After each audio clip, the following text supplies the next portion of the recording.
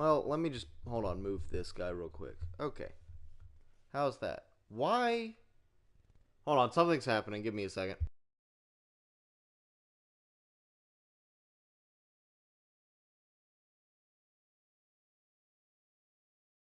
You.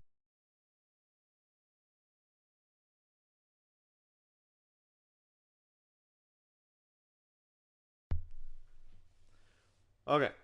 The thing I'm using to prop my mic up on, because I sit down playing video games, the surface was covered in, like, butter or something. I don't know. Somebody was slinging butter around the home. Anyways, welcome to the stream. I'll continue in a moment when I get everyone informed that I'm streaming. But yeah, welcome. This is probably going to be the last one. I'm hoping it's the last one, because the last one was an absolute train wreck and I wanted to cry. Like, that's no, like, How are you? exaggeration. I'm doing good. Just, I'm upset. Mainly because last stream sucked.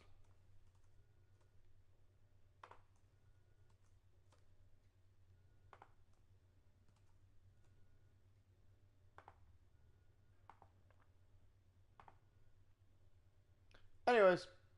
Why? The game kept crashing and then YouTube decided to take it down. Take one of them down. Which, YouTube, disclaimer, I'm okay. That funny story, YouTube sent me a hotline number in an email being like, if you're not okay, it's fine. There's people out there in the world you can talk to. Like, they personally emailed me and said that. And I'm like, do I appear, like, broken on the inside to you guys?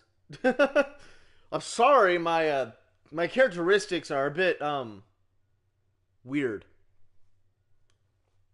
But yeah, today I'll hopefully be finishing Doki Doki. So YouTube, it's a video game. I'm okay. Perfectly healthy me. Laughing.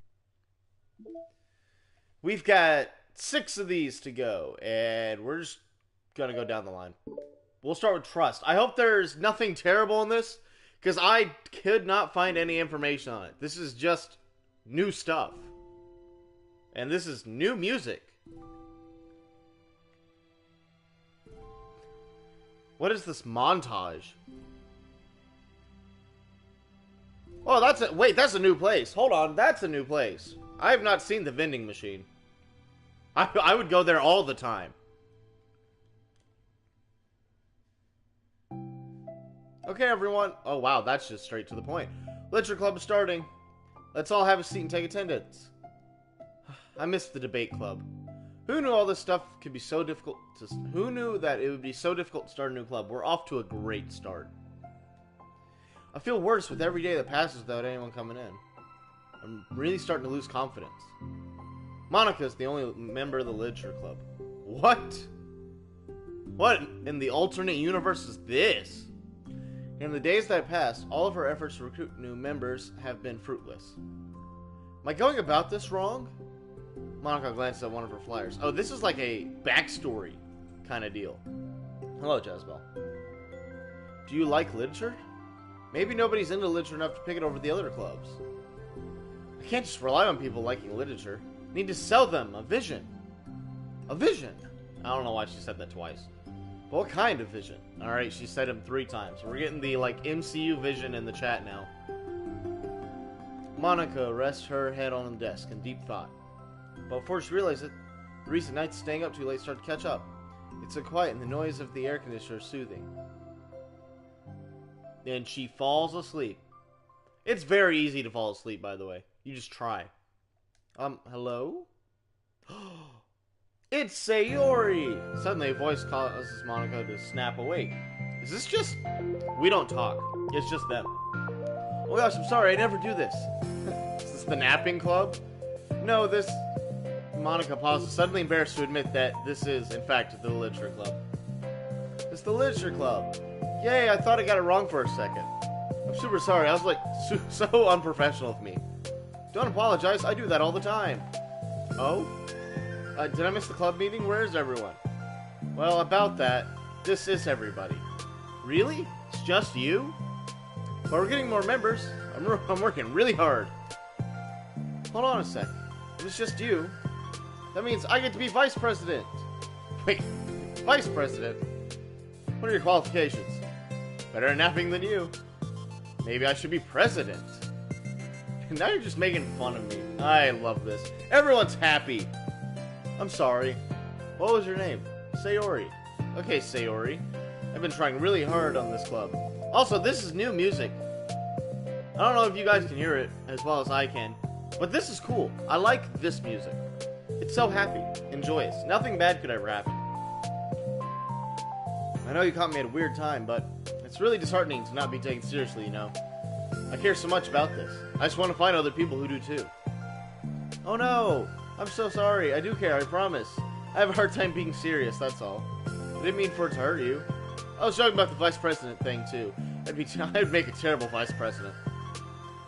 I mean, I'm sure that Monica tries to say something reassuring, but it's difficult when she still doesn't know much about Sayori.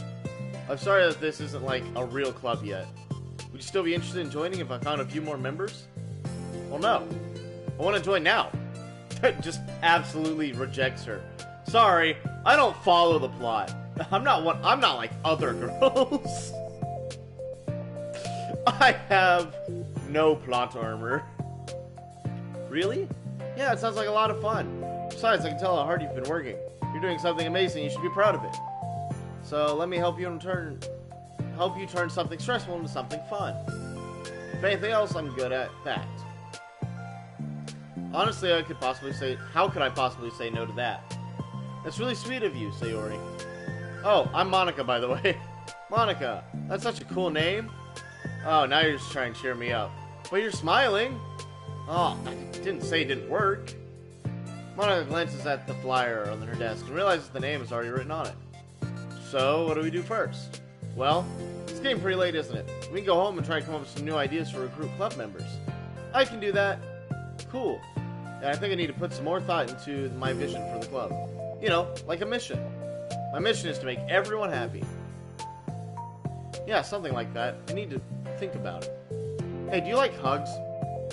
Well, that was coming out of nowhere. I guess so. Sayori suddenly pulls Monica into a friendly hug. Then, let's go. Some people can really use a hug sometimes. Besides, Sayori whispers loudly, hug energy is what keeps me at my best. How do you whisper loudly? And hello, welcome to the stream. Hug energy? Monica laughs. Although Sayori is very different from her, Monica feels her spirits lifted. Maybe it's because she found another club member. But, well, I'm looking forward to tomorrow. It'll be fun. Yeah, I'm excited. I'm gonna think really hard tonight about how to get more people. Yeah, me too. That's it? Don't be it. Okay, as much as I would like that to be all these are, that would be way too short. A day passes, and the time comes for Literature Club. Monica and Sayori to whatever that last word was. As president, Monica ensures that she's the first to arrive. But she finds herself waiting longer than expected for Sayori. It's been 10 minutes already. Maybe Sayori changed her mind about joining. No, that can't be. She was so excited yesterday. But I'm kind of getting worried. Suddenly, Sayori comes bounding through the door. In her hand, she's holding a sheet of paper.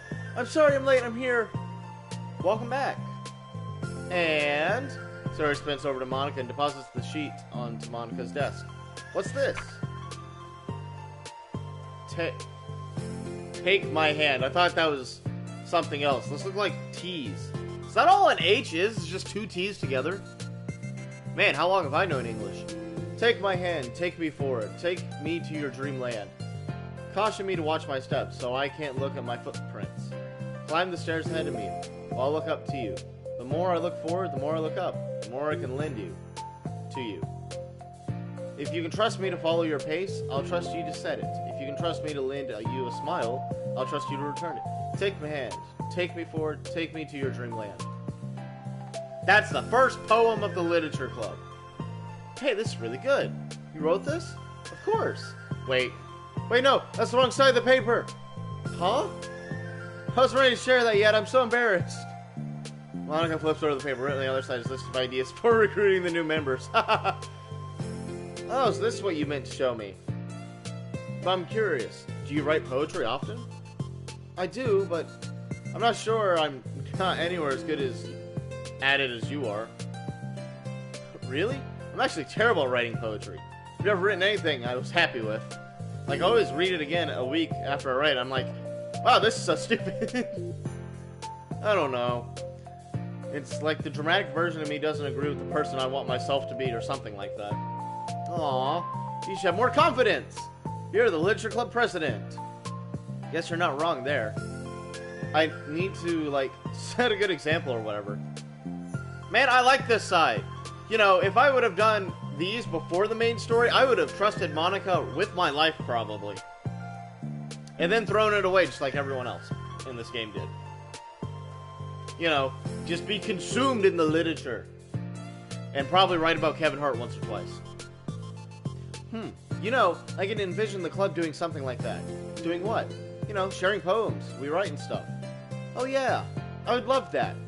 It's such a good way to learn about other people, you know? It's like, we have so many emotions that we can't express to other people. But you can when it's a poem. Yeah, I think that's helping me form a more cohesive vision for the club. Smile. There's so many, like, big words that I can't read. Hello, welcome to the stream. I'm so glad you showed me. Well, even though it was by accident. Me too. Felt embarrassed at first, but now it feels kind of good that someone else read it. I'll try to show you them in the future. I'd love that. Oh geez, I'm getting distracted. Do you want to go over this recruitment brainstorm together? My brain stormed so hard. It was like a brain hurricane. My brain is a natural disaster. Just keep digging a hole, Sayori. Trust me, it'll be big enough to fit an ego. An ego. That really sounded really wrong. I realized those two words together was really bad. Anyways, Sayori, that's terrible. Okay. Anyways, let's take a look at that list. Make cupcakes. I was hungry. Alright, this is where Natsuki comes in. Wait a second. But that's a good idea, isn't it? I should have said your ego. That was really bad. We're gonna ignore that, though. Let me think about this. I mean, when will we have the chance to give people cupcakes? You know, like when they come into the club. What if we said we had free cupcakes on the filters?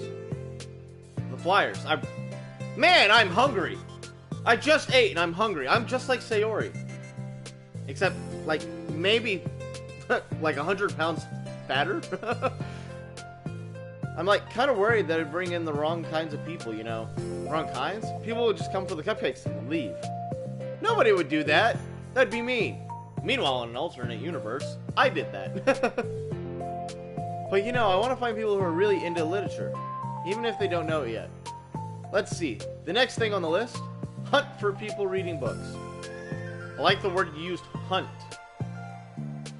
Are we skinning? We're going to skin them alive, apparently. We are going to make a wall of like the animal little plates, but instead it's just gonna be people. Sayori's a cannibal. We know that, right? She's gotta be. I don't think I get it. Like going around the school and finding people who are reading books, you know, like in the morning or during lunch, and then we tell them to check out the literature club. Problem with that is, wouldn't most people reading books just be doing it for an assignment or something? How do we even know there's reading for fun? What? I don't get it. Well, we could ask them. Don't worry, I don't even get half the things they say either. Welcome to autism. That's the name of the game here. But then, would we bother people by trying to do schoolwork? I didn't think about that part, sorry. Don't apologize, you're coming up with a lot more things than I can. On your next idea is... Oh, and your next idea to hand out flyers rather than just put them on the wall. I definitely start doing that. I'm useful! I never said you weren't. I just need to think. What would we tell people when handing them out? I don't want to be just like, join the literature club. Let's figure out if we can better engage people. What if I told them the club activities and stuff? What club activities? Well, yeah, I guess it's supposed to be my job to come up with that. A vision for the club.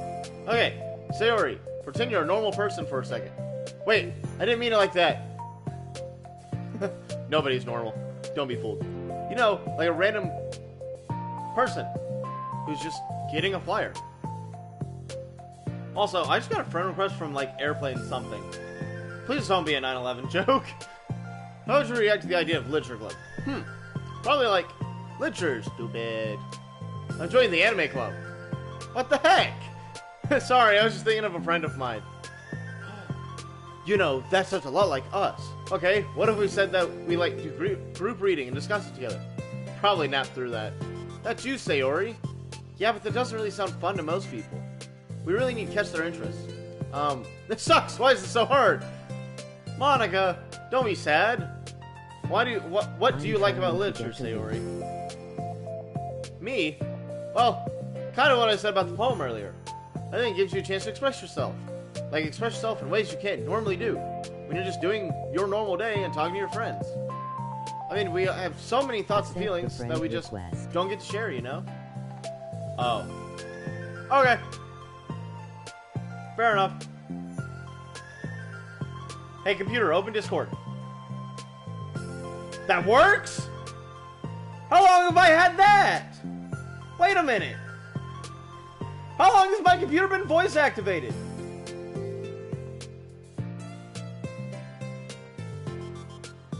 Okay, you're accepted. Hello. Anyways, computer, shut down Discord.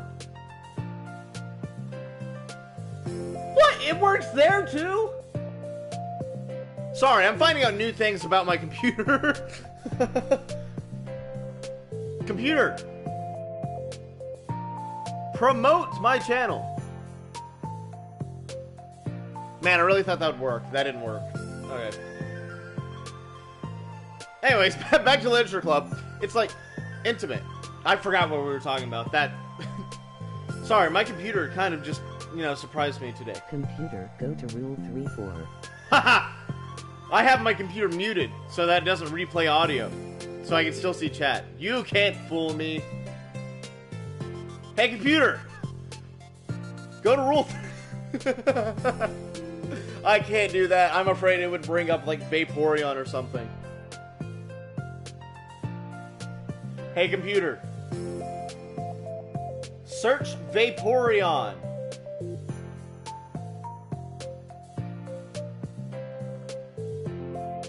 Why am I getting a chemistry lesson? Hello? Who is Amber Snow? I don't know. Why is... I'm going down a rabbit hole. Computer, close tab. That works. Alright, whatever. I actually don't know what rule 3-4 is, but I heard it's very artistic. Big smile. Yeah, you could say it's, very well proportioned. Or really badly proportioned.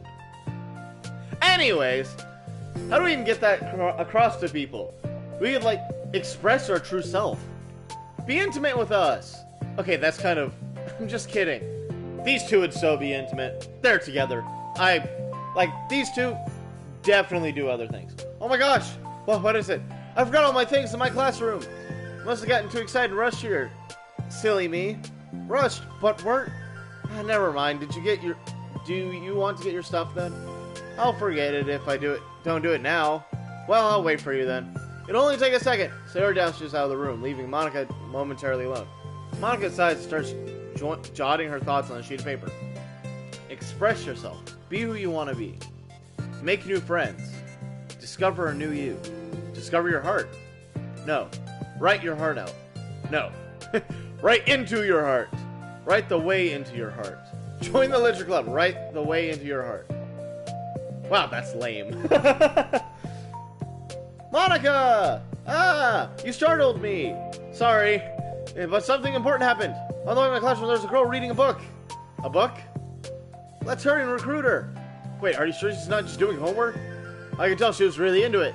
Well, I guess we could take a look. Monica grabs one of her flyers and stands up in front of her desk. Then the two depart into the classroom with Sayori leading the way. Are we meeting Yuri? Or Natsuki? Or is this like a completely new girl? I don't know. This way! You don't have to run. Sayori leads Monica to the particular classroom, then lowers her voice to a whisper. See in here. Monica peers through the window. Sure enough, there's a girl sitting alone, intently reading a book. I feel like a creep. You should go inside and talk to her. Me? You're the president, and I'd probably scare her away. I remember this. It was you. Okay, fine, I'll do it. Monica takes a deep breath and timidly walks into the classroom. Or intimately, as I want to say every 5 seconds. That was fast. Oh my gosh, I was so embarrassed. Why? What happened? Well, I entered the classroom. She didn't even look up from her book. She kind of just left the flyer on her desk and then walked out. That's kind of cute. But I'm sure she'll see it and she'll want to join. I hope so. Shall we head back now? So we head back to the classroom, Sayori feeling rather accomplished and Monica still feeling a bit embarrassed. Upon returning, Monica and Sayori resumed their strategy meeting. They discussed various different kinds of recruitment tactics, from professional to silly. After going through Sayori's list, with Monica coming up with ideas of her own, the two end up in a better spot from where they began. Well, I would say today was pretty productive. Yeah, I think we're starting to make progress. I can't wait to see new members. Hey, what's this? Sayori peers at the sheet of paper Monica was jotting on earlier. Oh, don't mind that. I was just thinking to myself. Join the literature club. Write the way into your heart. That's so cute. I thought it was a little overdramatic. But Sayori pauses and thinks for a moment. You know, I don't think you give yourself enough credit. What do you mean? Like, I don't know. I feel like I can tell from talking to you today. It seems like you're always afraid of doing something wrong. Yeah, but would you call yourself a perfectionist? Yeah, I definitely am. I mean, I always have an idea in my head how I want things to go. And it's like, I can't accept anything less than that. But I think it's to help me try my hardest at everything. So I don't think it's that bad. Like with this club, we have such an opportunity to make it exactly how we want to envision it. But it just feels like we have only one shot. So I'm really just afraid of deviating from that vision. What's the vision? It's... Monica pauses to think, then shakes her head. She sighs. I don't know. I just want everyone to... Monica trails off. Smiling, Sayori taps her finger against the sheet of paper. Write the way into your heart. I think what you're trying to do is to make the club that you need the most out of everyone. Well, you're the one who knows yourself the best, but I'm here to help you. Monica returns Sayori's smile. It's sort of amazing how kind you are. We're really going to make this the best club ever. Sayori nods, and the two remain silent for a moment, lost in thought. The only sound is the steady whisper of the air conditioner. The only movement is the afternoon sunlight, trickling its way in and out of the moving clouds. Sayori breaks the moment with a big yawn. Time to go home? Big smile. You tell me. You're the president. In that case, today's mission? Today's meeting is officially over. I look forward to tomorrow. Me too. Sayori beams and grabs her things. You can go ahead. I need a few minutes. Okay, I can wait. That's alright. I just want some time alone. In that case, Sayori waves enthusiastically at Monica. Good luck! Monica smiles, waves in return as Sayori spins her way out of the classroom. All alone, she sighs to herself and takes a moment to zone out. I can't read. She wasn't prepared for the self-reflection encouraged by Sayori, but she decides it was something that she probably needed right about now. The club I need the most. I don't get it. I just want to start a club with more passion. Something I could use to help lead people into happiness. Literature is the key to that. Because it's a window to the real person inside of us. Underneath, the person who's forced always to smile to blend in. The person who's forced to be perfect. Monica suddenly notices a folder on the floor. Did Sayori leave this behind? Hope it doesn't have her homework in it. Worried, Monica opens the folder to check. Poems. It's a folder of poems. Become the flower. A feeling of joy is a flower plucked from the ground. The color, the scent, it's so pretty in my hair. Every day I pluck some flowers as though they just grew for me. A lifetime of peace and nourishment yanked away in an instant. All for me, all for joy. I need more joy. I need more happy. Pluck, pluck, pluck every day. So pretty in my hair. You're going to die, and you too. Aw. Yeah, because the flowers don't have stems. Yeah, flowers often don't last long without the stem. Sayori, I don't know if you know how to take care of flowers. I mean, I don't either, because all the ones I pick just end up dying anyways, because I don't get the root. I get the stem.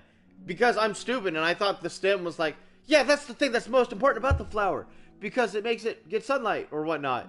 And then I left behind the roots, and then the roots die off, and then the flower doesn't live long after, and then I'd get sad. Yeah, that or my cat would just eat the flower. Beneath my feet, a flower stands alone. It beckons to me. I twist the stem, freeing it from its clinging roots, caressing the final joyous moment between my fingers.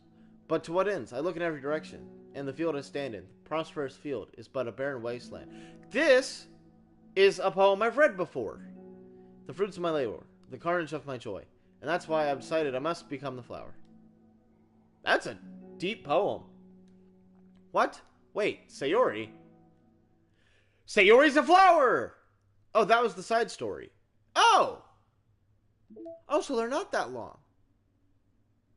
Okay, we can do this. They're like 20 minutes long. Alright, trust number 2. Another day passes in a flash. It's already time for the next club meeting. Although Monica should have come up with the plans for today's task, she hasn't been able to shake her guilt and anxiety after reading Sayori's poem. I'm so stupid. How to let myself be the center of attention. Sayori is going through these kinds of feelings, and I'm letting her comfort me instead of the other way around. What kind of club president does that? This whole time, I didn't think to ask her about her own feelings. So much for this stupid vision. Sayori enters the classroom with her usual smile.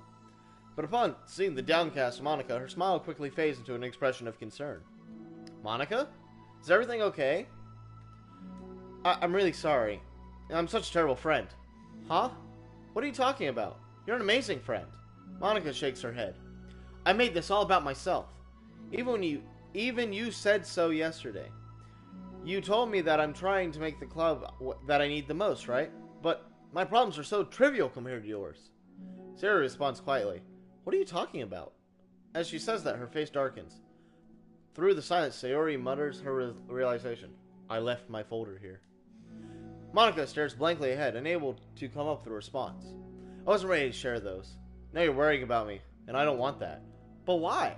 We're friends, right? Wordlessly, Sayori nods. Friends look out for each other. I want to be here for you as much as you are here for me. Another long moment passes in silence. The air is incredibly heavy. Okay, just silence. This is different. It wasn't just about you yesterday, it was about the club. Besides, things are so happy yesterday. You don't need to do all this all of a sudden. I don't want it.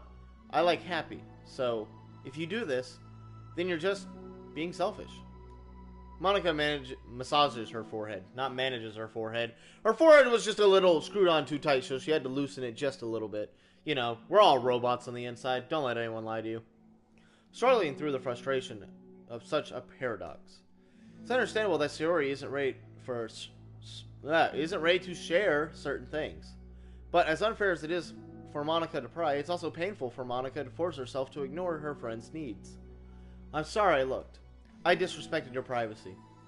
No, I don't blame you for looking. You probably would have at least needed to check if it was mine. Yeah. Monica takes a deep breath.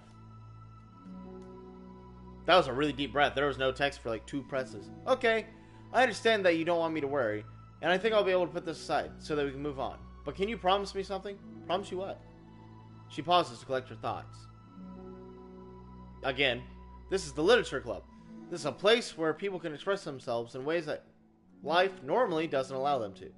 That's the vision. In fact, that's our vision. Write the way into your heart, or whatever. So I want you to make a promise you'll remember that. It doesn't have to be right now, but I want to be here for you when you need it. I want us to be ourselves like that. Sayori smiles gently. That's really, like, not what you said in the main story. In fact, that was, like, the opposite. That was, like, a, God, what are they called?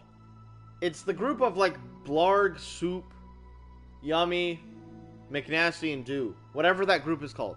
That's a, like, them thing right there. You just did exactly what they did. Just, no, I'm not gonna be there for you. I'll promise if you promise. Unable to help it, Monica returns Sayori's smile. I promise. Me too. As the conversation closes, the mood in the room is lifted. With that behind him, it's time to proceed with the club activities. So, want to teach me about poetry? Huh? But what about recruitment? It's fine, we have plenty of time. But right now, I feel like I want to do this. I mean, I have to fulfill my end of the promise, you know? There's no way I could say no to that. Just don't expect too much. I do a lot of writing, but it's not like I'm a scholar or anything. That's fine. I think I just need some motivation. I never know where to start when it comes to writing poems. Starting isn't so hard. You kind of just need to write down your feelings to see where it takes you. Yeah, but that wouldn't come out any good. It's not supposed to. You're going to have a fight with your perfectionist mind on this one. You need to start by writing your feelings and see what kind of things it makes you think of. And then you can turn your feelings into a little story. You can get your feelings down first, then make it sound pretty later. It's not like building a railroad where you go from one end to the other. I don't know why I struggled to read that. It's more like a collage where you find all the things you want to put in and then you arrange them in a pretty way. At least that's how I do it. It's not like it's the only way, but it's a really good way to not get stuck right at the beginning. I understand. Yeah, I always get caught up in how it sounds and I forget what it's actually about, or what's actually important. Monika pulls out a pen and paper and start writing. Stop being a perfectionist, you idiot. I'm just kidding. Monika scribbles out "you idiot" after she writes it down. No, keep it. Why? Are you calling me an idiot? Of course I'm not. But the point is, you're not supposed to police your feelings? Be as dramatic as you want. But I was just... Well, yeah. Underneath the scribble, Monika rewrites "you idiot." Her words stare back at her. It's kind of funny how I wrote that down when I'm mad for myself, and then I did the exact thing anyways. It's really gonna take some getting used to. I believe in you. Thanks, I do too. Me, I mean. But also you, of course. Monika continues to exercise, jotting down her thoughts. It's surprisingly quite a struggle to write without overthinking it. But after a while, with Sayori's guidance and encouragement, Monika's sheet of paper begins to look fairly lively, peppered with all sorts of random thoughts. Phew! Monika looks up and down at her sheet. Gosh, I feel so tense looking at this. I hate it. But it's also kind of liberating. I can tell how hard you're trying. It makes me happy. I think you'll be good at writing poems. Don't give me too much credit. I'd have to really, really try hard at it. But I think it's something I'll enjoy doing. With you. Sayori beams. I'll stop here, but we'll still have time. Let's try work on a new flyer for the club. I won't be so picky about the language. Yay, let's do it! Monika and Sayori proceed with their work.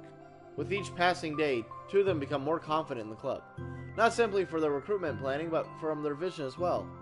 As their bond strengthens, so does the essence of the literature club. Finally, they begin to truly feel what is only a matter of time before they find more members.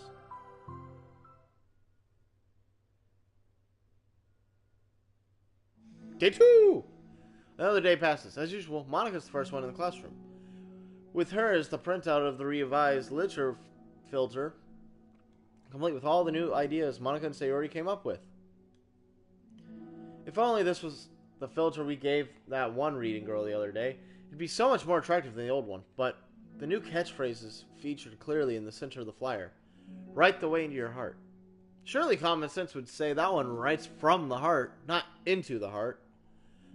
But the message being delivered is that one can use writing to discover themselves.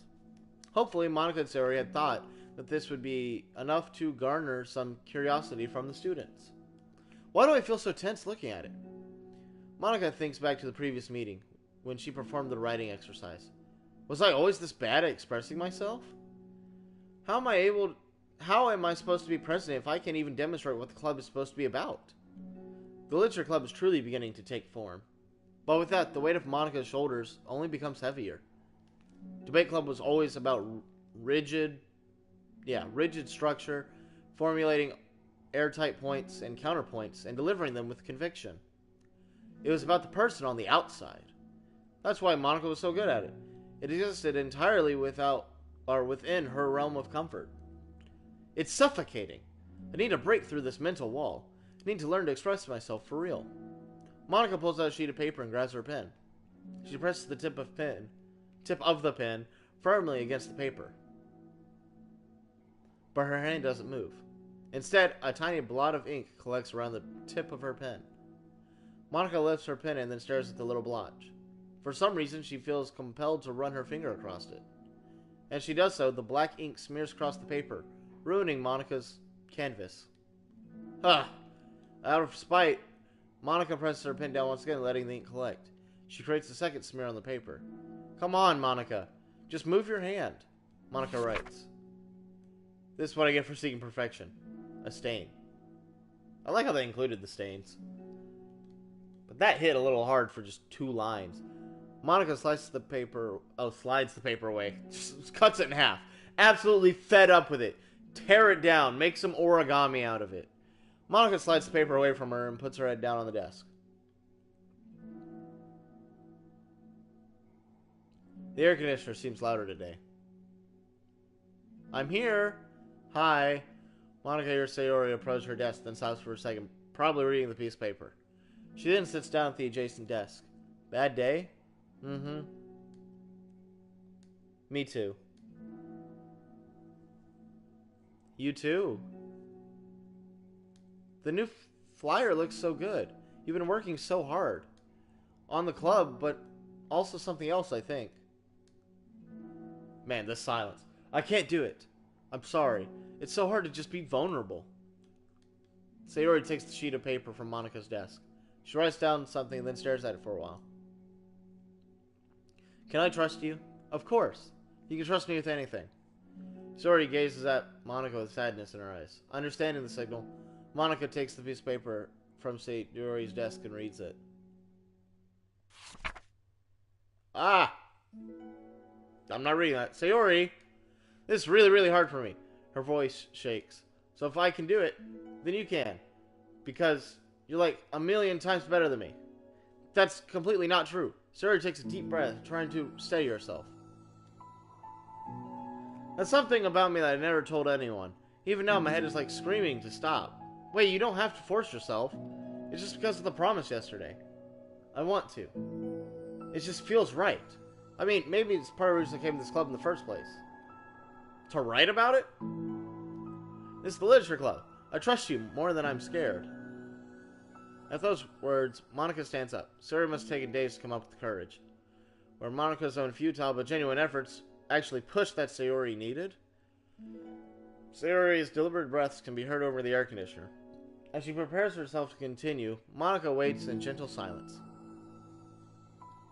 I have this problem where I get really upset with people worrying too much about me. I can't control it. It's like, why waste your energy worrying about me when I can just be happy?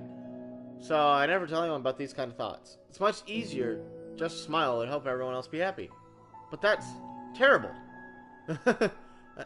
That's what Monica wants to say, but she stops herself in fear of saying the wrong thing. Just that everyone knew about it, they wouldn't treat me the same anymore. Like, whenever I'm not smiling, everyone would worry about me and ask me what's wrong. I know that because I used to be like that. Sayori pauses, seeming to recall something. I just want everyone to be happy. That's the most important thing to me. And letting people look inside my head doesn't bring happiness. Sayori pauses again, her solemn expression making her look almost like an entirely different person. And did you find the courage to tell me this? You're not worried that I'll be one of those people too. I am worried. Part of me really hates myself for doing that, but another part of me feels like it would be different this time. Whenever we talk about the club, it's supposed to mean I keep feeling like it was the right thing, especially after you've been trying so hard to express yourself. It just made me feel like I could say it in confidence, and our friendship doesn't have to change. Haha. This is really sad. I mean, it makes sense, but like, it's all stuff that takes before the actual game. So, it's so silly. The club is only 2 people, but it already means this much to me. Monica feels a tightening sensation in her heart. A feeling of connection as Sayori's emotions radiate between them. Me too. I was so lost until you showed up. You're so brave. You're so strong and brave. I don't even compare. Monica steps forward. But if nothing else, I can at least offer you some hug energy. If you like. Wow, it's actually a beautiful art style.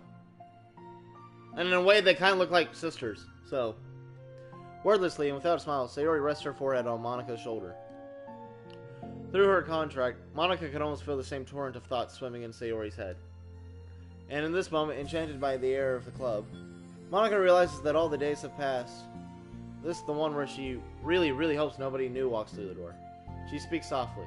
You're like the sweetest girl I've ever met. You can say anything and I'll never judge you. I promise. Sayori's breath begins to quiver.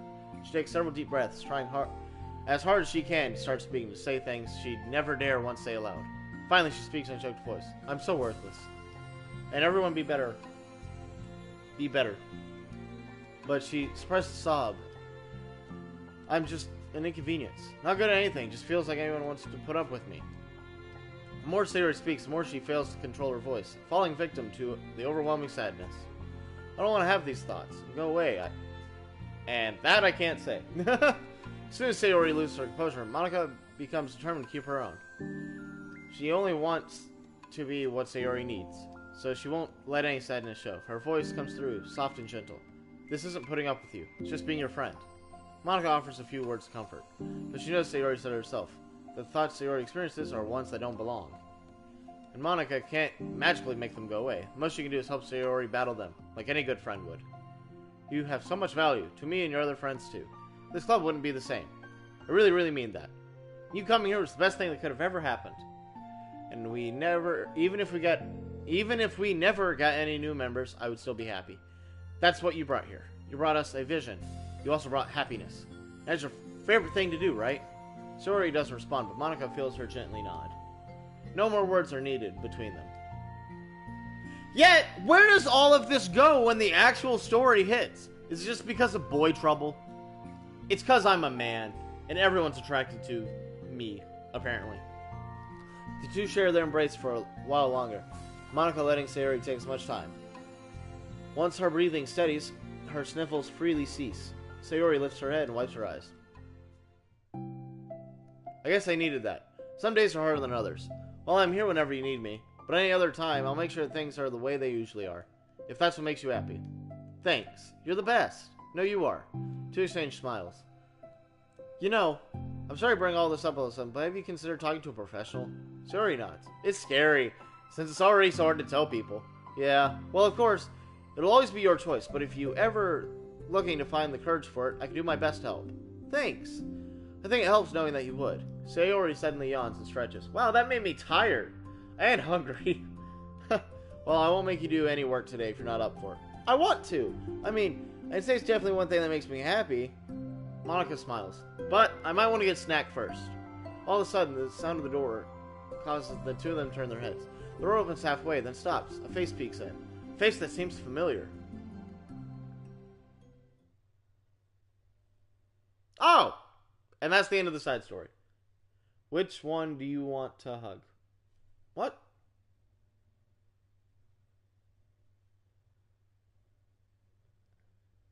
Neither. The school desk, honestly. The school desk has always had my back.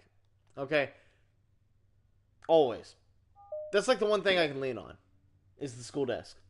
Also, I hope these go in order. Hi.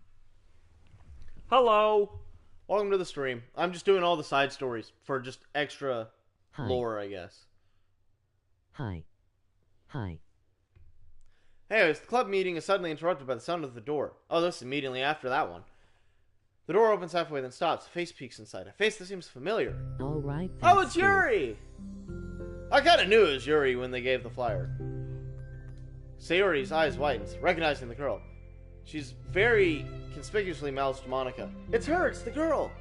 It's true, the girl standing in the door was none other than the girl Sayori had come across reading alone in the classroom. Thanks to Monica leaving the flyer on her desk, it seems she found her way to the club. Are you here for the literature club by any chance? Am I at the wrong place? You're not, this is the literature club, please come in. The girl finally steps in the door, but continues standing against the wall, avoiding eye contact. Sayori continues to fail containing her excitement. It's happening, oh my gosh! Thank you so much for coming. Sorry it's a little empty. I'm Monica and this is Sayori, and we run the literature club, even though it's just us so far. What's your name? I'd like to join your club. Already? Wait, really? Are you sure? I mean, I should be good enough. Everyone's welcome here, you don't have to be good enough. Oh. Do you want to have a seat? We'd love to get to know you. The girl nods, sliding over to the nearby desk and gently sitting down. So what's your name? Yuri. I'm Sayori, and this is Monica. Sayori, I already... Nice to meet you. Do you like fantasy? Like books? Yuri looks at Monica. Fantasy is cool. Yes, have you heard of the Annabelle DuPont? The weird last name that probably means something very important? I can't say that I have. Oh, well, she's my favorite author. Oh, that's why it's important. On her 5th book, it's just... Yuri grins and presses her knuckles against her cheeks in joy. You can borrow my books. I wouldn't mind. You're really in for an incredible experience. Monica stammers, caught completely off guard by Yuri taking control of the conversation. She glances sideways at Sayori, silently asking for help. I'd love to. Sounds like you're really into them, so they must be great. I'm so happy I found this club. I'm so stupid. I left all my other books in the locker. I should have brought them. Yuri quickly stands up. I'll be right back. I'll go get them. You probably only need to bring one for now. Sayori nervously says that, noting herself the considerable heftiness of the book that Yuri set down on her desk. True. Okay, I'll get the first one then. Yuri exits the classroom in a flash, leaving Monica and Sayori silently exchanging glances. Oh my gosh, I wasn't prepared for this. How do I handle someone so intense? I have no experience with fantasy, except maybe stuff that I read when I was a kid. That's probably a joke compared to what she's into. I'm sure it'll be fine. In fact, I think it's neat that we have different people who are into different kind of literature. It's fun to learn from each other. I'm getting lightheaded. I've talked way too much.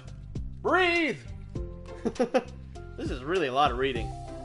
My throat's gonna be strained so bad by the end of this. I'm gonna go down like a couple decimals. And I'm just gonna start like Mongolian throat singing. Yeah, I'm gonna be doing that. I'll sound like I've been smoking since I was like a kid.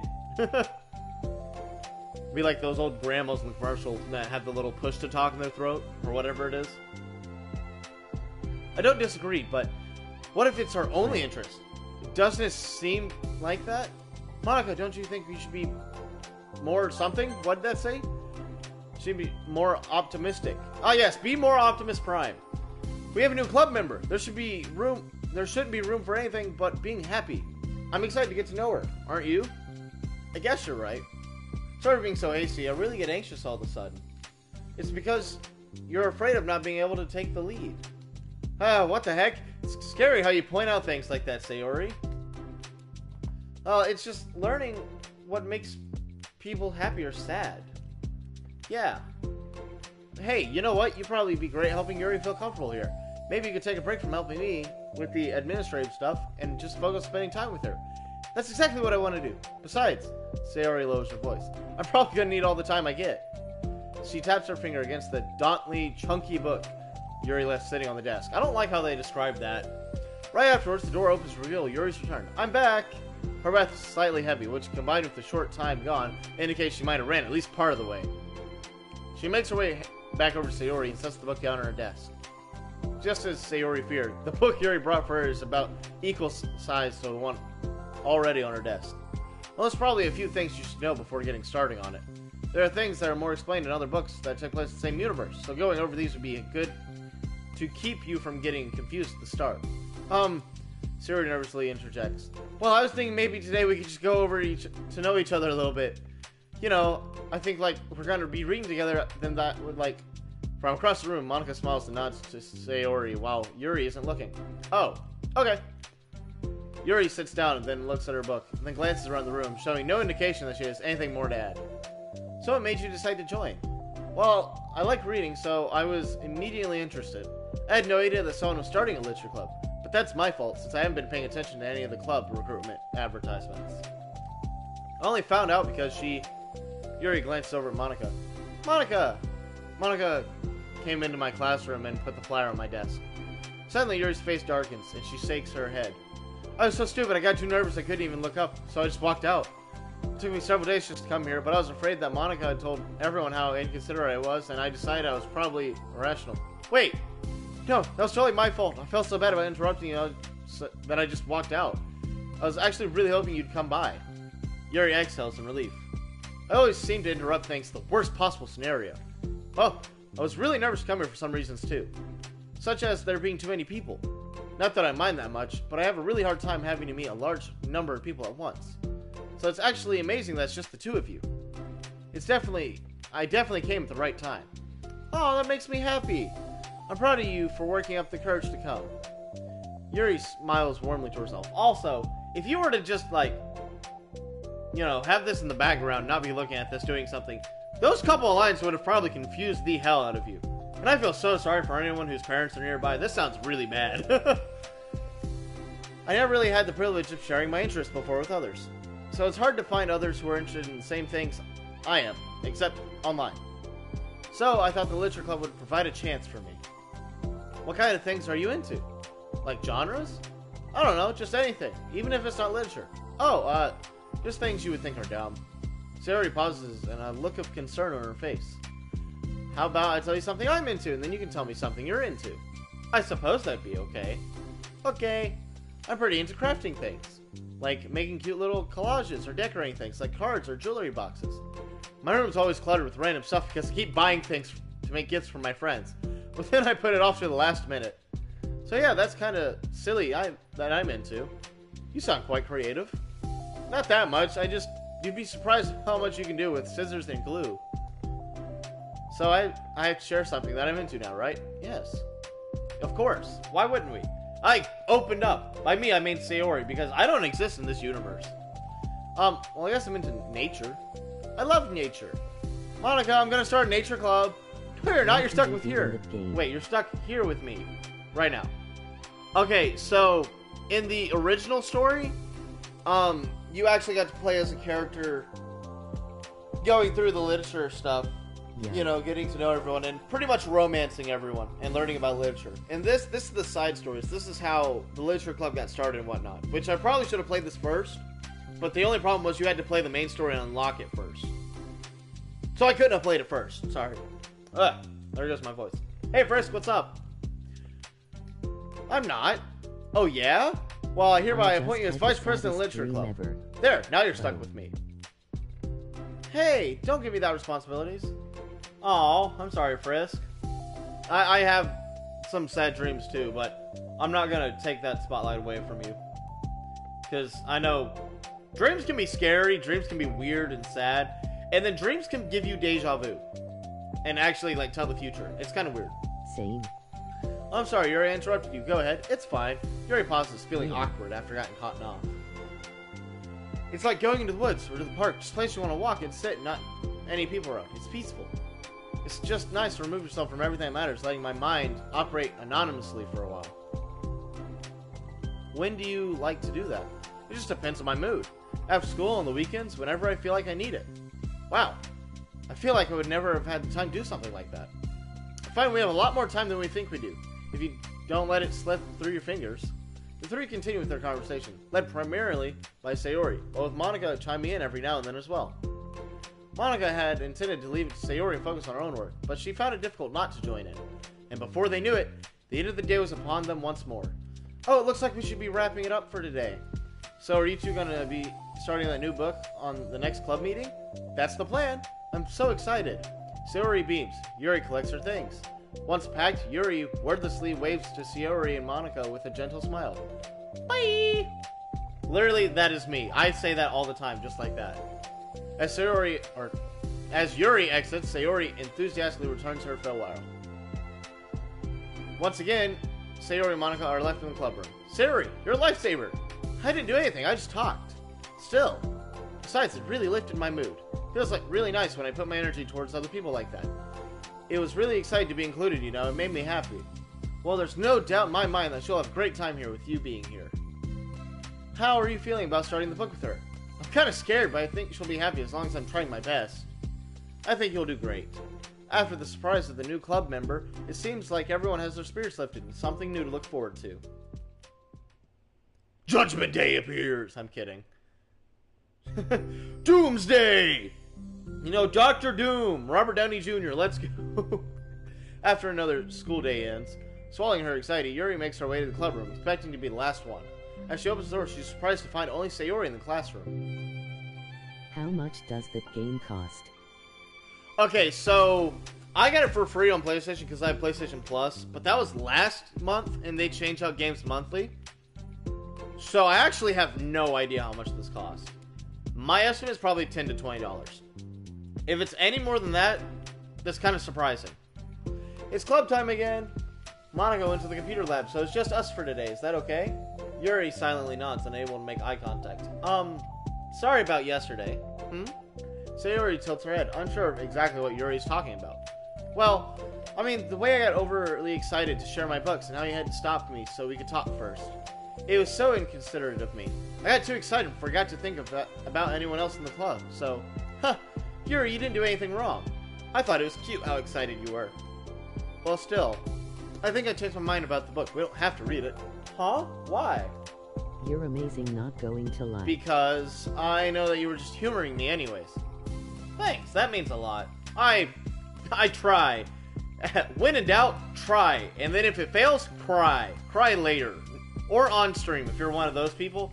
In fact, if you can cry on command, do it. Get the views. In fact, eat like the one chip. Because then you won't have to command yourself to cry. You will just do it. Let the water fall to your start. In retrospect, it's rather obvious that nobody was truly interested. LOL. But if you like it so much, then it must be worth sharing. I've already decided to join the club, so you don't have to try so hard to entice me. That's not what I was doing. At the moment, an uncomfortable silence stretches between the two of them. Oh, okay. I don't actually have to click anything. It's actually a time thing. Okay. Well, the thing is, we don't even have a club activity yet. I mean, Monica and I have just been working on recruitment stuff mostly, so it just sounded like something fun we could do together. Reading your books. You know, like as a club activity. That'd be okay, right? Crazy how this ISNTA blue chat. Crazy how this isn't a blue chat? What? Oh.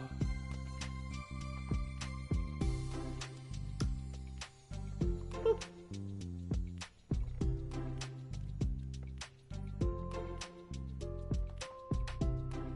There we go. Hey, I just need moderators because I've had one incident already. And I need them. Anyways, why am I being so resistant to this anyways? It's exactly what I wanted in the first place, and you're being so nice about it. I really don't know what's wrong with me. I'm sorry for being like this.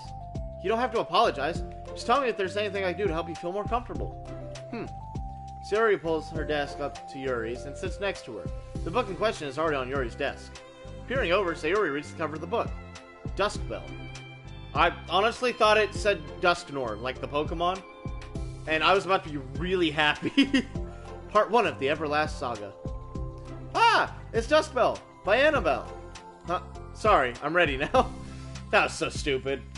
Even I would feel stupid reading that, or saying that. Alright, I should probably get some paper. Yuri grabs a spiral notebook of hers and tears out a few sheets. Wait, how come you need paper? Oh, it's useful to draw things out sometimes, like maps, timelines, family, trees, or just taking notes. Notes? I mean, yes, an effective strategy. Exactly. I'm sure it'll be especially helpful for someone new to the genre. Sayori's joke flew completely over Yuri's head. But thinking about it, she decides it's probably for the best. Well, I'm not used to having company through this, but I'll try to make it as accessible as possible. I trust you. You're like super smart. Oh, please. Yuri tries to dismiss the compliment, but she can't hide her smile and a light blush. You can't generalize intelligence. I'm only smart with the things I have a lot of experience with. Contrarily. Concert rally. I don't know what that word is. I'm awful at anything involving real people. That should be evident enough on the 2 days I've spent here so far. So in my eyes, everyone else who comes off as smart. Especially you. No! Sarah rubs her shoulder against Yuri's. That's so weird. Geez, Yuri, have you heard of personal space or Sayori? God, I'm getting women mixed up again. This isn't fair. You're such a sweetheart when you're not being shy. Oh, Yuri died. Yuri's eyes gone, erased from existence. Anyways, would you like to get started? Okay. Well, bye. After the minor diversion between them, you get the two of them back on track with their planned club activity. Okay, thank you for stopping by, Frisk. Have a good day. Yuri begins to guide Sayori through the basics of the basics. God, I don't know. I'm being country. The world her story takes place in. The more of it she details, the race, the factions, the history, the elements of magic, the more questions Sayori seems to have. But despite Sayori's expectations, Yuri eloquently? What are these words? Stop giving me big brain words! Guides her in a way that is such fun to follow along. It becomes evident that she'd be the world-building aspect of the story, not just the story itself. It's one that Yuri finds her passion leaning towards. How do people come up with this stuff? It's like the exact opposite of the kind of thing I'm writing. What kind of writing? Oh, like poetry and stuff like that. Things I write, just putting down the feelings that come into my head, you know? It's like there must be so much planning and hard work. Oh, you're into poetry. I think there's an appendix that includes some of the kingdom's written works. I like poetry and folk songs. No way. Ha, Yuri giggles, filling Sayori's heart with happiness, and she realizes it's the first time she's heard Yuri's laugh. It means Yuri must be having fun. Anyway, I think I can get started reading now if you're ready. Okay, but I can't read very fast. Oh, that's fine. I'm very patient. Patience is something I pride myself in. I see. Sayori jots Yuri is patient into her notes. Hey, that's for the book. Ha, I'm just kidding. I'm kind of glad you're patient because I need that sometimes. A lot of times. Yuri flips through the first few pages of the book, getting past the table of contents. Okay, chapter 1. The room becomes silent as the two of them begin to read. But the silence only lasts for a moment before Sayori speaks up again. What does vindicated mean? Oh, well, in this context, it especially means that he has proven innocent. Oh, okay. It's okay to ask questions, right? Of course. Sayori turns to the page. Are these footnotes? A lot of dialogue has cultural references that require explanation to be understood. Two of them continue reading. Yuri's relaxed expression remains unchanged. Meanwhile, Sayori's expression grows tense as she tries to make her way through the dense text. Up until now, their expressions have been reversed, with Sayori easily navigating the social situations and Yuri struggling in them. But the tables have turned. Wait, are they talking about the past right now or the present? Where? Right here. We're talking about the past. These paragraphs are describing a flashback that Barn Ass is having. That you can't tell me that is not pronounced Barn Ass. Thank you for moderation. You're welcome. I think you've been here before, or there's been someone with the name of Saiyan in my chat before. So I don't know why I made that noise. I'm stupid.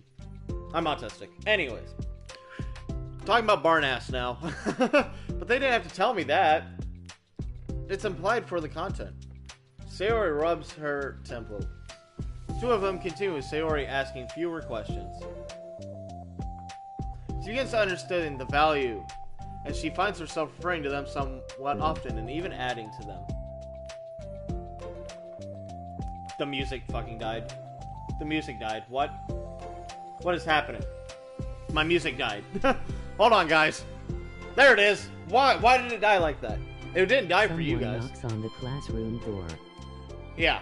Anyways, her reduction in question comes from her getting used to the reading, or rather, her fearing that she'll come across as The stupid. music died and die what? My headphones are old. At last, Sayori reaches the end of her chapter.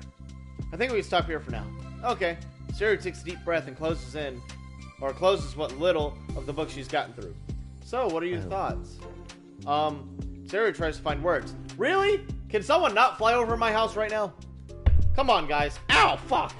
I just hit my ankle. Guys, the towers, they're back. Or the planes, not the towers. Never mind. Anyways, am I doing well so far? I'm not sure I understand. Well, I don't know. New. When it takes me so long to read and understand things, it makes me feel really dumb. But I really like how you get into it.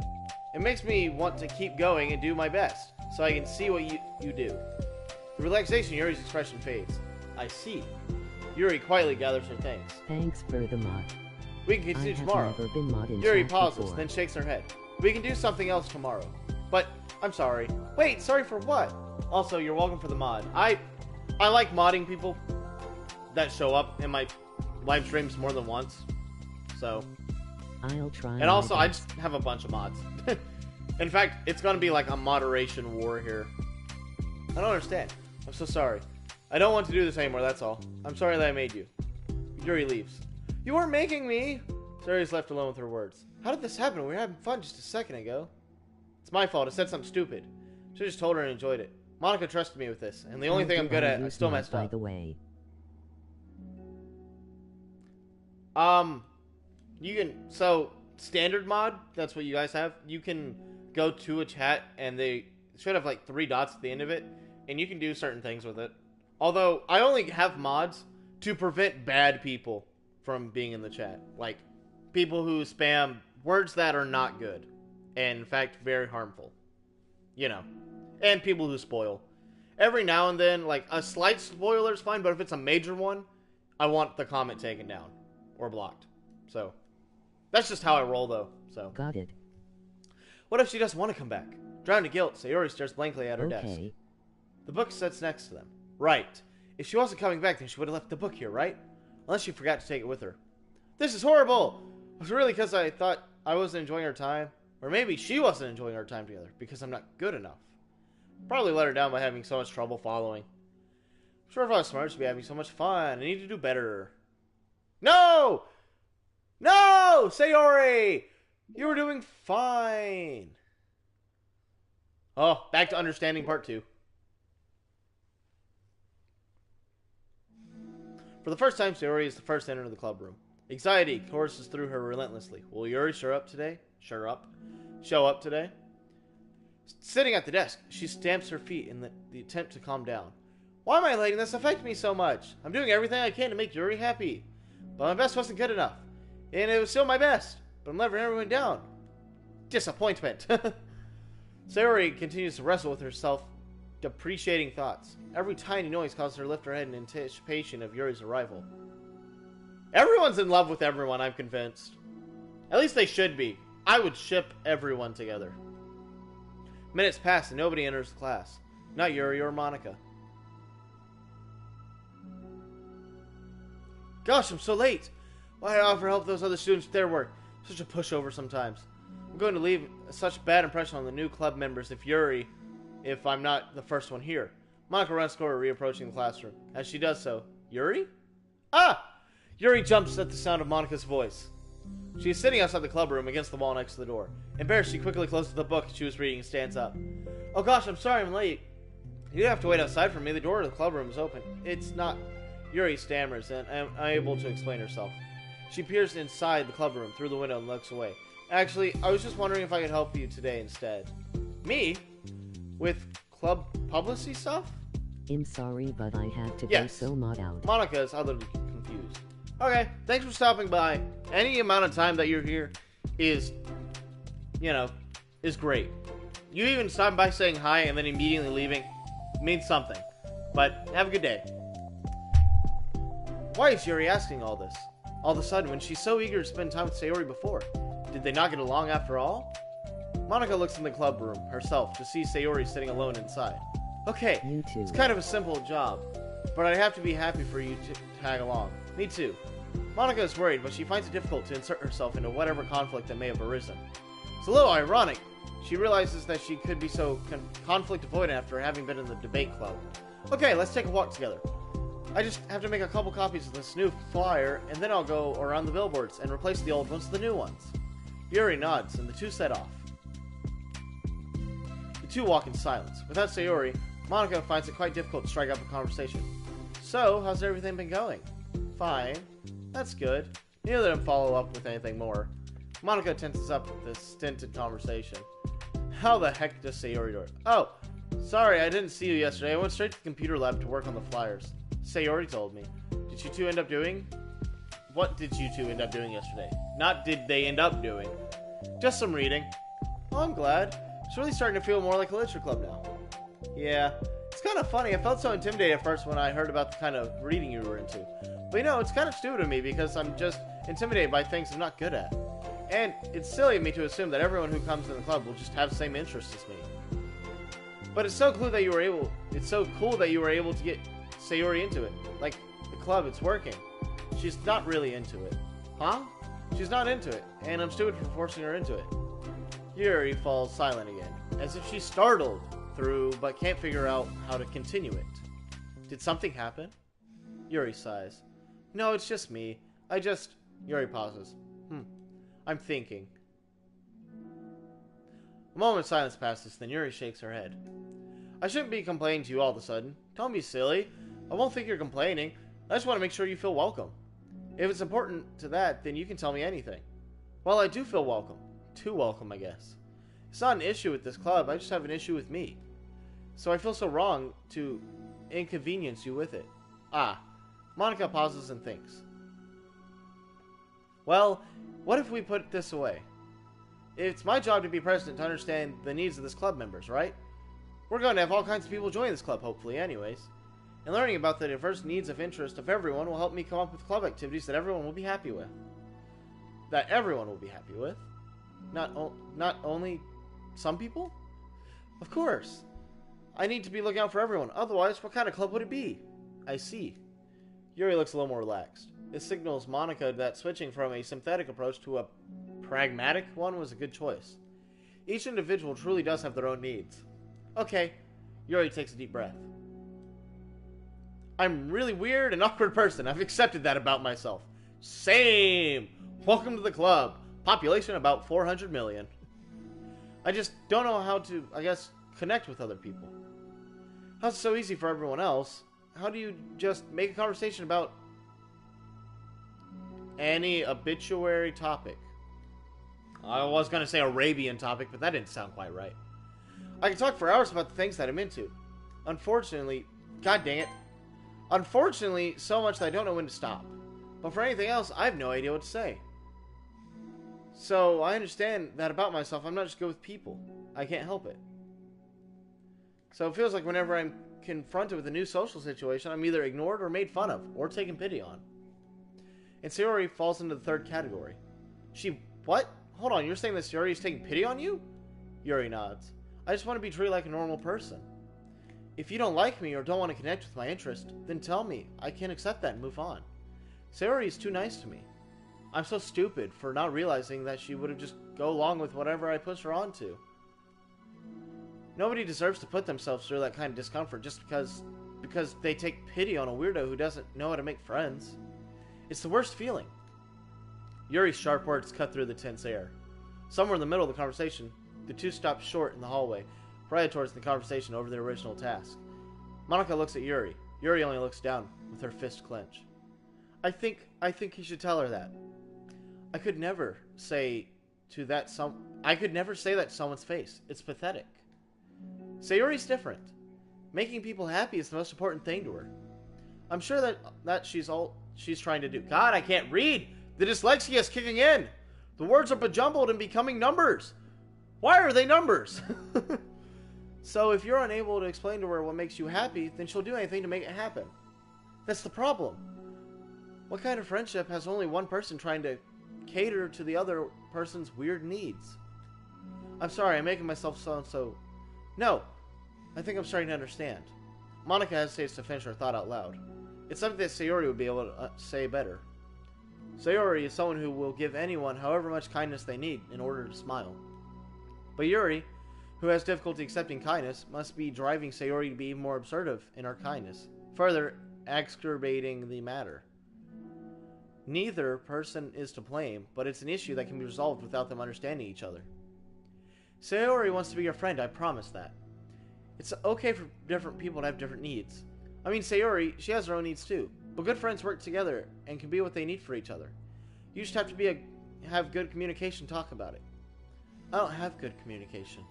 Yuri stops, shakes her head. I'm sorry, I didn't mean to say that. My head is just so resistant to everything. I'm pushing such a kind person away from me because of it. Yuri pauses to think. I'm so tired of this cycle I'm creating for myself. I think I'm so afraid of people pushing me away that I just push them away first. How thoughtless and immature of me. Yuri takes a deep breath and exhales. I didn't mean for this to turn into a whole venting session, but I understand now that I just need to communicate with her. You're totally fine. It's for the club, remember? You're just helping make the club a better place for everyone. Yeah. Yuri falls silent again. She looks like she wants to say something. This kind of critical thing is something I'm really bad at. You know, about people. So thank you. Anytime. Monica smiles at Yuri. Just for a moment, Yuri finds it in herself to meet Monica's gaze, returning a shy smile of her own.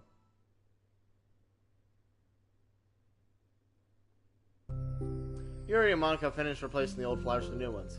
More accurately, Monica mostly did the work while Yuri followed along. But as the club room once again draws near, so does Yuri's confrontation. I can't do this. Yes, you can. It'll be great. Yuri sighs and shakes her head. I'm never going to feel confident enough. I just have to do it. If I don't do it now, I never will. Yuri starts towards the door, but then turns to face Monica. You're not just going to wait outside, are you? I can take a walk. Want me to get you a coffee or something?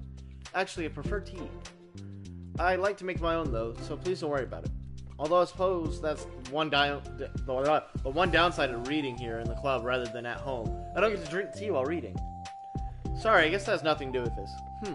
You know, now that you mention it, I bet we could get a permission to keep stuff for tea in the club room. You can use, like, an electric kettle to heat up the water, right? Would that really be possible? I'll look into it. I think it would be great. Yuri smiles and nods at the thought. Well, I'll be back in a bit. Good luck. Monica waves at Yuri and then turns and departs down the hallway. Yuri's smile fades once more. A moment of daydreaming about the tea is enough to save her from the anxiety of the task. But it must be done. Taking one more deep breath, Yuri timidly opens the classroom door. Yuri? Wait, hold on, I'm not done yet. Yuri shovels a bunch of papers around. Yuri stammers her words suddenly caught in her throat. At the moment, she realizes how Sayori has been spending her afternoon. I was expecting you to come today. I was really hoping to make it all the way through the next chapter first. But I got most of the way through it. And look! Sayori holds up a sheet of paper. It's a page of notes, beautifully produced, with indentions, categories, and even color coding. What a nerd. As Yuri sees it, her expression shifts from anxiety to despair. I was afraid you were going to get disappointed in me, so I've been really trying hard. Stop. Okay. Yuri pressed her fist into her forehead. Please stop. I can take this. Yuri? Sayori's voice quivers in shock after receiving the exact opposite response she was expecting.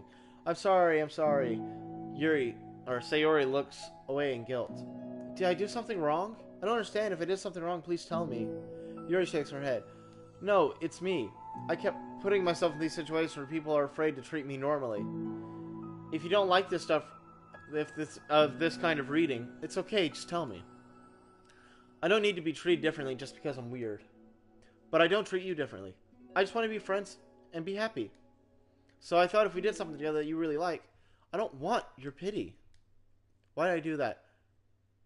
Uh-oh. Yuri sinks to her knees and her voice squeals. I'm sorry. Tears of guilt and self-loathing begin to stream down her face. This isn't how it's supposed to go. Why is it so hard to just articulate your thoughts? Why do you end up pushing everyone away from you? Yuri's mind pounds with the eternal accusations as she shuts her eyes, unable to face Sayori. She should just leave, just to escape from her, before Monica sees her like this, before Sayori tells Monica what she did. Before Yuri can put any strength into her legs, she feels a warm pair of arms gently wrap around her from behind. What? Where's the artwork? Who did all these artworks? Because you did good. It's okay, Sayori whispers in a soothing voice. It's okay. Overcome by despair, Yuri finds herself unable to protest or pull away from Sayori's kind gesture. Yuri sniffles, breathing heavily through a clenched throat, trying with all of her willpower to control herself. I understand. I understand that the things you're feeling in your head are different from what the things you're trying to say. I know that it must be what you're feeling right now. I promise I understand that. So I'll give you as much time as you need. When you're ready, just tell me your feelings and we'll talk about them together. Yuri sniffles again and nods her head. She gives herself a minute to compose her thoughts, then speaks while steadying her voice.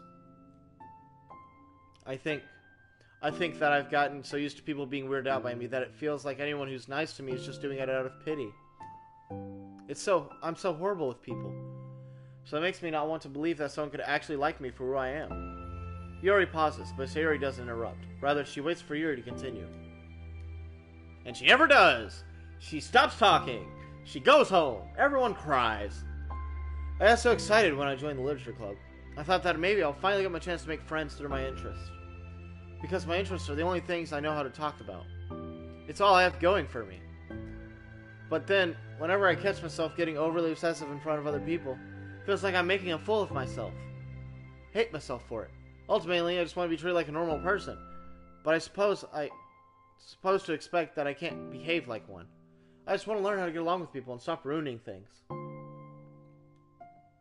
That's all. Yuri finishes her thoughts, feeling more steady after having gotten them out. Sayori, who can feel Yuri's breath rise and fall beneath her arms, realizes that as well. Thank you for helping me understand you a little better. I know you were so great helping me while we were reading. So I'll help you with the things you need too. But I feel like you just be frustrating you with how much patience I require sometimes. Sounds kind of familiar. I couldn't stop worrying about that while we were reading. I was so afraid you'd get frustrated with me, but I'd never do that. I did my best to reassure you by mentioning how I have a lot of patience. I know, but my irrational fears just won't be quiet sometimes. I'm sure it's the same for you, right? Yeah, irrational fears. Well, you know, there's no way you could frustrate me because I already like you as the person you are. I know you said that you have a hard time believing that, but I promise it's true. You don't have to be a social person for people to like you. I think you're really considerate in your own way, you know? Worrying so much about others' feelings. We're all kind of weird. It's a literature club, after all. But it's the best part that we all are different and have different interests. Like about the book. I'm reading it because I want to. I promise that's what I want. It's a bit of a struggle, but try not to mistake that for me not enjoying it. I mean, we could never discover things that we didn't try them first, right? I want to learn the reasons that you love it so much. And in the end, if it's not for me, then I can say that, but I'll be glad I'll try to learn more about you. Plus, you're like super duper smart, and I want that to rub off on me. Yuri fights back a smile at the comment. Already, the heavy atmosphere surrounding her seems to have evaporated through the caress of Sayori's arms. Your hair is so pretty. I always wanted long hair, but it was awful at taking care of it, so I cut it all off. Yuri's tension relaxes. For once, she feels okay just listening rather than worrying much about saying the right thing. Sayori, sensing Yuri's comfort, lets her rest. It must be so difficult for her to feel relaxed around other people. But if the literature club can make it happen, then it's something she deserves to experience. Wow, that was quite peaceful. Well then, based on my understanding of your feelings, I suppose I wouldn't mind to continue reading. Yay! That's what I wanted to hear. But we can stop any time. If you truly don't like it all, please be honest about it. I won't be offended. Of course. I'm not going to judge anything this early on. So we'll just see what happens. Oh, and, it's not going to touch people without the consent first. Oh, I'm sorry! I didn't mean to make you feel uncomfortable. You didn't. I mean, I suppose that was kind of nice. I was just saying, I'm back! Monica's back! I haven't seen you, like, at all recently. Sayori tries over to Monica. Ah! She whispers slowly. Can I hug you? Sure, Sayori. She wraps her arms around Monica. Oh yeah, Yuri, it might be good to know. Sayori can be kind of a hug monster. Ah. Hey, don't call me a monster! Artemis is a monster, and if he inherits the kingdom, it could spell disaster. Yuri laughs. Monica perplexedly looks between the two of them, then smiles. Well, I'm glad you've been enjoying your reading so far. It's like our first real activity at the literature club. Ah, about that. Well, you've been so patient with exploring my interests. I think that it would be inconsiderate of me not to return the favor and learn about the things you like. Yes. Do you like poetry? Yuri smiles. And that's the end of that one. Yep. Okay. I'm going to take a little side break real quick so you guys just enjoy yourself. In fact, here, listen to yeah, listen to this one. Have fun with that.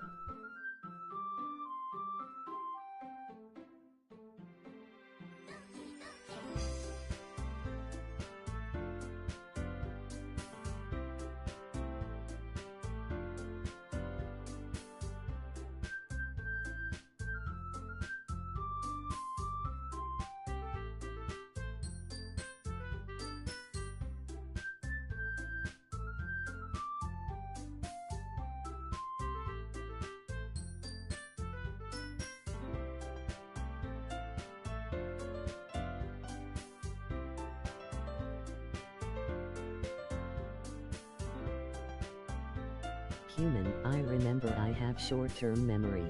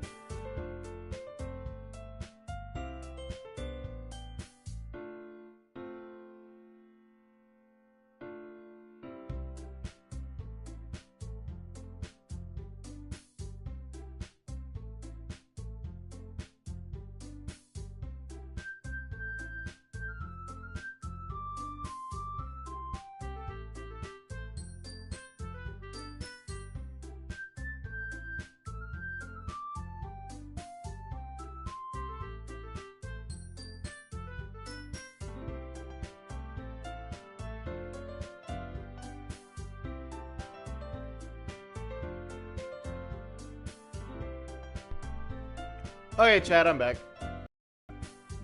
Oh, the music keeps playing in the background. Oh, okay.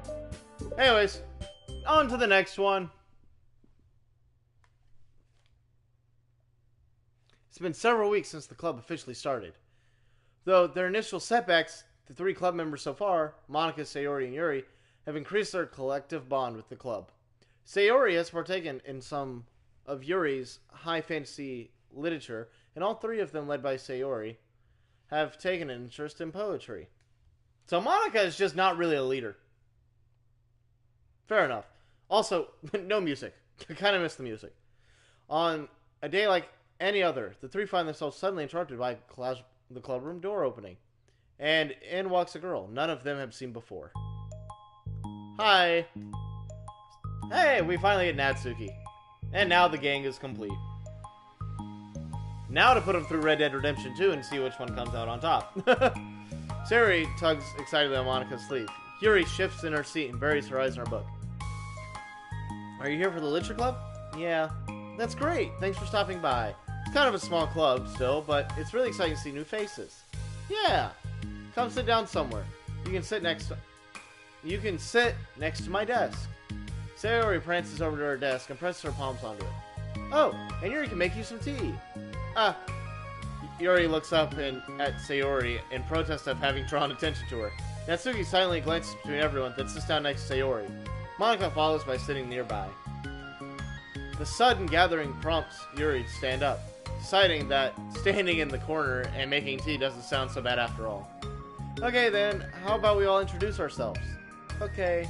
Well, I'm Monica, I'm the one who started the club, and I was originally the debate club. But I really want something I felt more passionate about, if that makes sense. So I started the Literature Club as a way for people to express themselves through the writing or reading or whatever kind of literature. You know, I figured it was your club. You have that vibe. Ha! I have what vibe? Oh, you know, like... Never mind. I'm not gonna judge people, I just meant like that. Very adult-like of you. I always judge people so hard. No, you don't, Sayori. Yes, she does. Yuri's deadpan voice carries across the room. Natsuki giggles. I'm Sayori. I just like learning about everyone and making friends. Oh, and I like poetry. Oh yeah? Very adult-like of you. I'm an adult. Oh, I miss this. All the good feelings. Nothing bad could happen. The sound of Yuri's electric kettle steaming from Phil's room. Oh, and that's Yuri. Sayori lowers her voice. She's kind of shy, but she's really nice, super smart. She likes big fantasy books and tea, and I love her. Well, I guess that leaves me then. I'm Natsuki. I like listening to music and hanging out downtown and stuff. My favorite ice cream flavor is strawberry. That makes sense. Ooh, let's get ice cream. My favorite flavor is probably cookie dough. Or maybe chocolate? It's cookie dough. And manga's probably vanilla. What the heck? I take way too much online quizzes. The ice cream ones are always accurate. What's Yuri's favorite? Natsuki shrugs. Probably green tea. I'm just joking. I have no idea for Yuri. Still, it's pretty chill here. Do you just like hang out, or what do you actually do club stuff? Oh, well, we do club stuff too.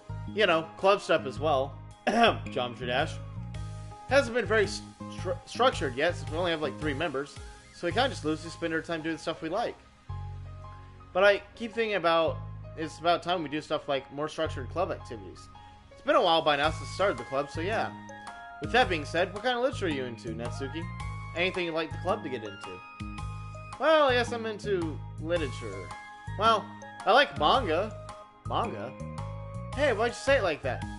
I want to read manga in the club? Like, hold on a second. It sounds so great. Like, after all, I've been doing this. Yuri returns to the desk with the tray of teacups, which she has set down on an empty desk. After all the deep and immersive reading I've been doing, I wouldn't mind doing something a little more simple. Manga isn't simple. If you think that, you don't understand the nuance. Huh, I didn't mean it like that. Well, anyways, putting manga aside, is there any other kind of literature you're interested in?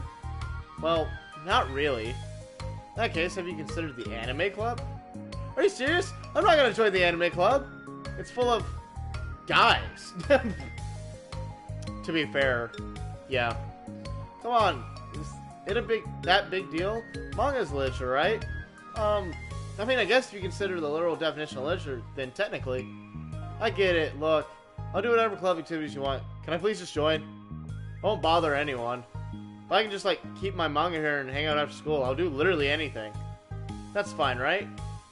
Yeah, I guess there's nothing wrong with that. Oh my god, thank you. You're the best. I have most of it crammed in my locker, so I start getting it, okay? And so he stands up. Need some help? No, I got it. I don't want you to see my locker. If you say so, but there's no way it's worse than mine. Hope we never find out, then. Natsuki exits the club room, leaving everyone in silence, save for the sound of Yuri. I'm such a pushover. Hey, it's not that bad. Natsuki seems like a lot of fun. Maybe, but I mean, she, like, has no actual interest in literature, you know? And that's normally fine, but she said that she'd participate in club activities like some sort of obligation. Her tea is going to get cold. Yeah, wait, that's not related! Well, I think everyone deserves a chance, especially if we can bring her happiness. Besides, maybe she'll take a liking to literature. Are you sure you just don't want to read her manga, Sayori? Hey, who do you think I am? Sorry, I didn't mean that. I just feel really uneasy about this. Do you have any opinion, Yuri? Not particularly. She said she wasn't going to bother anyone, so that includes me, so... Does that mean I bother you? No, you're a pleasure to be around. I was just fishing for a compliment. I know. But still, I really think you should give her a chance. Yeah, alright. But I really am going to start enforcing club activities. I'm willing to cooperate. Suddenly, 3 of them hear a thump against the door. What was that? Sayori suddenly stands up and walks over to the door, then opens it. Huh, thank you.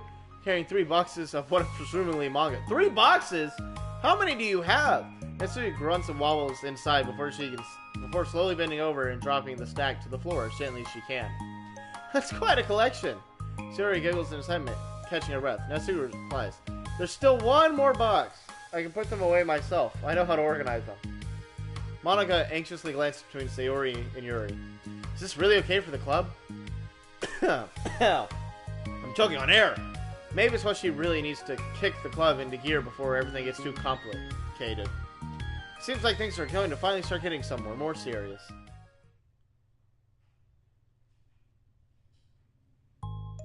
At the next club meeting, Monica is first to arrive. But ever since Natsuki joined, she feels a lot less relaxed. Why am I so nervous? Monica at pace is trying to figure out her feelings. Natsuki said she wasn't going to bother anyone, so why does it feel like the atmosphere has changed so much? While Monica thinks, the club door opens, revealing Natsuki carrying a box. Monica forces a smile as Natsuki makes her way into the closet. Natsuki forces one in return. Need help? No, I got it. Monica awkwardly tries to start some kind of conversation, but fails. Curious, she peeks in the closet where Natsuki is stashing all of her manga. What's dull with school supplies? school supplies. The shelves are now vibrant with bright colors and cute-looking artwork. You know, the top shelf is pretty empty. Maybe we can keep it up there. I can't reach up there. That'd be so inconvenient. Yeah, but the teacher's gonna ask what all this manga is doing in here, and I have to tell him it's for the literature club. So? Manga backs off and slumps into a desk. With this kind of tension, it feels like the relaxed atmosphere accumulated over the past few weeks is being sucked right out of the room. Good afternoon. Sayori spins into the classroom. Oh, I see someone's in a good mood. Yeah, because I have this. Sayori brandishes a cookie wrapped in plastic. I found some money. I got a cookie.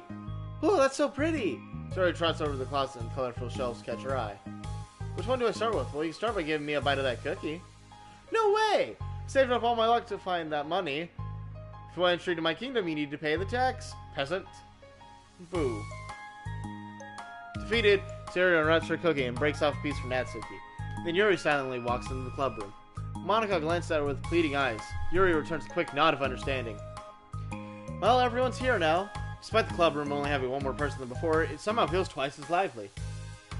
Okay, so I think today we should go over some potential club activities and see which one we want to do first. We have 4 members, so it'd be great if we found some stuff to do as a group. Does that sound good to everyone? I agree. Okay, so I have some ideas of my own, but I want to hear your ideas too. Well, I've been having a lot of fun learning about everyone else's interests. Maybe we can give each person a day to share their favorite kind of literature with everyone else. Maybe. Something tells me that. Monica glances at Yuri and Natsuki, both, who appear very unwilling to consider each other's interests. Maybe we can try and come up with something that everyone will equally enjoy. You know, like we all vote on a book to read or something.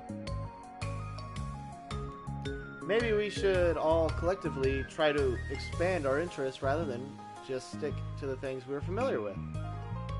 Why does it feel like I'm being targeted over here? Natsuki, didn't you say you would go along with whatever the club wanted to do? Yeah, but that doesn't make it okay for you to ignore everyone else's preferences. I like Sayori's suggestion. Yeah, me too. Yeah, but... Aww. Monica's voice trails off. Although she let Natsuki join the club, Monica finds it incredibly difficult to relent to her demands. If Natsuki doesn't respect the club, why should Monica have to yield to Natsuki's opinion on anything?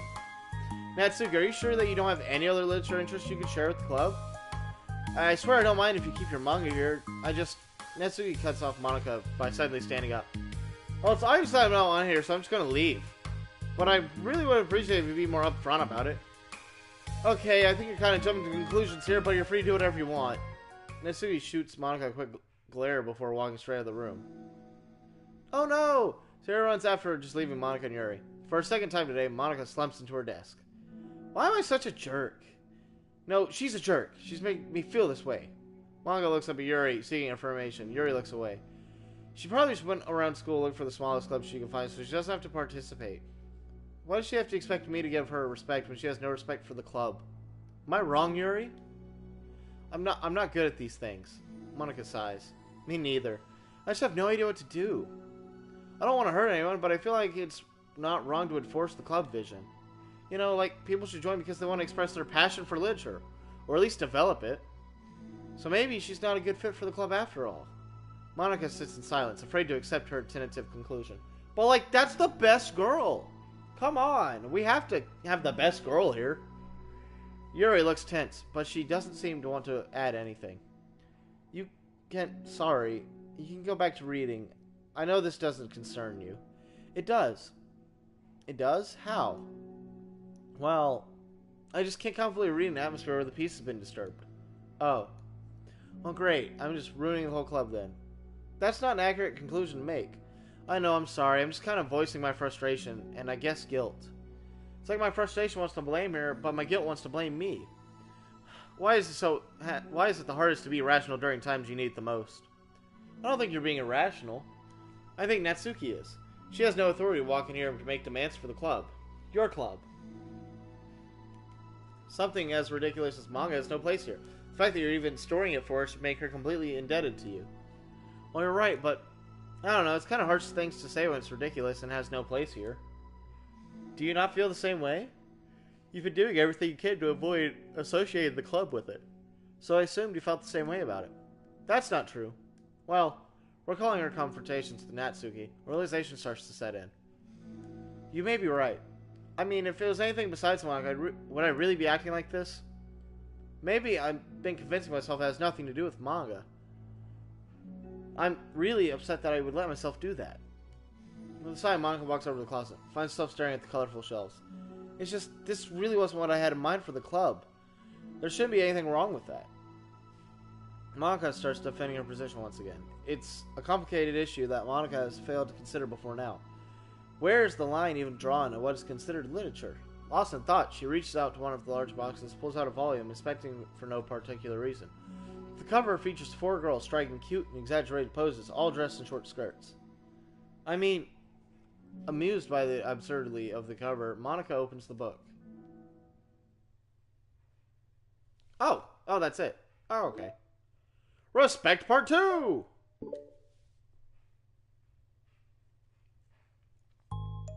This sucks. Why is Monica such a jerk? She should be grateful that I even joined the stupid club. It's not like she can find any members. Monica's usually really nice. She cares so much about everyone during the club being happy. Yeah, right. Well, she usually does. Maybe she's not busy being such judgmental. So what if I'm into manga? Why can't just one person accept that, instead of being so condescending about it? I accept it. I think it's cute. Oh, come on. That's condescending, too. I'm sorry, I didn't mean it like that. I just want to support you. Natsuki sighs. I know, thanks. It just really sucks. Do you want me to talk to Monica? I don't know. It's not like it's going to change her opinion of me. Like, even if you were to convince her to back off, that would suddenly make me feel like I'm actually welcome in the club. Yeah, just find another club. Wait, you don't have to do that. We can figure this out, please. I mean, I'm the vice president, or at least I think I am. And I don't want you to leave. Everyone deserves to feel welcome and happy. So I want to make that happen for you. I was wondering, what was the reason you decided to join the literature club? Well, Natsuki hesitates. It's kind of dumb. Oh, don't say that. There's no such thing as a dumb reason why everyone's here. I wasn't welcome. You were to me. So? Just don't tell anyone, okay? Especially Monica. I promise. Natsuki sighs. I'm just tired of everyone judging me all the time. I can't enjoy the stuff I'm into without people making snotty comments about it. Not that I care about what anyone else thinks. But you know, the signs for Literature Club said that you can be yourself or whatever. So I decided it was at least worth a shot, but that was a lie apparently. Natsuki dejectedly kicks her toe against the wall. And I like writing too. Really? How come you didn't say that to Monica? Because she was being so judgmental that I just didn't want to tell her what she wanted to hear. She didn't deserve that kind of satisfaction. And if she knew what I was into writing, then she would just be like everyone else, trying to push me away from the manga in favor of a more mature thing. Two of them remain silent for a while. Sayori understands that it's out of the question for Natsuki to return to the club room. But Natsuki has a reason for wanting to join the club just like everyone else. It's part of the club vision for her to be welcome. You deserve to express yourself as much as everyone else does. That's supposed to be what the club's for. So I'm going to do everything I can to fix this. I promise. It's lunchtime the next day. The cafeteria and the hallways are bustling with students rushing to meet with their friends to make the most of their limited break. Where could she be? Among them is Monica, who's always eat lunch in her classroom, but she has some additional business today. Fearing Natsuki would avoid coming to the club, Monica decided to try and find her during lunch so that she can make amends. After searching for an extensive time, Monica finally spots her. By her short nature, Natsuki's bright hair helps her stand out from the crowd. Oh gosh. Suddenly feeling awkward, Monica is afraid to get closer. Natsuki is with some friends whom Monica doesn't recognize. They're all energetically chatting together. It would be really tactless just to interrupt them. Oh yeah, did you end up joining the literature club or what? Oh, of course I joined. Why wouldn't I? Ha, told you she would join. Come on, you know she only joined because she wouldn't stop her crap about the anime club. Told you, I never want to join that stupid club. Oh, sure. Well, you have to give her some credit for at least making an effort to finally grow past that trash. Also, who are these people? And honestly, they're jerks. True. Well, congrats on finally graduating middle school, Natsuki. We're proud of you. Shut up. Just let me do my thing. Just joking. You know we love you. Yeah, once the literature club makes you a famous writer, we'll be the first ones to buy your book. What? You're gonna buy her smutty fanfiction? Well, obviously. I want a signed copy. That was like years ago. You don't think I've grown out of that by now? I told you I was joking. Besides, it was a good reminder of how far you've come since then. Not to mention, you couldn't have done it without us. That gives us a pass to joke about it. Yeah, sure. They grow up so fast it brings a tear to my eye. Natsuki suddenly glanced at Monika's direction, prompting Monika to quickly turn away and distance herself. What the heck? That was horrible. I should have said something to defend her. Why did I have to do some conflict avoidant? It's not that I deserve to say anything. I'm hardly better than them. After the way I treated her, I'm so awful. I'm not doing anything right. After school ends, Monika distractedly makes her way to the club room. She finds Yuri already inside, eyes on a book as usual. Monika picks a desk and slumps into it, something she seems to do rather often lately. Yuri, I don't think I can be club president. I suck at handling everything. That doesn't go, exactly my way. Yuri looks up from her book. It's like the literature club is a place where you get to express yourself, unless it's in a way you don't like. I'm so mad at myself. I'm especially mad that I didn't have the self-reflection skills to realize what I was doing. So much for maturity. I'm sorry. I really should be complaining about this out loud like this. There's just a lot on my mind. No. I enjoy listening. Really? Why? Yuri shrugs. It just makes me feel nice. Oh, well, okay, I guess I'll just continue then. Yuri nods. Yeah. Natsuki is kind of a blunt attitude, you know? It makes me feel like she wasn't taking the club seriously. Couldn't even figure out why she wanted to join. Saw her friends talking to her in the hallway during lunch, and they were just so mean to her. Telling her to grow up and stuff like that. The literature club would help her grow out of that manga. It just made me so mad. Just let her enjoy it. It makes her happy. Why are you trying to take that away from her? When I had that thought, it was when I came to the realization that I was kind of doing the same thing, just in a roundabout way. I should have made her feel good about being passionate about something, but I just dismissed it. No, I was actually trying to avoid acknowledging it at all. I even did that to you, Yuri, when you first joined the club. You did? Yeah, I remember. Fantasy really isn't my thing, so I was trying to dismiss it, but when Sayori jumped in and took over the conversation, I should have reflected on that, but I didn't, because I just let Sayori handle it instead. And now I'm repeating the same mistake, except I really hurt someone this time. Monika shakes her head. I'm so tired of being afraid of things I'm not comfortable with. It's so stupid. I can just picture how much joy it'd bring Natsuki if I let her share her passion a little. I'm so angry that her friends treat her like that. I'm gonna get back to them. Get them back? Yeah, I'm gonna get them back by making sure that this literature club that Natsuki wants, not the one they want. Suddenly, Sayori bursts through the door, making Monika and Yuri jump. With rare stern face, she marches over to Monika's desk and sits down next to her. Having an intervention. I can do this because I'm vice president. This is about Natsuki? Yes! Yeah, I know. I messed up. I'm super sorry. Talking to Yuri about it. Really? I was so dismissive of her passion that she felt threatened and probably just unwelcome. Literally the opposite of what a literature club is supposed to be. I really need to make it up to her. Oh. Yay, I did it! Oh, we love Sayori. Thanks for the intervention, Sayori. I'm glad we're on the same page. Friendship wins again! So, how do you want to make it up to her? I have a plan. Sayori, do you know if Natsuki's coming to the club meeting today? I don't think she is. I see. Monika was afraid of that. Not because of her plan, but because she was facing consequences of the damage she inadvertently caused. But the only way to do the right thing is to face it head on. So it's easy just to duck away from conflict and wait for it to blow over. But that's not good enough. To truly respect someone's feelings after you hurt them is to face them and admit your own wrongdoing. Not the wrongdoing of the mismanaging the club, the wrongdoing of disrespecting Natsuki's feelings. Okay, what do you think we can get her to come to the meeting tomorrow? I can do that. Okay, awesome. Yuri, don't worry about anything, but thank you for being my friend. You're a good listener. Fidgeting with her hair, Yuri turns away, tied a smile. Well, I guess for today, it's going to be a pretty quiet club meeting. I'm going to step out for a bit. Is that okay? Yeah, I'm just going to read with Yuri. Hey, is this one of Natsuki's books? How come it's out over here? Sayori picks up a manga that was resting on the adjacent desk. Oh, that? Natsuki probably just left out by accident. But I thought she hasn't come to the club. Actually, Monika's been... Okay, Yuri. Yeah, I'm sure there's someone else who's using the classroom then, okay? Monika smiles at them both. Then with a wave, she exits the classroom. Aww. She doesn't want to admit it. I really shouldn't have left that out. If Sayori catches on, she'll definitely tell Natsuki, and I get really awkward. Now, I wonder if there's a keyboard I could borrow from the music room. Does she meet Natsuki? Oh, it's just next day. Okay. Time for the next club meeting has already arrived. Monica and Yuri are the first to arrive. I'm so worried. Do you think Sayori's going to be able to bring Natsuki? Yes.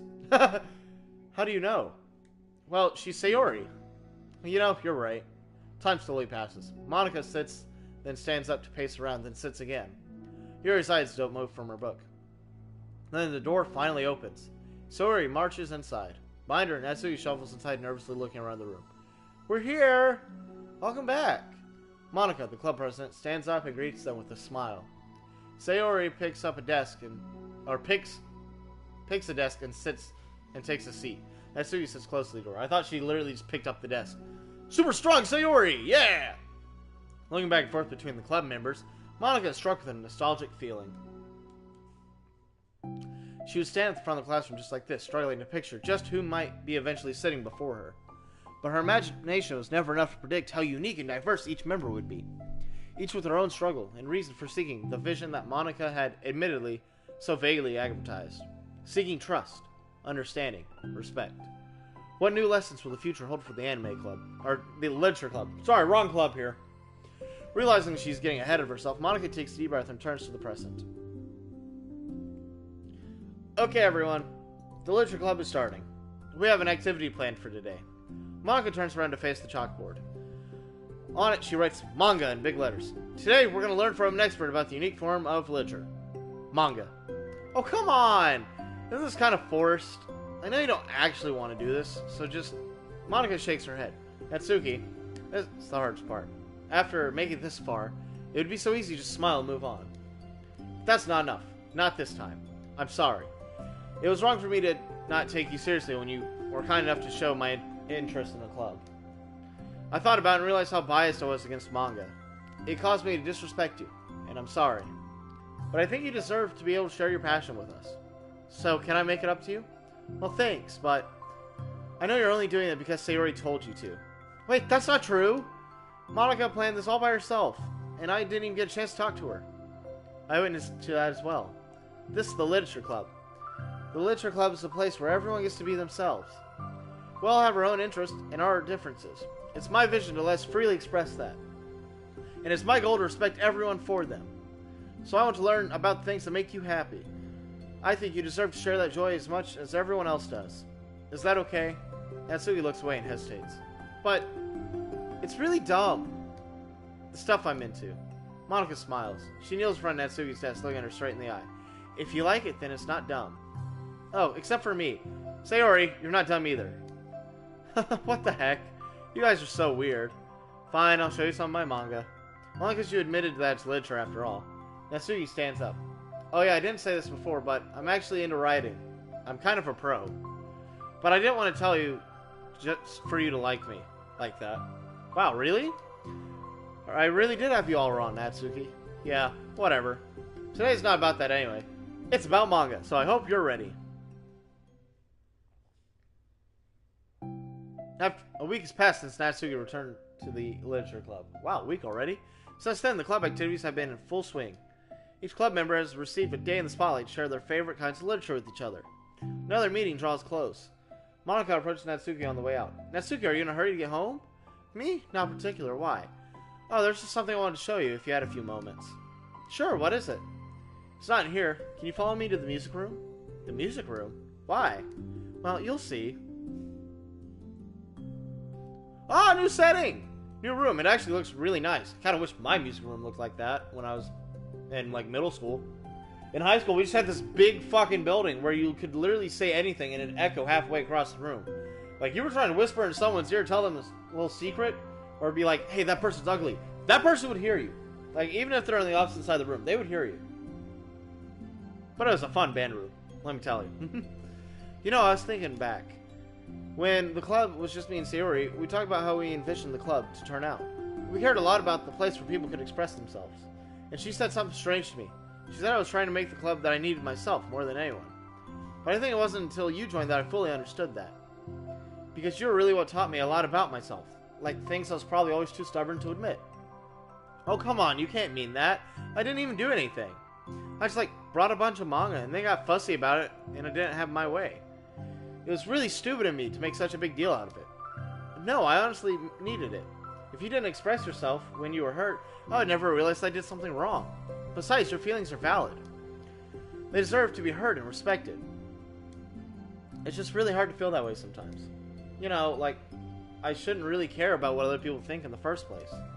But when you're just criticized by everyone around you for being a certain way, it can be really hard to brush it off. It just makes you start to feel like I'm the problem. Like I'm not even doing enough to please everyone else. Am I being too entitled? If I just want people to like me without having to hide a bunch of my stuff about myself. I don't think I am. I just wish sometimes people would try to appreciate me for who I actually am.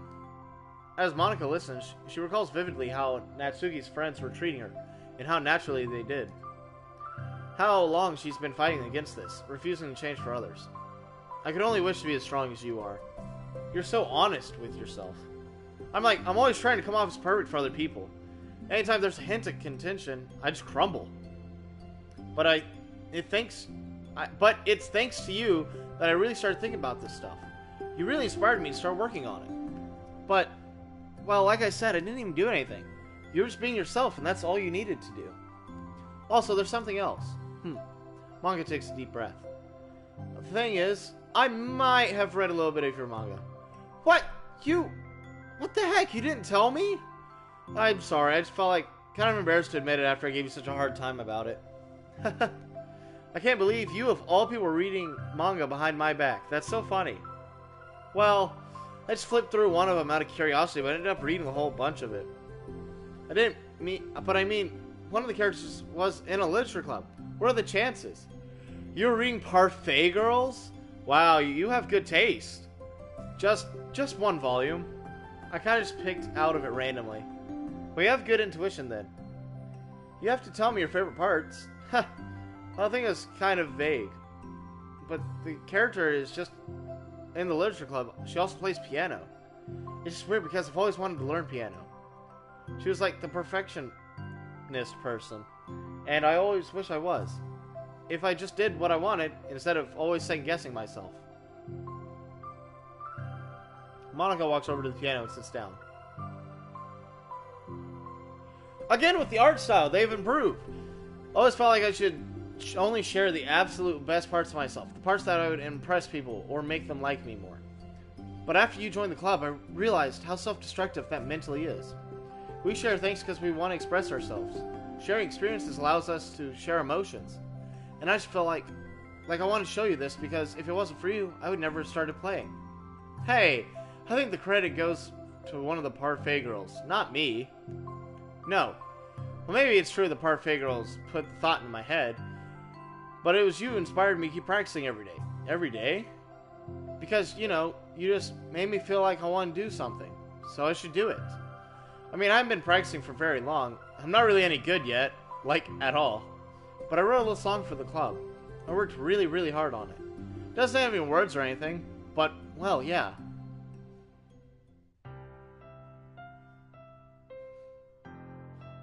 Oh, we're actually getting a montage now? I don't know what this is about. Oh. Is she gonna start singing? Again? All these girls are in love with each other. I'm okay with that. Also, art style's completely rocking it, by the way.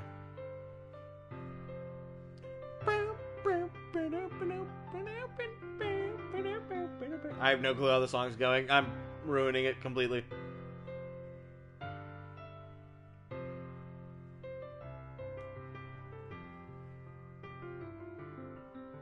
Everyone's getting along. Yay! Nothing bad ever happens.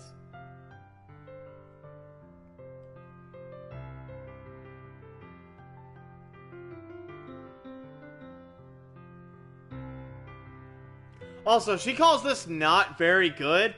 This is so much better than what I could ever do on this. Like, go, like,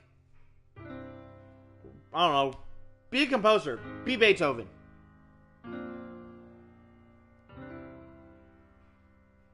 Not very good, my left butt cheek, man. That was beautiful.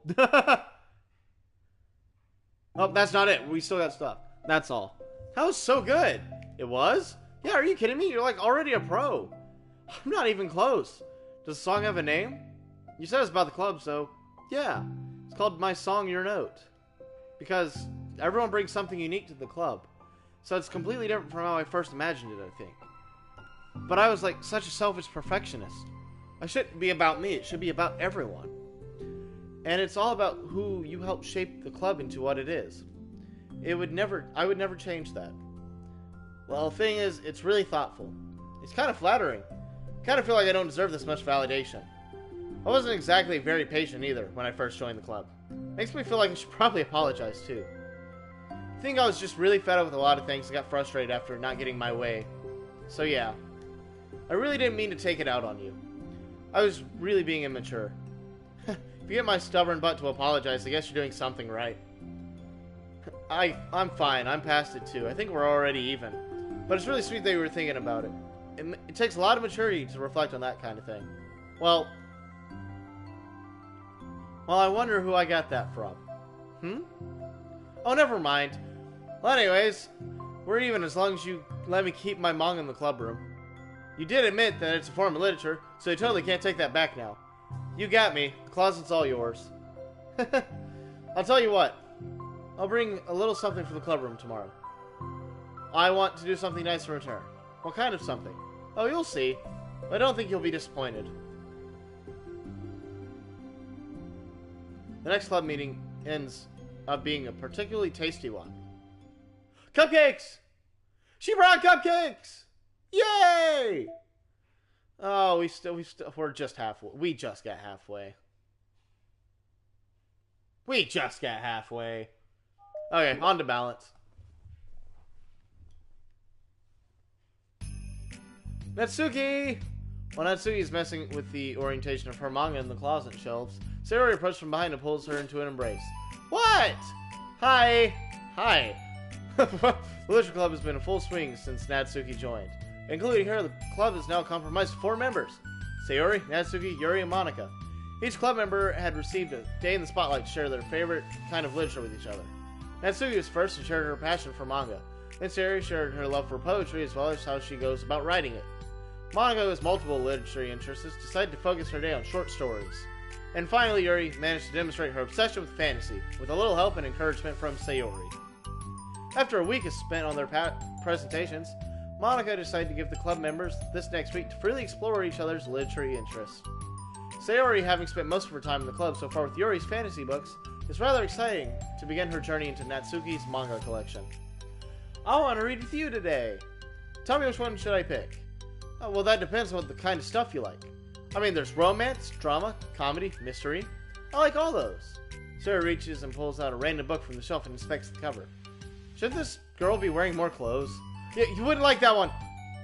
In a panic, Natsuki snatches the book from Sayori's hand and places it back on the shelf in less conspicuous location. Oh, that was probably not, manga. Okay, well, if you really have no preference, then let's just start something easy to go with. A lot of these don't start to get really good until like a few volumes in, and I wouldn't ask someone to make that kind of commitment unless they're already into manga. Well, I can handle it. I did it with Yuri's book, at least. Well, I'm more considerate than that. Although I'm kind of impressed your attention span if you put that much effort in her books. No, I have the attention span of a donut. But I love my friend, so I'll do anything of his form. What does that even mean? What, the attention span of a donut? Is that good? Bad? What does that mean? Okay then, let's pick you something that even donuts can read. I can't say it. I didn't say it was a donut, just said I had the attention span of one. Oh, you were just trying to call me sweet. You're so cute. No, how did you get that conclusion? Don't call me that. A donut? Cute. Oh, how come? I just don't like it. I don't need a reason. Natsuki yanks a book from the shelf and closes the closet doors. If someone asks you to stop, then you just stop. People need to realize that. Oh, I'm sorry, I didn't really mean to hurt you. No, sorry, I wasn't hurt.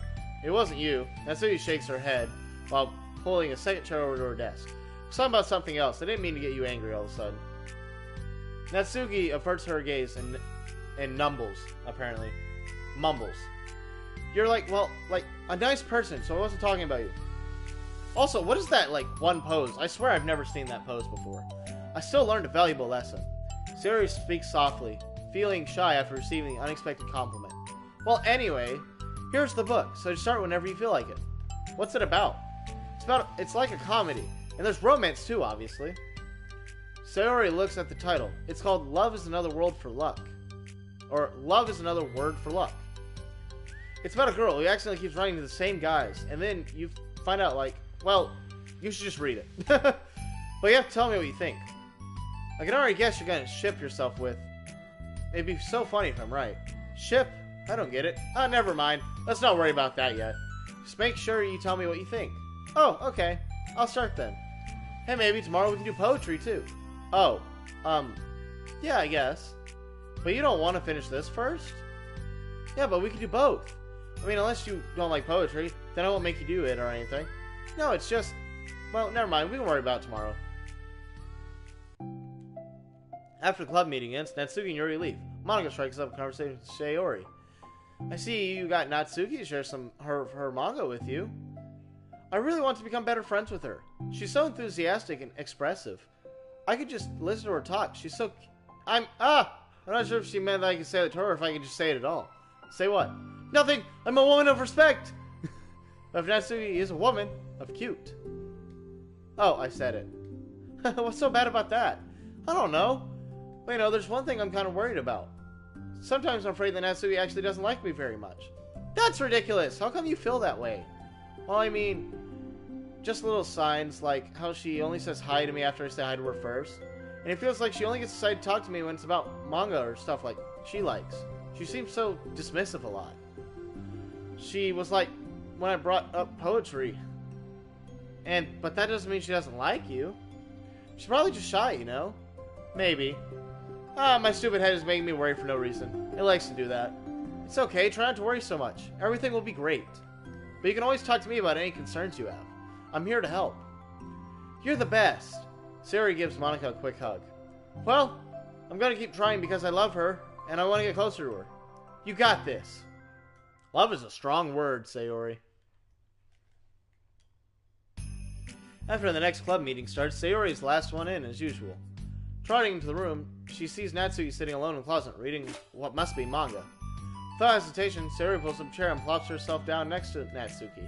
Hello there. Hi. What you reading? Can I read it with you? Natsuki pulls the book away from Sayori. You can't just start in the middle. There are spoilers. Besides, what about the one I gave you yesterday? Sorry, I was just curious. Well, anyway, I've been waiting forever for this volume to come out, and it just came out yesterday, so... Oh, that's exciting. Well, I'll let you read it then. Can I sit next to you, though? Sure. Sayori plops herself down next to Natsuki, then pulls out a blank sheet of paper. Natsuki reads in silence, save for the periodic flutter of the page being released from beneath her thumb. From Sayori's side, the only light tapping noises of her pen meeting the paper can be heard. Time passes. Sayori's paper is filled with scribbles, and the margins are lined with stick figures. Natsuki lets out a deep sigh and closes her book. Did you finish? No, but it's a good stopping point. My head is swimming. I need to take a break. Natsuki stretches out her arms. Aren't you bored? No, I was writing. Oh, I saw all the stick figures and thought you were just bored. I draw those when I'm thinking or waiting for inspiration. I made friends with them all. This one is sad because she thinks the nice guy is pretty, but she can't look up at the stars in public without everyone thinking she's a weirdo. This one has problems with his back, but the doctors can't figure out what's wrong with him. What the heck? You are the weirdo. Want to read the poem I'm working on? Sure, yes. Sayori slides the paper over to Natsuki. Natsuki reads through the poem as she furrows her eyebrows. She slides the paper back to Natsuki. Don't you ever feel weird just sharing all your thoughts and feelings like that? I mean, your poems are, like, really emotional. Is that bad? Well, no. It's just an observation. I think people can get closer with each other if they find ways of expressing their feelings. Well, Natsuki begins to protest, but she can't find a good way of putting her thoughts into words. Doesn't that depend on more of the kind of doesn't that depend more on the kinds of friends you have? I don't know.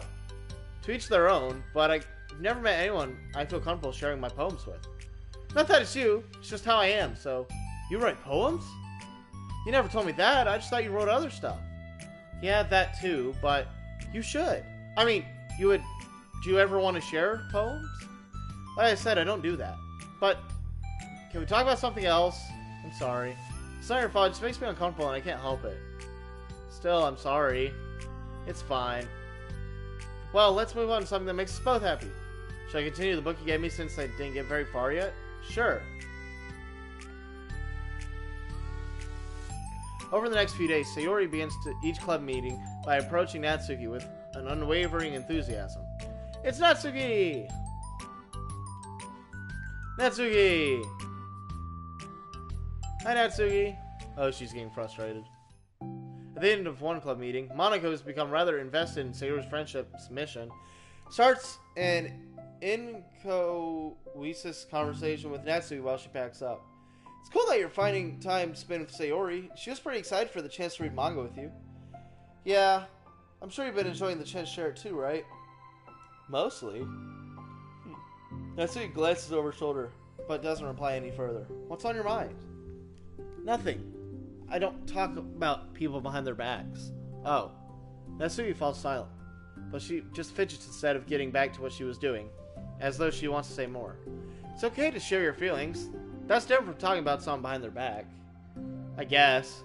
I hate when people talk about me behind my back, so I'm better to do it with others. Monica shares a bright smile. You're really considerate. Thanks, I guess, but I don't feel like it. You can trust me. Natsuki stands in silence for a moment, still fidgeting.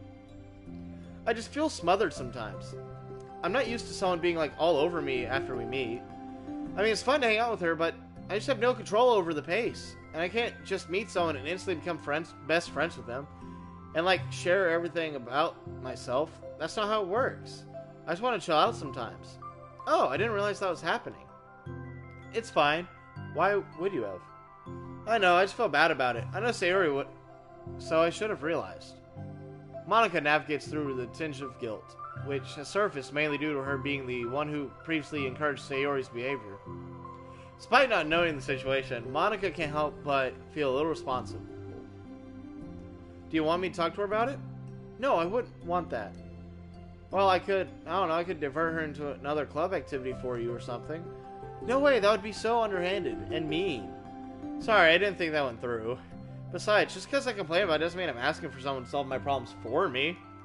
True. I'm sorry. I guess I just instinctively want to try and solve problems, even if I haven't been invited to. It's fine. I would talk to Sayori about it, but it'd make things really weird between us. I feel like I'd just make her constantly be afraid that she's bothering me.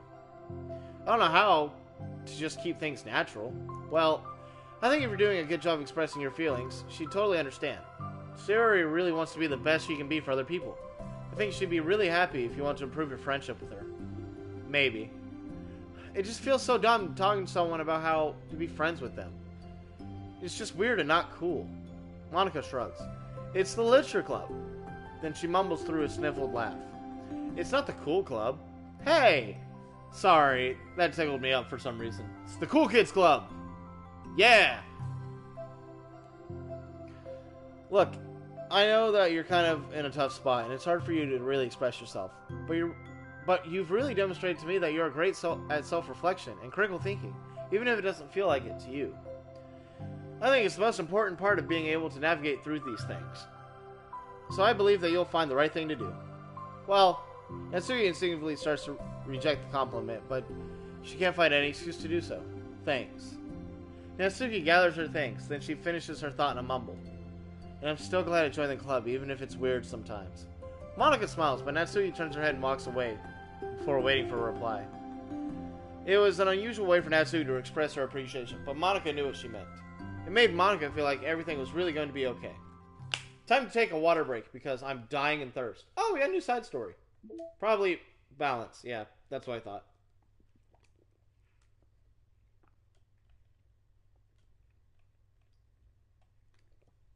Anyways.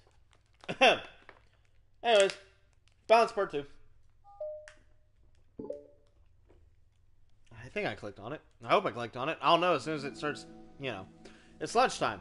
Sarah usually buys her lunch and is making her way to the cafeteria like any other day.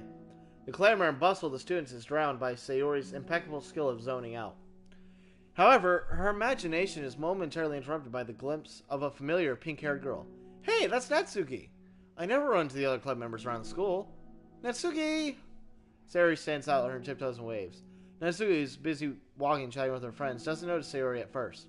Then she glances over to Sayori's direction Sayori waves enthusiastically. Following her friends, Natsuki quickly ducks around the corner. Hey! She definitely saw me. Betrayal. Lost the lead. Man, I really need to play Halo again. Monika's first arrived from the club meeting, then Natsuki. Sayori, having glanced through the window, seeing Natsuki already inside, and is unable to work up enough courage to enter. Natsuki's been so distant with me. I was stupid to think she ever wanted to be friends. She only got excited because she wanted to share her manga. But aside from that, she doesn't even like me. I should just go home today. Sorry, but do you plan going inside? No. Why? I'm sulking. Oh. Well, I'm sorry for bothering you. Excuse me.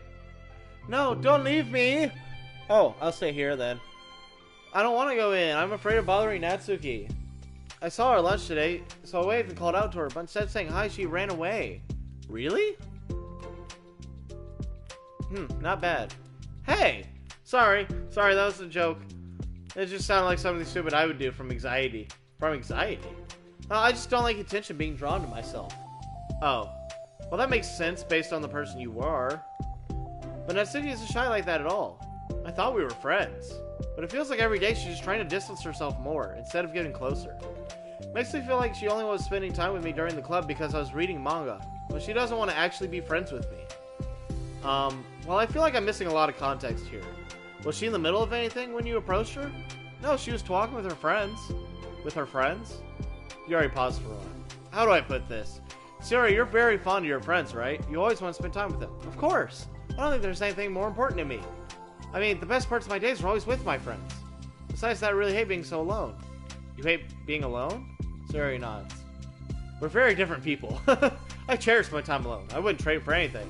So I think, well, if I was trying to have alone time and was being threatened with interruption, then it would not make me very happy. Yeah, but that doesn't have to do with Natsuki. She's already with her friends, not trying to be alone or anything. No, I think it's similar. I think, well, we're all friends in the club, but we have our own lives outside the club as well. If you think about it, making new friends isn't some casual occurrence that happens on a daily basis. A friendship is an invitation to intertwine with your lives together. But the capacity at which a person is ready to do that might be different. God dang, she's being essay queen already. My mouth is like dry, and the water I just drank is already evaporated. Spit glance activated. There are friends who just want to have fun together, and others who talk every day and share every detail of their lives with each other. I think when establishing a friendship, it's important to consider the comfort level of the other person. I mean, we don't really know much about Natsuki's life outside the club. It could be this simply needs to make friends at their own pace, rather than just jump headfirst into a new commitment. But that means I was really bothering her. I just really wanted to be good friends with her, so I treated her like one. Was I actually hurting her? I don't know, I'm sorry.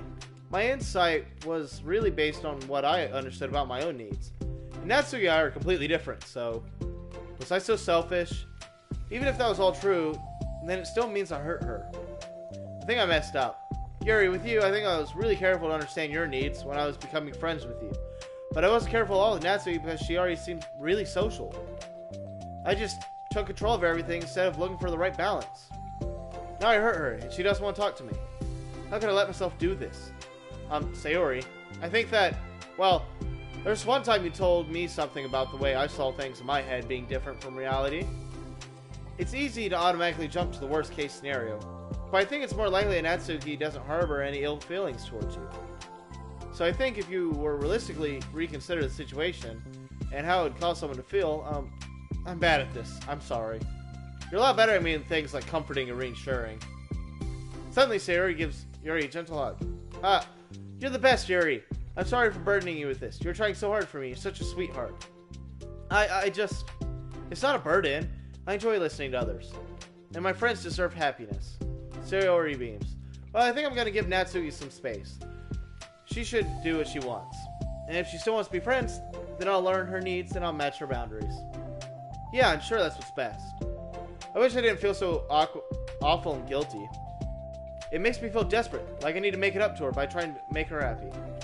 But that's not what she needs. I just have to tell myself that. It hurts, but I guess it means I still need to grow. I really want to grow as a person. But if it's to be better for my friends, I want that. That's very mature of you, Sayori. I'm mature! Sayori hops up and down on her toes. So does that mean you'll be going home after all? Sayori shakes her head. I need to be here to show her that I respect her space. I'll just spend time in the club by myself today. Yuri nods with understanding. You can go first. Okay.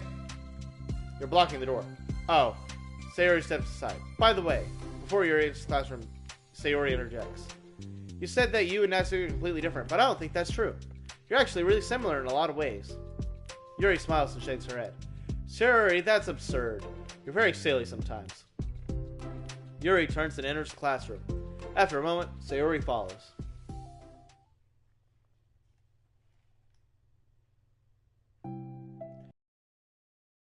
When Sayori walks in, Natsuki glances in her direction. Sayori smiles and gives Natsuki a quick wave before sitting down across the classroom. Yuri's safe.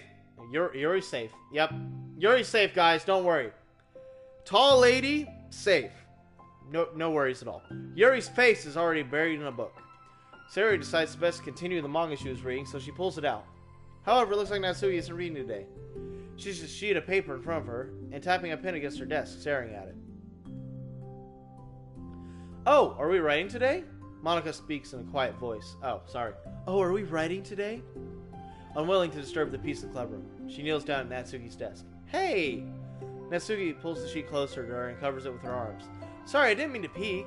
Whatever. I just wanted to see how everything was going. It's fine. Natsuki replies dismissively. She glances over to Sayori, who is focused on her manga. Monica follows Natsuki's gaze. I think she's mad at me. How come? I'm busy right now. Ask me later. Monica falls silent. Natsuki looks back down at her paper. She inches her hand away from the top margin, allowing Monica to see. It says, to Sayori. Understanding, Monica smiles. She places her hand on Sayori's shoulder and whispers softly, I'm proud of you. Natsuki looks away and makes no motion to remove Monica's hand. Monica gives Natsuki's shoulder a quick squeeze before standing back up and pulling away. The end of the club meeting passes. Yuri has already departed. So has Monica, after checking on Sayori and Natsuki to ensure they wouldn't stay too late. Sayori was determined to finish her manga volume before heading out, since the end was approaching. However, with Natsuki also staying late for an unknown reason, a silent tension hangs in the air. After finishing the volume, Sayori brings it to the closet to put it away. She slides it back on the shelf where Natsuki watches. Then Natsuki gets up and puts back out in order to return it to its proper location. Sorry, I didn't know where it was supposed to go. It's fine. The two fall silent again, avoiding eye contact. They both look like they're about to say something, but neither can break the silence. A moment passes. Well, I'll be on my way. See you tomorrow. Sayori turns away to hide her pained expression, then walks away from the closet. As if there was any proof Natsuki no longer wanted to be friends, this was it. Defeated, Sayori carries herself out of the classroom. Once in the hallway, Sayori takes a deep breath and hits her palms against her cheeks to clear her head a little. Suddenly, Natsuki's stammering voice calls up from behind. Natsuki! Startled, Sayori turns back around to face Natsuki. Natsuki fidgets anxiously and continues with a shaking voice. I have a lot of things to say. Me too. But you go first. Natsuki bites her lip and can't stay still. Well, first of all, she clutches herself short, struggling to continue. Trying to force the words out, she stamps her foot and hops up and down a little. I'm sorry for the thing I did at lunch, and I'm sorry I was just being kind of mean lately. It's really hard for me to, I'm not good with things that make me uncomfortable, especially when it comes to, feelings and stuff. So, face burning, Natsuki clams up again. Instead of continuing, she simply holds up a sheet of paper for Sayori to take. Oh, a new poem! The best place in the world. I love my bedroom. It's full of bright colors and soft things. The sunlight shines in and makes everything sparkle. It's the best place in the world. It has all my treasures, all my books, my collections, my memories. All my dreams were born in this room. It's the best place in the world. It has all my secrets, all my failures, my fears, my feelings. Sometimes it's so fragile that the door will break at the slightest touch, but it's still the best place in the world. But when someone knocks, I get scared. I brace my arms against those loose hinges. Please don't break. Don't come in. I'm not ready. It's my best place in the world. The knocking won't stop. I block the door with furniture. An eye peeks through the keyhole, and I panic. I'm trapped in the best place in the world. I'm not ready to share my favorite place. need to clean my secrets and make my bed to hide my nightmares. I need to touch them to put them away. That's a little weird to say that. If I need to touch them and put them away. Like, if there was a period there, that would be terrible. To see them again. I have so much to do, and I'm scared. I'm not ready. But it's still my favorite place. I still want to share it. However long it takes, if you wait patiently, I'll eventually open the door and show you the best place in the world. That's a good poem. And dear God, the amount of, like, words these have, they're so meaningful. And then when I show up, it's all of a jumbled mess. It's a poem. But I thought, well, I sucked it up so I could work things out with you. So just be happy about it, please. Sayori smiles deeply from the bottom of her heart. I'm happier than I could express. I feel so awful, but I'm so happy that you would do this for me. I actually realized before the club meeting today that I've made a mistake. So, I caught up the chance to get closer to you and forgot to think about what you wanted. I gotta pop all my fingers real quick. There we go. There they go. Oh, most of them popped. We're good. No carpal tunnel for me. And we probably have different ways we like to make friends. About that, the friendship stuff. I mean, it's okay. I understand you don't have to force yourself to talk about it. Your poem did a great job. So don't force yourself if you're not ready yet. Natsuki nods. You don't have to feel like you did anything wrong. It was my fault and I'm sorry. I wasn't mad at you today or anything like that. I actually felt really guilty and wanted to give you space. I was thinking it's silly that I just approach you all the time, and that I should just let you approach me when you want to. Just whatever makes you feel comfortable. I'll respect that from now on. Friendship should always start with those things. With the right balance. Natsuki nods again. One thing about that. Well, I don't want to have to approach you all the time either. I just want to be balanced, like you said. Sayori nods. I understand. Well, I'll make sure of that together then. Well, anyways, now the two of them have found common ground, Natsuki finds it easier to speak more freely again, and apparently blushes at the sight that she's in love with Sayori, totally. I'm not going to be, like, sharing my poems all the time now or anything like that, but I guess it wouldn't hurt for me to do it once in a while. Only the best ones. So you better like them, because otherwise I might change my mind. I like anything you do, Natsuki. I was just saying, more importantly, I have to tell you about my new boyfriend. Huh? Oh, from the manga. Wait, I need to guess who it is.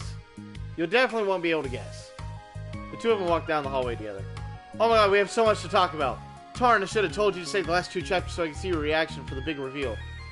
Aw, you wanted to enjoy it with me? That's so cute. Oh, shush. Okay. Quick little intermission. In fact, enjoy, Doki Doki music. You can enjoy this one. Because you get to hear this all the time when I'm doing the freaking literature stuff.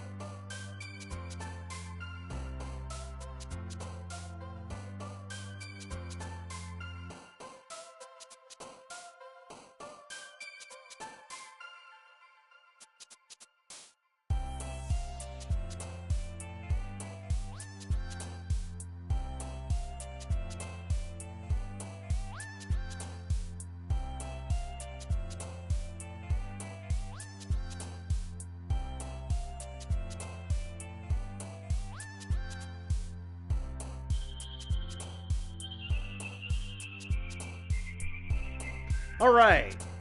That break's over with, and we are going to get on to the last 4 now. Hopefully. Starting with Reflection, which is going to be featuring both Yuri and Monica. Am I bothering you? Wow, what a way to start this. No. What is this bagpipe in the background? This song's cool! I like this. Okay, just checking. It's hard to tell since you're always look so into it when you're reading. It makes me scared to interrupt. Well, it's within my expectations to be interrupted when I read here. It's mainly when I'm by myself that I don't like it. Oh, that makes sense. I guess if you're here in the first place, then you're more ready to socialize, even if it takes a little bit of prodding. It's not so bad to be social if I let others do the work, so it can be healthy to put myself in a social environment every now and then. It's mostly difficult when I don't know anyone, or there's too many people, or everyone's being so silly for me to keep up with. Yuri glances across the room at Sayori and Natsuki. Sayori has her head cocked back, and her mouth open, trying to catch the pieces of cookie that Natsuki is lobbing in the air, but the pieces keep bouncing off her face and hitting the floor. That is something I would do. Maybe I should say something. No need, they just ran out of cookie. What a waste. They've really become good friends, haven't they? I'm happy. Sayori seems particularly good at making that happen. But the two of them both are on the energetic side, so I suppose it works out well. Yeah, come to think of it, you and I haven't had many chances to talk one-to-one, have we? Though it may be particularly my fault, since I'm supposed to be the one engaging club members. Not at all. I probably formed a habit of drawing minimal attention to myself. Responsibility is equally on me, as at least to display some openness to engage. Well, what about during times like lunch? Do you meet up with friends? I just read. Oh.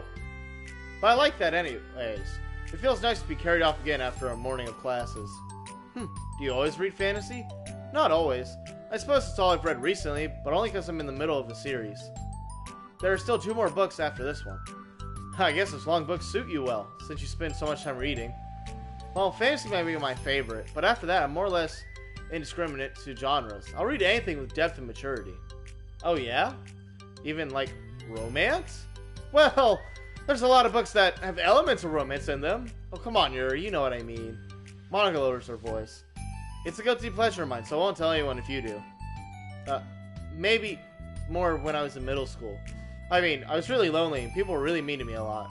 So I just kind of felt like, please don't make me think about the past. Sorry, I got super curious. You know, we should totally pick out a romance novel to read. That'd be much fun. Absolutely not. Really? Even if it was just between us? Try to be someone who has no shame, like Natsuki. Ouch! Sorry, I swear I didn't mean that. Well, I guess it was my fault for pressing you. I like that things in the past, too, you know? I feel too embarrassed to re-experience. There's nothing wrong with growing out of things. It happens to everyone. For instance, Natsuki's interest in Monica... Monica? I keep saying Monica. I keep saying Monica. It makes me put... Okay, when manga and Monica were in that one sentence, I can't put them apart. They are just the same word. But anyways, interest in manga reminds me quite a bit of how intense I used to be for my own interest. It makes me think that she'll likely grow out of it too. Hey, were you two talking about me? No, we were just talking about how the interests have changed over the years. When did you get into manga, Natsuki? Thank God I didn't say Monica there, because that would have been a little awkward. Like a couple years ago, I guess. I was already sort of into it before that, but I really wasn't going hard until then. Yeah? Was that what inspired you to get more into it? I don't know. I guess, let me think. I was after I discovered a series I really liked. Yeah, I was just really fed up with a lot of things, and I got super into this one series that I really related to. I guess I had an edgy face where I just hated everyone around me and wanted to be by myself. Hey, kind of like Yuri. Monica! Oh, sorry. That's completely wrong. So, it's still cool that you both really found your thing. They're almost like opposites, but sound like they helped you through a lot of hard times. You know it. Wow, what the heck? Is that a book even bigger than the last one you were reading? Technically, slightly longer, but not very much. How high do you think you would go if you stacked up the whole series? Natsuki estimates by holding her hand above her head, sizing up an imaginary stack. I should get one of those mangas that's like 50 volumes long so I can say I've read more than you have. Not that I have any money for that. Please, that would hardly count when your books only have a few words per page. I know, I was just joking.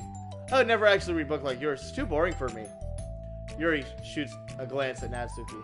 It's not boring. Chill, I said for me, not you. I can have my own opinion. I just think it's too convoluted. Sayori, are those from the floor? Haha, gross. She ate the cookie? That's not the first time. Wouldn't doubt it, though. Also, wash your hands before touching any of my books. But my hands aren't dirty. Just do it. The oils are there even if you can't see them. Fine. Sayori trots out the door and Natsuki follows. Yuri, you look a little upset. What kind of nerve does she have to call my hobby boring? Well, she did correct herself. Hardly. Are you on console? She was condescending. I don't mind if she thinks it's not for her. I already understand that that's not for everyone. I am on console. In fact, it's the only thing I got because I am broke. But she knows well how much these mean to me. So how about just leaving me alone instead of needlessly telling me things you hate about it? I'm sorry, Yuri. You may be right. This won't be the last time people have strong feelings about what they like and don't like. Especially in Literature Club. So I should figure out how to mandate discussions to keep them positive and constructive. For the record, I've always been impressed by the level of creativity in your books, and also your ability to get through them so quickly. Thank you. Okay, well this is something I'll have to think about and revisit. I'm sure I'll help Natsuki find some common ground with you. Common ground isn't necessary, I just wish to be respected. Hey, the respect topic was back a couple of pages. Alright, go visit that. Alright, that then. Either way, I'll do my best. I'm skeptical when it comes to Natsuki. I trust you, Monica, but I'm skeptical. Ouch. We're not that bad. In the first story, maybe, but not this one. Okay, everyone. We have a special meeting today. As you know, the Literature Club is a place where we get to share things that we're really passionate about. That also means we should be more mindful of how we respond to others' feelings. I think we have a chance to turn our differences into positive energy for each other. Are you being a little dramatic about this? It's important to me. Well, sorry, I just feel like I'm being accused or something. No, I'm not accusing anyone of anything. I'm sorry if it came off that way. But our conversation yesterday made me reflect on the power of language, and I thought it would be a really good topic for Literature Club, don't you think? I'm sure we're going to have differences in opinion a lot, but, you know, I need to make sure that we've prepared a positive atmosphere in the club. If you say so, sure. The cool thing about language is that it gives us a lot of different ways to express the same idea, or emotion. We have a lot to control over. How we want the other person feels, and when receiving our thought. This goes for poetry, narratives, casual conversation, basically anything. For example, Sayori, what's your favorite food? I have them organized in categories. Should I start with snacks, or do you mean full meals? Should I include breakfast? Oh, jeez. Okay, how about your favorite fruit? Oh, that's easy. Cherries. Really? Oh, I just thought cherries tasted nasty. What? Cherries are delicious. Well, that's a pretty strong reaction. Well, I don't understand how somebody could just think cherries are nasty. How does that make you feel? I don't know. Sad? Defensive, maybe? Yeah, I got defensive. See? The reason you had such a strong reaction wasn't just because I don't like cherries. It's because you felt like your opinion was under attack. But that's weird, right? Something like that, taste is completely subjective. But when I say something like, I think cherries taste nasty, using objective language, I'm challenging Sayori's reality that cherries are delicious with my own, which is that cherries are nasty. Wait, hold on. How's that objective when you said it was your only opinion? Has to do with the way our brains interpret the words. You're talking about the reality of cherries, not your feelings about them. Like Sayori. Let's rewind for a second and pretend like I didn't tell you cherries were nasty. Good. Sayori's missing the point again. So what if I instead said that, like, I tried cherries and they're not for me. It's kind of a flavor I enjoy. Well, that's fine, as long as you don't call them nasty. Nasty is a nasty word. Okay, so cherries was kind of a weird example, but I think I get the point across. So this time, instead of talking about cherries, I talked about my feelings. Sayori didn't get defensive. So instead of clashing with each other, god dang it, So instead of clashing with each other, it's like we received an invitation to talk about our differences. Yuri, you don't need to take notes. I'm not going to quiz you or something. I know that. I was just... Sorry, I didn't mean to call you out. You can do whatever you like. But does anyone have any thoughts so far? Yeah, I just feel like I shouldn't have to put all my language through a filter just to protect someone's feelings. Well, you don't have to. The choice is yours on how you want to come across to other people. I'm only suggesting it as a tool to help turn your differences into a positive experience rather than an argument. Right, Sayori? Whatever you say, cherry hater. Oh, come on. Sayori, I actually like cherries. I was just saying that to help demonstrate. What the heck? I've been duped? Sorry, Sayori. I'll make it up to you later. How about a cherry sundae? Are you welcome? You are welcome to dupe me anytime, my beloved president. The switch up. Buying your people's loyalty. How deplorable. Oh, like you would turn down a free sundae, Yuri. You were certainly a fan of those cupcakes we brought the other week. That was... I mean, I was reading a lot and not keeping track of them. Okay, that's enough. We're getting off topic. So, now that we get the gist of it, how about we try something more relevant to the club? Like manga, right? Let's try to have a productive discussion about our own differences in opinion. Yuri, do you want to start? Well, I'd rather not know. How come? Well, because I don't see how anything productive can come from that. It's just gonna start a fight. No, it'll be fine. That's why I'm here to moderate.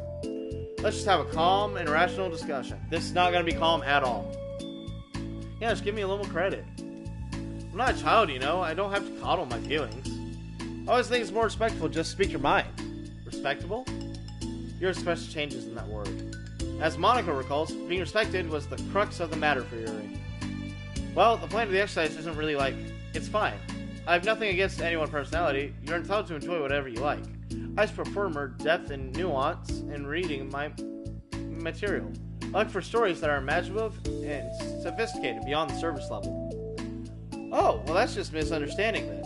I thought you were going to say that manga's for children or something. Like I hear enough of that. But there's plenty of deep manga. I'm not clueless about manga. I've read my own fair share when I was younger. Wait, are you serious? How come you never told me? Because I'm past that point in my life, and I really prefer not to revisit it. I prefer more mature things now. Excuse me? Okay, hold on, can I bump in here? Let's try to keep things objective. But if you keep implying that manga is immature, then you're implying that someone is immature for being into it. Well, silence. Good job, Monica. You really did it. Well, maybe it's immature to judge people for having different tastes than you. Natsuki, nobody's immature. I read Natsuki's manga and Yuri's fantasies, and I love them both in their own way. Okay. It's great that you like it, but I still find it boring. Boring isn't subjective. Okay, it bores me. That's subjective. But, I mean, the thing about... This is ridiculous. Do you see why I didn't want to participate in this? I knew it was just going to make people upset. I'm not upset. Like I said, I don't care what people think. But I always got the impression you seriously looked down upon me, so I'm glad my suspicions were confirmed. That's not true at all. You're making assumptions. You can't blame me for getting defensive when nobody ever has the least bit of respect for the things I'm into. Oh god, the fighting started before I got here. It wasn't a man thing. Never mind. Guys, we are like holy relic. The only thing I look down upon was when people make fun of me for just being myself and trying to mind my own business. What? Have you looked in the mirror? Tell me again about respect after calling my interest immature. You can't. Please stop. Please. You don't mean the things you're saying right now. Let's just be friends. I didn't mean for this to happen. Well, it did. So please don't invite yourself to try to solve others' problems next time. Yuri piercing words send the club room into a choked silence as she gathers her things. She leaves. Holy crap. I've never heard her sound like that before. She must be so pissed. Well, you weren't very nice either, so I was just saying, how did this happen? It's my fault. Yuri wasn't wrong. I should have just tried to moderate conflict when I know how bad I am at dealing with conflicts. It was a really stupid thing for me to do. It's nobody's fault, and it wasn't stupid. Everyone in the club was a nice person. Nobody would have expected this. But I guess we're sensitive about things we really love. Honestly, she kind of brought it upon herself. Like I said, I don't care if you're into manga, or not into it, but if you look down on other people for it. That's kind of the point I was trying to make in the first place. It's not about sugarcoating things. It's about recognizing and understanding our differences. Okay, but here's the thing about that. Yuri actually looks down on me. And it has nothing to do with her word choice or anything like that. Well, that's probably because she's taller, Natsuki. Have you ever tried, I don't know, growing? Like, if you were to grow just a little bit, I'm pretty sure she wouldn't have to look down so far. So I see what you're trying to do, but I really think the problem right here is her, not just the way we talk to each other, right? I mean, Yuri isn't like that. She's a lot sweeter than you're giving her credit for. I'm sure she'll be reflecting on this, and I actually think everyone should. It'll be fine. I'll figure something out. Wow. And I'm just like saying that instinctively. I'm just setting myself up to cause more problems. This wasn't your fault, Monica. You have nothing to beat yourself over. If you ask me, it's good that the truth finally came out, because I can just move on now. But it's fine, I promise. Let's just get off our minds, okay? In fact, it's a good opportunity to read some manga without having to worry about feeding Yuri's superiority complex. Don't be mean. I talk or read manga or whatever you want, but don't be mean to my friends, okay? Sorry. I'm just bitter. Everything will be okay. I mean, I don't have answers, but at least I know we're all good people and I don't want to hurt each other. This will all be a new learning experience. Monica says that, but her uneasiness is given away by how much she was forced to reassuring her tone. This was bound to happen eventually. Natsuki and Yuri have always engaged with each other with at least the least out of everyone, and this is the reason. As Sayori and Natsuki proceed to distract themselves with manga, Monica sighs to herself, unable to shake her worried thoughts. Will the club really have to come to terms with the fact that some members are incompatible with others? Monica desperately doesn't want to admit that, but she knows Sayori doesn't either. But for once, a solution doesn't seem to be in sight. Oh, it's getting real. It's going down for real. Alright, reflection part 2. This is all a bunch of nice stuff. And I like how I'm not a character. It's just them. All the beautiful women. Not really beautiful. Just women. Who apparently are all, like, in some deep connection with each other, but are, like, they're so, like, gay. They're so gay for each other. I'm there for them. Honestly, I ship them with everyone. They should all just be in a 4-person dating relationship thing. It could work. Just ignore, like, the main story of Doki Doki and put them all together. It'll work. Trust me. A new day arrives. Sayori arrives at the classroom earlier than usual. That is, not late. As she enters, it appears to be empty. So she sits down at a desk and pulls out a sheet of paper primed to jot down her thoughts. Sayori has made a habit of scribbling her thoughts and feelings into paper whenever possible, as it tends to serve as her best inspiration for poetry. My heart feels vacant because the ship has sailed away. Yo. Ah! Natsuki! Natsuki puts her head out from behind the closet door. Ah, sorry, I didn't mean to scare you. But it would have been a lot more awkward if I didn't say anything. I doubt you want me listening to your poetry thing. Yeah. Thanks for realizing that. Should I let you finish up, then? Oh, no, I wasn't... I mean, I just do whatever is convenient. You're not interrupting. Where's Monica, by the way? Oh, she's out in the hallway. Why? Well, just in case she runs into Yuri. Sometimes Yuri is too nervous to come into the club room by herself. Oh. Jeez, does Yuri really let things bother her for that long? She can't control her feelings. For some people, it's really hard to cope when you get a bad thought in your head. Maybe if you can distract yourself for a little. But as soon as it is just you and your thoughts again, it comes back. Huh. I just want us to have a normal club meeting. It's a lot easier to pretend like it never happened if we just ignore it and move on.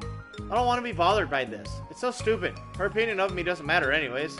Besides, it makes me feel really guilty, and I hate that too. It's okay to have feelings. It doesn't make you weak. Let's figure this out together.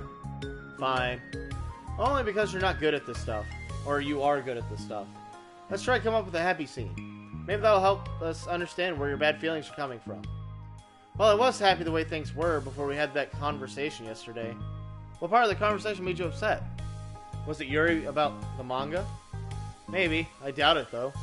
Because my friends and other people make fun of manga all the time, but I just brush it off and ignore them. But something about it really got to me this time, and I hate that I'm letting it happen. Is it because it came from Yuri? No, why would that matter? I mean, well, maybe. I just hate that she thinks she's so much better than me because she likes to pretend to be all sophisticated. Yeah, that's what it is. At least people decide that they don't like me, or manga, or whatever. But Yuri acts like she's too good to even give a chance. I'm sorry. Everyone deserves a chance. Exactly. Would you give Yuri's books a chance? After this? Obviously not. What about before this? Well, I would until I got bored, which wouldn't take very long. But if you actually keep an open mind, then it's not hard to realize that a story can be a deep, meaningful, without being needlessly complicated. I see. But you know, I like Yuri's books. Yeah, but you like manga more, right? Sayori shakes her head. I like them both. I like them in different ways, but I like them both. I mean, the manga is really honest and fun, and the fantasy has a lot to interpret and uncover, and it's really rewarding to have some good time together with it. But the most important thing is that both the manga and the fantasy are true themselves. So I love them both. And I think there's room for both of them to be on the same club together. And I just feel like maybe you have more in common than you would think. How do you get along with everyone so well? I always get into fights with people.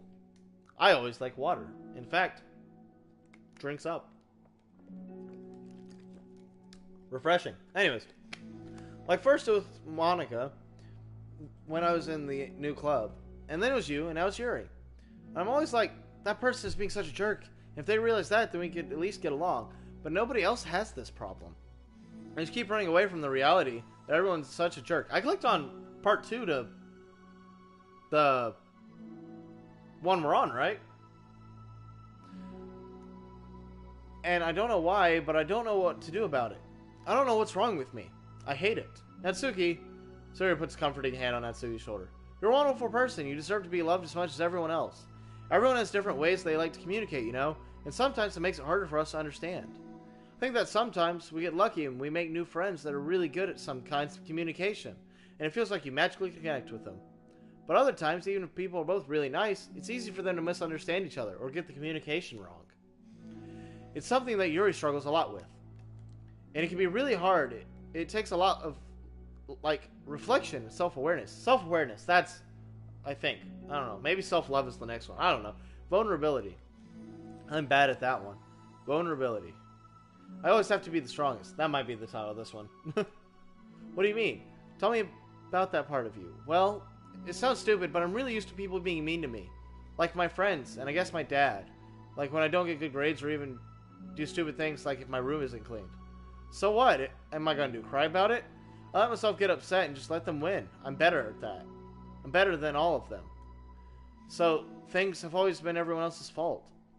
It feels like if something else goes wrong, that even a tiny hint that it might be my fault, then I just get really angry and always find a way to blame everything else instead. Do you see yourself as better than Yuri? If I said that, then I would really sound full of myself. No. Our thoughts and feelings are two different things. Even if we don't like our feelings, we have to understand if we learn more about themselves. That a part of vulnerability, you know, accepting that we have feelings that we don't like. I hate that. My feelings make me a bad person. Because my feelings just want me to tell me I'm so much better than her. That she's judgmental know-it-all and she's stuck in her edgy phase and that I'm just way above that garbage. But I'm terrible for feeling that way. You're not terrible. You are not your feelings. But you're not your feelings. Say that to yourself out loud. Fine. I'm not my feelings. The way that I like to picture it is that those feelings are like your roommate. You live in the same house and you gotta see each other every day. And even if you can ignore each other most of the time, you're gonna run into each other and then it's gonna feel like, yeah, and it's gonna make you feel like poop. It's gonna make you feel like poop. So the other option is to go get to know each other. You can communicate and learn from each other and maybe even help each other change it for the better. Does that help you understand? How do you know so much about this stuff? I just have a roommate that can be really hard to get along with. Called depression. Oh, depression. You're like, the happiest person I know. And I am not my feelings. I want to be a good person like you. Aw, you little sweetheart. We're all good people. You, and Yuri, and Monica. And I think Yuri will eventually learn that about you. Natsuki remains silent, feeling a little overwhelmed. Despite Sayori's kind reassurance, a complicated mixture of pain and sadness seems to fill her, as though flowing from a wound inside of her. Was it the result of her vulnerability? No, it wasn't as though she inflicted a wound after becoming vulnerable. It was as though she began to rediscover an old wound, one that simply cannot be bandaged and left alone any longer. Dang. Anyways, in the meantime, cut to Monica and Yuri. Yuri, what are you doing all the way over here? I was looking for you. Please don't yell at me. I'm not going to yell at you. I just wanted to say that I'm sorry what happened yesterday. It was unfair for me to put everyone on the spot like that. Next time, I won't try to jump in and solve everyone else's problems. I guess it's a bad habit of mine. You're not mad at me? I thought you were the one mad at me. That was so awful yesterday. Yuri curls up, recalling the details of the argument. I can't even have a normal conversation without saying something wrong and making everyone upset. Hold on, that's not what happened at all. Let's talk about this, okay? Yuri pauses for a second, then nods. Monica takes a seat next to her on the staircase. I'm having a lot of negative thought patterns, and I can't get away from them. What kind of negative thought patterns? Like, everyone hates me, especially Natsuki. That's terrible. I don't think Natsuki hates you. How do you know? Well, because Monica thinks back to the time where she herself found herself in an altercation with Natsuki, and how to display maturity from Monica was enough for Natsuki to reevaluate her own feelings. I think Natsuki is just naturally defensive. I think she acts mean when she feels the need to protect herself. But you know, she's not really a bad person. In fact, I think she can be thoughtful and considerate. She's just, well, I guess the way it works is that she wants to receive some degree of kindness first before she feels comfortable returning it. Oh, but that means the burden's on me, and I don't know how to say things like that make people like me. Every time I open my mouth, Yuri shakes her head at herself and tugs on her hair. It's okay, Yuri, you don't need to beat yourself up. I think anyone would like you if they had a chance to get to know you. Well, unfortunately, the opposite is true. That's why I'm not talkative anymore in the first place. Because everyone used to think I was weird, talked about me behind my back. That's just what happens when I draw attention to myself. Natsuki even said she found it more respectful when people spoke their mind, so I did. And then she hated me anyways. It was enough to confirm my fears. But Sayori and I like you, and we've gotten to know you a lot. Yuri doesn't seem to have a response. Hey, what do you think of Natsuki? I don't think about her. That's not what I meant, actually. Oh, I was just wondering if you had an opinion of her. I do. What is it? Natsuki seems to bring out the worst in me, and I feel really ashamed of it. I like to think of myself as a fairly sophisticated person. So, for someone to just treat me like an inferior, despite my tastes, it's just the worst kind of insult coming from someone like her. And it makes me feel bad about her. But everyone else seems to like her, so the only explanation is that it's me who's doing something wrong. And my feelings about her are wrong. Am I wrong to get upset over something so childish and inconsequential? No, Yuri. Feelings are never wrong. Well, they're not right. That's the thing. Feelings are never right or wrong. You know? They're just a state of being that we don't always have control over. But that doesn't mean they don't have control over us. I feel like that's something I learned around when I first started the club. We can hate ourselves for feeling a certain way about things, or we can, just acknowledge they exist and try to understand them better. I could never be mad at you for just feeling a certain way. It's about how you handle them. And I think working through feelings is a great opportunity for teamwork. Yuri wears a dejected expression. You make it sound so easy. You're so mature. And so good with people. I feel like such a child in comparison. Oh, Yuri. I'm far from perfect. But these are learned skills. They didn't come naturally either.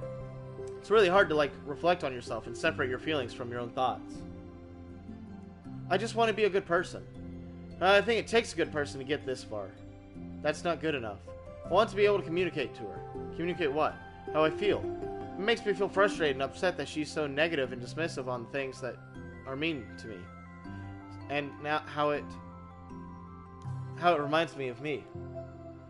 Because it's what I like to feel misunderstood and angry at everyone. I know that telling yourself you're better than everyone else is just a defense mechanism. But we're just people. We're fragile and unstable. And I'm just tired of getting in the way. I can't stand it when peace is disturbed like this. Yeah, you can't focus on your reading when peace is disturbed, right? Because the literature club should be happy for everyone. Monica looks at Yuri in adoration. I feel like Sayori must be rubbing off on me, because I really want to hug you now. Sorry, I didn't mean to make you uncomfortable. No, I mean, if you wanted to, I wouldn't really mind, so... Monica pulls Yuri in for a short embrace. You're so gentle. I love when you communicate with your feelings. I feel lucky you get to see that side of you. I'm sure Natsuki will too. I'm going to write a letter. Oh, a letter? What a great idea. Just because I'm not good at talking, especially under pressure. I always let my feelings get the best of me, and I forget all the important things. and I say things I don't mean. Well, I think a letter would be wonderful. Such a nice way to communicate. Yuri's face hardens with determination. Undertale! Yay! People don't naturally gravitate towards me like they do for you and Sayori. My personality just isn't suited for that. And I wouldn't want it to be. But something I've learned from this is that friendships don't always just magically appear out of air. For instance, I'd never see myself making friends with someone like Sayori. We are opposite in a lot of ways, but I'm friends with her because she put in so much effort into understanding me, so that we can get along. I think it was the same for you. You both gave me a lot of time and patience. And I wonder if she feels the same way. Natsuki? Yuri nods. I always thought that if I wanted to make more friends, I had to be somebody that I'm not. That there's a type of person or a magical formula that I'd have to follow in order to make someone like me. And that's just like me to think that. Always occupied with myself that I fail to understand people. Yuri shakes her head. Friendship happens when you think about the other person. When you offer time and effort to them, and respect them, and trust that they also want to be a good person. That's what I learned through my observations in the literature club. Observations? Monica is caught by surprise. Yuri's always kept to herself, and it's so unusual to hear her suddenly talk about the club like this. But Yuri gently smiles to herself. You always let me listen to your thoughts about people. Sayori too. And it makes me happy because I learn a lot of things. That's so sweet. I had no idea it meant that much to you. Monica never thought much of it, but in the past weeks, Yuri's always seemed to be especially attentive when it came to problems and concerns of others. Always wanting to listen and learn more about her friends in the club. It's true Sayori and Monica are naturally more comfortable with people and can easily work through situations of conflict, but that doesn't make them any better. Everyone has strengths and weaknesses and capacity to improve. The first step towards improving oneself is reflection and self-awareness. It's something that Yuri gave herself enough credit for, but Monica can recognize as an incredible trait, and with that, her confidence in the club is restored. Oh, we're still going. Very shy girl with long pretty ears, wandering and bustling lunchtime hallways, her fist pressed into her collarbone. When she finds the literature club president's door, she stands at the door, glancing around her, peering inside. Monica is sitting and chatting with a group of unknown friends. Yeah, as suspected, this was a bad idea after all. Suddenly, Monica glances towards the door, making the girl panic and duck out of sight. Before she can regain composure and decide to leave, the classroom door gently opens. Yuri? What surprise to see you during lunch? Yuri quickly squeaks a response. Please help me. What, is everything okay? Yuri shakes her head. I don't know how to write letters. Thank goodness, I thought there was some kind of emergency. Monica briefly glances over her shoulder at her friends. Do you want some help? I can go find an empty classroom or something. Is that okay? I feel bad taking away from your friends. It's totally fine, I promise.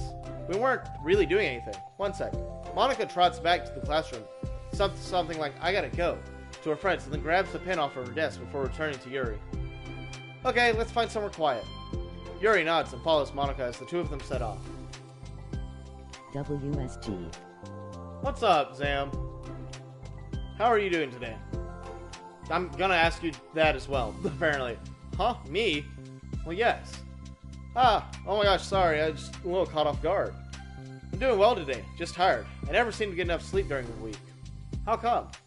I don't know, I'm just easily distracted, and I get really sucked into things, and start neglecting at the time. Me too, I do that too. Hey, this classroom is empty, let's go in here. After peering inside, Monica opens the classroom door, and the two of them enter. Yuri's moment of relaxation ends. She watches Monica pull out two chairs at the same desk, and then obeys as Monica beckons her to take a seat. She stares at the empty desk. You nervous? I don't want to do this. We don't have to. You can come up with something else. Yuri shakes her head. It's my chance to do something good. I need to take initiative. NGL this morning did Gosh, upset me, which I you must really be don't determined. want to talk about, but I know it's hard to I'm step out of your alright. comfort zone. I'll be sure to encourage you. Anyways. Just checking in. Oh, I'm sorry your morning was kind of bad, man. If you want to talk about it, you can message me on Discord, and we can talk, and if not, that's completely fine. Just know that I'm here. And I appreciate you for checking in. And I hope you everything starts going better. Yuri pushes through her anxiety and grabs a handful of lined paper from her notebook. Then she picks up her pen. Yeah, they're totally all dating, right? At this point. They're all having a little fun. Hey, you're left-handed? That's neat. Yeah. Now, I don't have to worry about you bumping my arm. Monica playfully rubs her shoulder against Yuri's. Sorry, I'm just being silly, I guess. Anyway, how about we start listening the different things you want to say to her? Yuri thinks. Feel embarrassed all of a sudden. Oh, that's okay. How about some of the things you said to me yesterday? But, never mind, I guess I'll try. Yuri thinks for a moment longer, and her tension evident. Then she writes the word, reflection.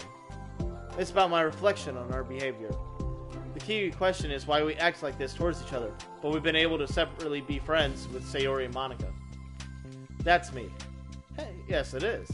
So, Yuri thinks. I've been able to befriend the two of you because you've taken time to understand my needs and respect my interests.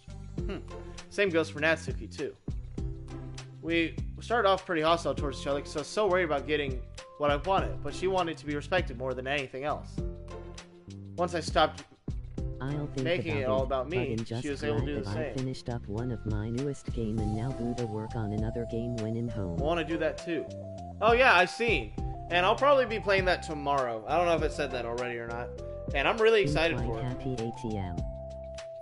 Well, that's good, man. I'm glad you are. Also, yeah. I have no idea what you're going to be working on next. I have no idea what you just got done working on. And I'm honestly really happy to play it tomorrow. So what kind of things do you want to do for her? I want to do the same things for her that I like to receive. I like it when people respond positively to the things I talk about and not just brush me off. I like it when my feelings are taken seriously. And I like it when you and Sayori trust that I want to be a good person, even when I'm not doing a good job at it.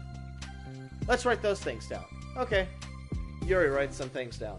I think the most important thing to remember here is that Natsuki's feeling vulnerable, so we should make her sure that she puts the letters here first. It's hard when you're feeling hurt, but it helps to just tell someone all the things that they're doing wrong. I think first they have to make sure that they know you're ready to respect them and listen to them, and admit the things you're feeling you could do better. I feel like you might like the one in working on then finally, the one I released you recently. asked you would like in return. How does that sound for the structure? It could be 3 paragraphs, 1 for each point. I like that. Hey, I mean, I'll still play both. Honestly, if I play the game and I'm interested and I want to either beat it, or like I get so stuck at it that I'll spend like an hour trying to beat it, it's a good game. Yeah, I like it, okay? So no matter what it is, I'll probably love it. I like that. My thoughts were so disorganized, I had no idea how to come up with any kind of my structure.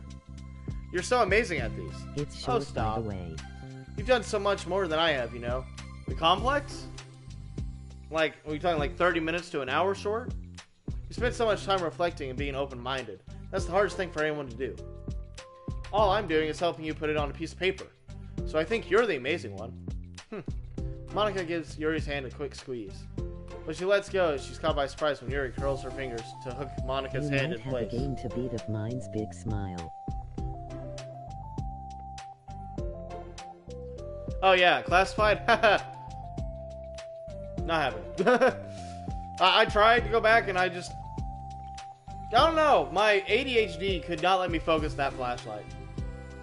For a while, they sit like that in silence, save the occasional scratching of Yuri's pen against the paper. Yesterday, you told me something that I'm thinking about a lot. What was that? Ow. The thing about my feelings aren't right or wrong. They're just a state of being that we need to come to terms with. It made me think about how a person's behavior isn't always how they decide to be. It's also made up of their past experiences and their insecurities. I think that it helps me see the other people as actual people rather than as insignificant side characters who want to get me somehow. Is that how you feel about Natsuki? Sayori nods. But in reality, everyone's always trying to do the best, and everyone wants to be happy. Monica peers over Yuri's paper, but to her surprise, Yuri pulls it closer, partially covering it with her arm. I've been able to read it to help you out, you know. It's okay. My thoughts are a lot more organized now. And after being able to talk to you about it, now I'm actually putting it onto paper. I realize I prefer others not to read it. Yuri laughs softly to herself, a rare expression. I'm kind of glad to hear that. I somehow keep finding ways to butt into this whole thing. I've done enough damage. But I've also been so wonderful about taking this. I mean, I always thought you were really smart, but Yuri smiles. I will always be terrible at these things. People are just incomprehensible to me. I'll never get the hang of being one. But listening to you so much has really helped me make sense of things. So just don't call it damage, please. Monica gives Yuri a gentle smile. I can't believe I came to this club looking for fantasy geeks and all I got was real friends who value me. Is that a joke? Of course it is. Still can't tell with you. Sorry. No, I love it. Please never change. As you wish. Yuri glances at the clock. We're almost out of time. Will you be able to finish? Before the end of the day, probably. Okay, out of context here, guys. Finish the poem before the end of the day. But I don't want to come to the club the same day Natsuki reads it. I'm too shy. I can give it to her instead if you'd like. Yuri nods. As long as you promise not to read it. Of course, I promise. Thank you. Yuri exhales and the two stand up. I'll message you when it's ready. Monica nods. Good luck. I'm here if you need me. Yuri nods. And the two depart. Oh, we're getting so far into this now. Ah, reflection. That's what it was about. Self-love! Did you finally past the part where it gives you trouble? If we're talking about classified still, I keep getting closer to the ending, but for some reason I just can't get timings down. Which, it's fine. Anyways, let's begin self-love! Something not a lot of us have, unfortunately. It's only been one day since Yuri's letter was delivered to Natsuki, with Monika's help. But Yuri chose not to attend the club meeting that day. She and Natsuki haven't faced each other since. Although it's only lunchtime, Yuri finds herself anxiously counting the hours until she will come face to face with her outcomes of her efforts, whether good or bad. And because of the passing by of students was making her feel more anxious, Yuri picked out the most scheduled spot she could find to spend her lunch. By the vending machine! Let's go! That's our woman! She chose the vending machine. Because the staircase is under maintenance, no student would have any reason to come here. Oh, I didn't even realize that. It's such a relaxing feeling to have at the moment of solitude in the middle of a frantic school day. Ah! Eep! What are you doing here? Yuri grips her book with enough force to wrinkle the pages beneath the pressure of her thumbs. Well, what are you doing here? I just came to get a drink from the vending machine. The other one is out of the drink I like. Yuri notices Natsuki fidgeting with a few coins between her fingers. She nods, avoiding eye contact. Natsuki also looks away, shovels over the vending machine. It's so quiet that every one of her movements seemed to reverberate throughout the entire stairwell. After far too long, she finally receives her beverage, which she fidgets with and places the coins. It's some kind of iced tea. But instead of leaving right away, Natsuki just stands in place. She glances all around her. It's like way too quiet back here. It's creepy. I mean, it's not what I mean. It's totally cool that it's your thing, or whatever you like. I just can see how it suits you, so... Not because I think you're creepy or something. I didn't mean that either. You know, I'm just gonna stop talking. That seems like a good idea. It's okay. Everything is okay. Yuri finds herself attempting some words of comfort after hearing Natsuki stammer to herself in dejection. Seemingly in response, Natsuki approaches the base of the staircase and hesitantly sits herself near Yuri. Well, I can leave if you want. Yuri shakes her head. Natsuki twists the cap off of her drink and takes a sip. Despite receiving Yuri's gentle permission, Natsuki doesn't say anything more. Yuri continues to lead, or at least pretends to. As the two just sit there for a long time, the tension seems to fade a little bit as time passes. Even without any words, this seems to mean at least something, though it's not clear what it could be. Lunch ends more quickly than expected. Natsuki is the first to stand up with her empty drink bottle. Are you coming today? To the club? Yuri nods. I'm so sorry for being awkward. I'm really bad at talking about this stuff. I just can't for some reason. I don't know why. But I want to, eventually. There's no rush. I promise. Thanks. Aw, they're kind of cute together.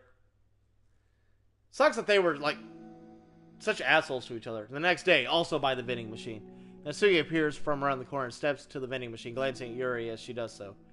Today, she seems to be holding some kind of book as well. Oh, you're here again. Well, I just came here to read this, because there aren't any people around here. Oh, I thought you didn't like how quiet it was. Well, I don't, but there's no people here. I see. Natsuki sits down. The mood feels much different today than it did yesterday. After yesterday's lunch and the club meeting that followed, Natsuki and Yuri are feeling more relaxed around each other again. Although Yuri's letter is still lingering in the back of Natsuki's mind, she continues to detour about it. It's okay that I'm here. Yeah, I don't care. I mostly don't feel like I'm dealing with the crap I get from my friends about it. Especially since, like, they all just assume I stopped reading manga after I joined the literature club. Human, I remember your DDLC. No! Not my Doki Doki Literature Club! No! Not that I'm trying to hide it from them exactly. I just don't want to come up again now after I've waited for so long for this new volume to come out. Literally months at this point. You don't have other friends who are into manga? Not unless online friends count. And Sayori, but that's different because she's not exactly into it. She just likes it. You know what I mean. Uh-huh. Honestly, you're lucky that the books you're into or at least look like books. So you don't have to feel like anyone's constantly judging you by the way you're reading. That'd be so awful. Especially since I already hate attention so much. Well, it's a good thing I have thick skin, I guess. By the way, I would totally recommend finding some friends online if you haven't already. If you're like me and have no one to share your hobbies with. Oh, I have online friends. Since middle school, actually, I was especially desperate back then. It's somewhat embarrassing to reminisce about those days. Sometimes I feel like me from a few years ago would have benefited from a good smack across the face. Me too, Yuri. Me too. I'm out of water. Yay. Anyways, oh whatever. We're just all stupid kids back then anyways. Some of the fanfics I wrote, thank God, I used pseudonym? Peasdonum? What the hell is that word? Human, I remember I have short-term memory. Me too, buddy, me too. I can't remember what it just said. I liked that at the time, and I got a lot for feeling out of it. And plus, I can look back and say with confidence I've become a better person since then. So I don't think I would change anything. I wonder if a few years back from now, if we'll think about the same thing about our current selves. Probably. Doesn't that make you feel uncomfortable? No, of course not. I don't care what other people think of me, especially someone who doesn't even exist. Huh. Alright, here. Natsuki raises her hand to her face and forcefully slaps her own cheek. That's me from the future coming to terms with me right now. Also, ow, I didn't mean to do it that hard. Yuri doesn't seem to react, but then Natsuki's surprised. Yuri shyly looks the other way before lifting her own arm, doing the same thing, loudly smacking her cheek. She turns red and stares into her lap and is unable to hide a smile, as though it was really funny. Oh, that's what I'm talking about. I didn't know you had it in you. I don't even know why I did that. Maybe I thought it'd be funny. Sorry, I kept distracting you. You said you were looking forward to reading, but I kept going on about this nonsense. I'll let you read your readings. Oh, right. About that shit. Yeah, I guess I'll do that. The conversation ends quickly, and Natsuki opens her book. The two silently read for the remainder of the lunch hour. But the whole time, Yuri feels distracted by a twist of regret over having abruptly forced the end of their conversation. Again? You're back. Yeah, I'm here to lay low again. Another day has passed. During lunchtime, Natsuki finds herself having wandered into the stairwell once more. Hey, did you buy that? Natsuki quickly notices the bottle of iced tea on the staircase where she normally sits. Yuri nods, avoiding eye contact. What, for me? But you didn't know I was coming here today. What if I didn't show up? Well, I'd have to drink it myself, I guess. It was a stupid thing to do. No, it wasn't stupid. I just thought, never mind. I want to say thank you. And that's a really nice gesture. It's okay if you don't feel that way. I do. There's the other things I didn't mean. I swear, please believe me. Yuri pauses, then nods. Talking is hard. I get it wrong a lot too. So I believe you. Natsuki exhales in relief, then sits down next to Yuri and takes a drink. Knowing Yuri, she probably overthinking that it is so much that Natsuki's tepid response filled her with self-doubt. I'll do something nice for you next time. Please don't feel obligated. I want to. I want to do nice things for you. Okay, thank you. You can thank me after I figure out how I'm going to do something nice. I'll do it then too. Natsuki sighs. Nothing. It just reminds me how I haven't gotten along with my friends lately. Is that why you've been coming here? Well, no, not exactly. I haven't been avoiding them on purpose or anything. They're just other things I'd rather be doing at lunch lately. I like being around them when they're just all having fun, but they also can't take anything seriously. So when I don't know, feeling serious, their attitudes just really get on my nerves. It's gotten worse ever since I joined the literature club. How come? I don't know. I feel like I used to really be good with just putting up with them because I'd feel so stupid and cause drama over a joke or something I didn't like. I just have a hard time doing that lately. But it's my fault for being overly sensitive. If I have a problem, I'm not going to demand everyone around me to change. Human But I know. Monica and Sayuri really don't agree with that kind of thing. But they're not my position, so it's easy for them to say you should just communicate your feelings or whatever. But it's not like my friend group does that kind of thing. Just be making an embarrassment of myself. Yes. Also, I posted a poll like a couple days ago if like what game you want me to stream next, because this is probably the last time I'll stream this, because this is the end. Like after this one and the next one, that's it. That's all of Doki Doki, and there'll be no more. So go vote there if you haven't already. Deltarune is one of the choices. Sorry, none of this has anything to do with you. I just don't know why I'm talking about it. It's okay. I like listening. What? Listening to other people's problems? Yes. That's weird. Sorry. I just like learning about people. Do you think it's weird? No, that's not weird. I'm probably just misunderstood, so I don't know. Does it mean I should keep going? If you like. Okay. Well, I don't know what to talk about now. What are some things you like about your friends? A lot of things. I mean, if they're really fun to hang out with, like after school on the weekends, and they really like my baking, and it's fun to complain about school together. They make me laugh a lot, and we have a lot of good memories and inside jokes. Oh, I'm bad at a lot of those things. So, are those things that are important to you? Well, kind of, but they're not things I need out of everybody. Everyone in the club is really different from that, but I'm still friends with them too. Well, Sayori really likes her baking, and she makes you laugh, and she complains a lot. And that doesn't mean she's anything like my other friends. Well, I don't like them. She's a nice person who cares about your feelings. Excuse me? How about you don't talk about what my friends... What? How about you don't talk that way about my friends that you don't know anything about? Natsuki stands up. No, wait. I'm sorry, I didn't mean it. I don't want to say anything bad. Please don't leave. Natsuki sighs, shakes her head. It's fine. As long as you understand that you can't just judge people like that. I'm sorry. Natsuki sits back down. You can't just compare friends like that and, like, measure who's better than who. Everyone's different. I'm sorry. I just don't like people who hurt you. A moment of silence stretches between them. They don't want to hurt me. They just like to tease others about stupid things. It's fun. I don't like that. Well, that's why I'm friends with them and you're not. You like it? I just don't worry so much about me. It's not worth it. I'm sorry. I wish I knew how to help social conflicts, like how Monica can.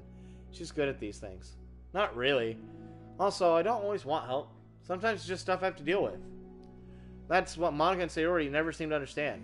Sometimes all you do is look at them wrong and they're like, oh, what's wrong? Is everything okay?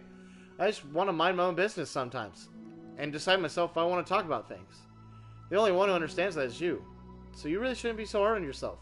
You're not as bad as you think. Oh, you don't need to reassure me or anything. I mean that. Plus, it makes us as someone who doesn't talk a lot and make a good listener. Thank you. You're always so nice. It's really hard for me. It doesn't come naturally at all. It's so weird because I always taught myself that someone who can just say whatever's on my mind. But I feel like I'm the only one I'm annoyed or upset when I want to say something mean. Why am I like that? You don't have to answer that. I'm just talking to myself. Yuri nods and remains silent. Natsuki notices her fidgeting with the pages of her book. How come you like reading so much? Oh, well, a lot of reasons. But I just get sucked into it so easily. It's so immersive. Like I want to be a part of it. I think there are a lot of things about people in real life that make me feel uncomfortable and frustrated. Especially when it comes to following social conversations and a group of interactions. I just don't really understand it, and I have no real reason or desire to participate. But it's different with books, and it feels like I always want to be around the characters. I feel such strong emotional connection with them in ways I've never felt with real people. So in that way, it can sometimes feel like more than real life. Really? Is it that hard for you to be around people? Like, all the time? Fairly often, especially in group settings. When people are talking all kinds of conversations, saying jokes and all that, I don't really know what to do, and I just disengage. Oh. Doesn't that get lonely? I don't think so.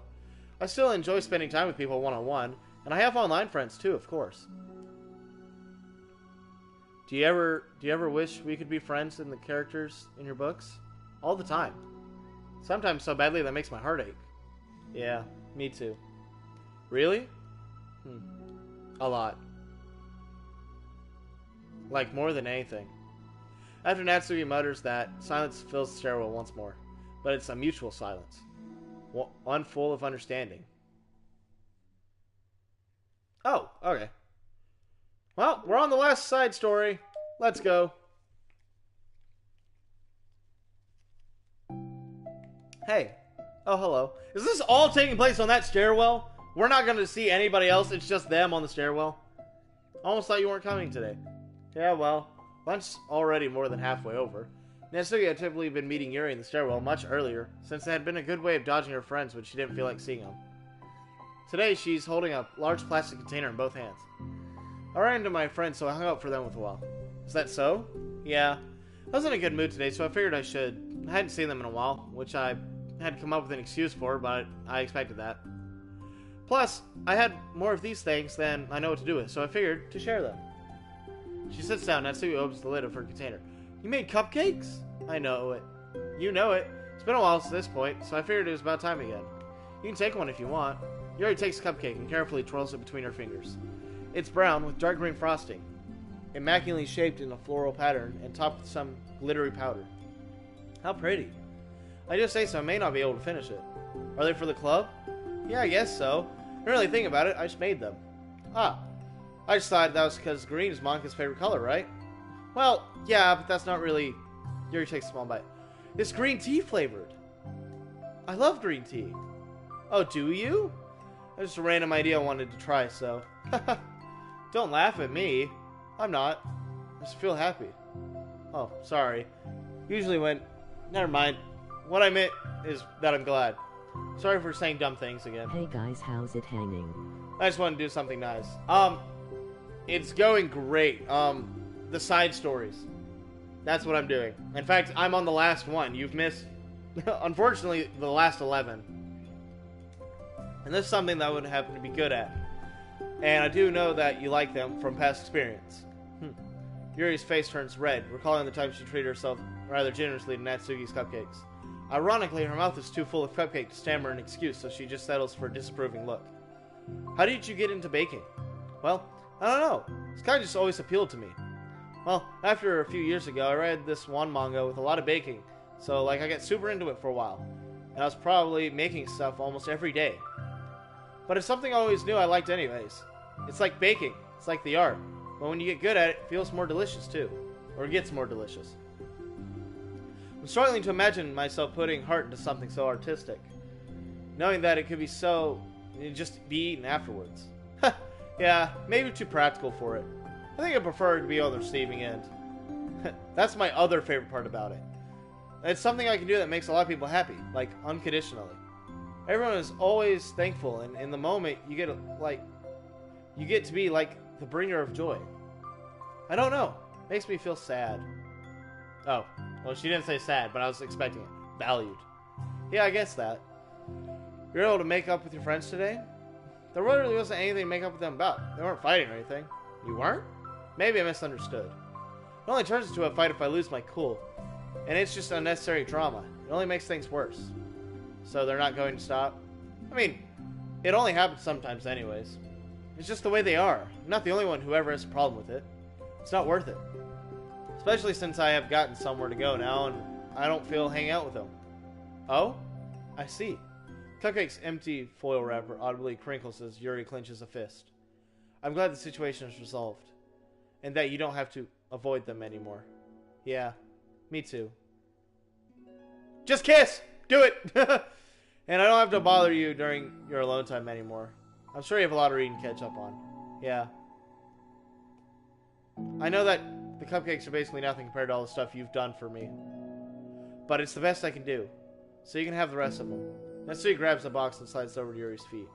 Yuri stares at the box. Then she shakes her head and slides them back. You should save them for your other friends. But I made them for you. Natsuki's voice whines as she protests. I know. And I like them very much. Are you planning exactly on as you ending the thought. stream after this final side story? We'll probably look at all the stuff I've unlocked right after, and then after that, yeah. You succeeded. But I know you care about making your other friends happy too.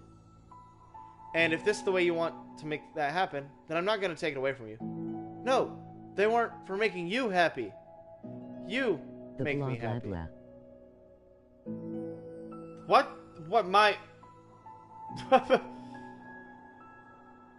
Okay. Yeah, my text-to-speech just had a stroke reading that last one. You're worth more than the cupcakes to some people. That's why they went to spend time with you. And be your friend. Without warning, tears pour from Natsuki's eyes. She pulls her knees to her chest, starts sobbing into her arms. Natsuki! Such a bad person. Yuri stammers, feeling panicked. I didn't mean to say something bad. Natsuki shakes her head and wipes her eyes. You didn't. Natsuki tries to choke back on her sobs, but struggles to speak through them. I just really hate myself sometimes, and it feels so wrong when you say those nice things. Like I don't deserve it. I'm sorry. No, I am. I'm so difficult. And I can't think of a single thing about myself that somebody wouldn't like. And I hate that I bothered you during lunch. I just thought it was my chance to be a good person. Like, to be nice and do the things you wrote about in the letter. I knew if I tried in club, Sayori and Monica would be super annoying and make a huge deal out of it. You know, I think a lot of those negative things too about myself. I never feel like a good person. Always whatever that word is, not even gonna try. Everything I say, and later I feel like I said all the wrong things.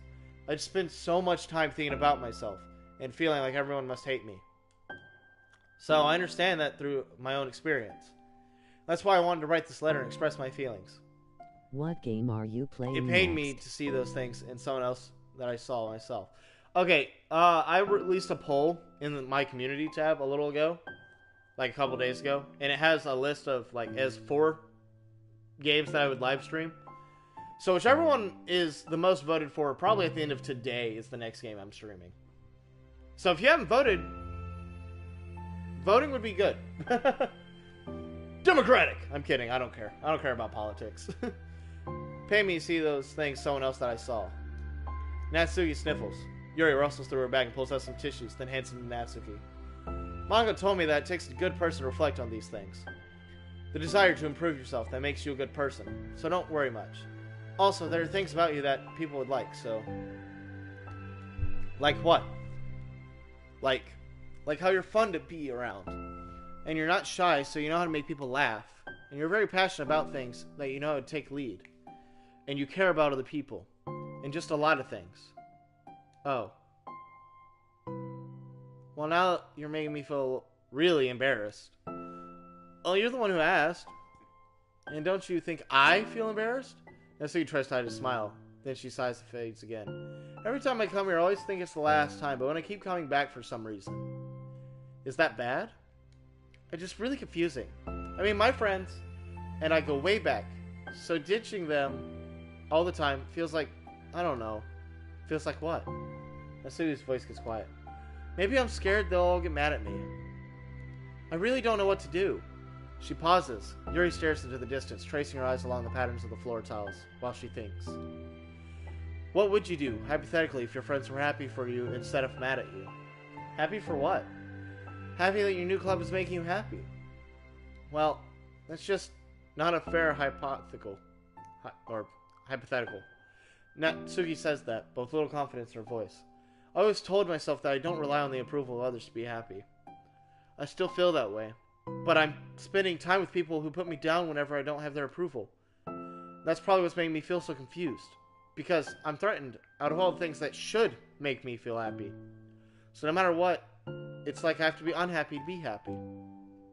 It's making my head hurt. That must make it really difficult to see for uncomfortable. It must make it really difficult to feel comfortable with yourself. Being made to feel like you're wrong just for being the person you are. It really goes against everything I believe in, doesn't it? It goes against the kind of person I want to be. I'm fed up with it.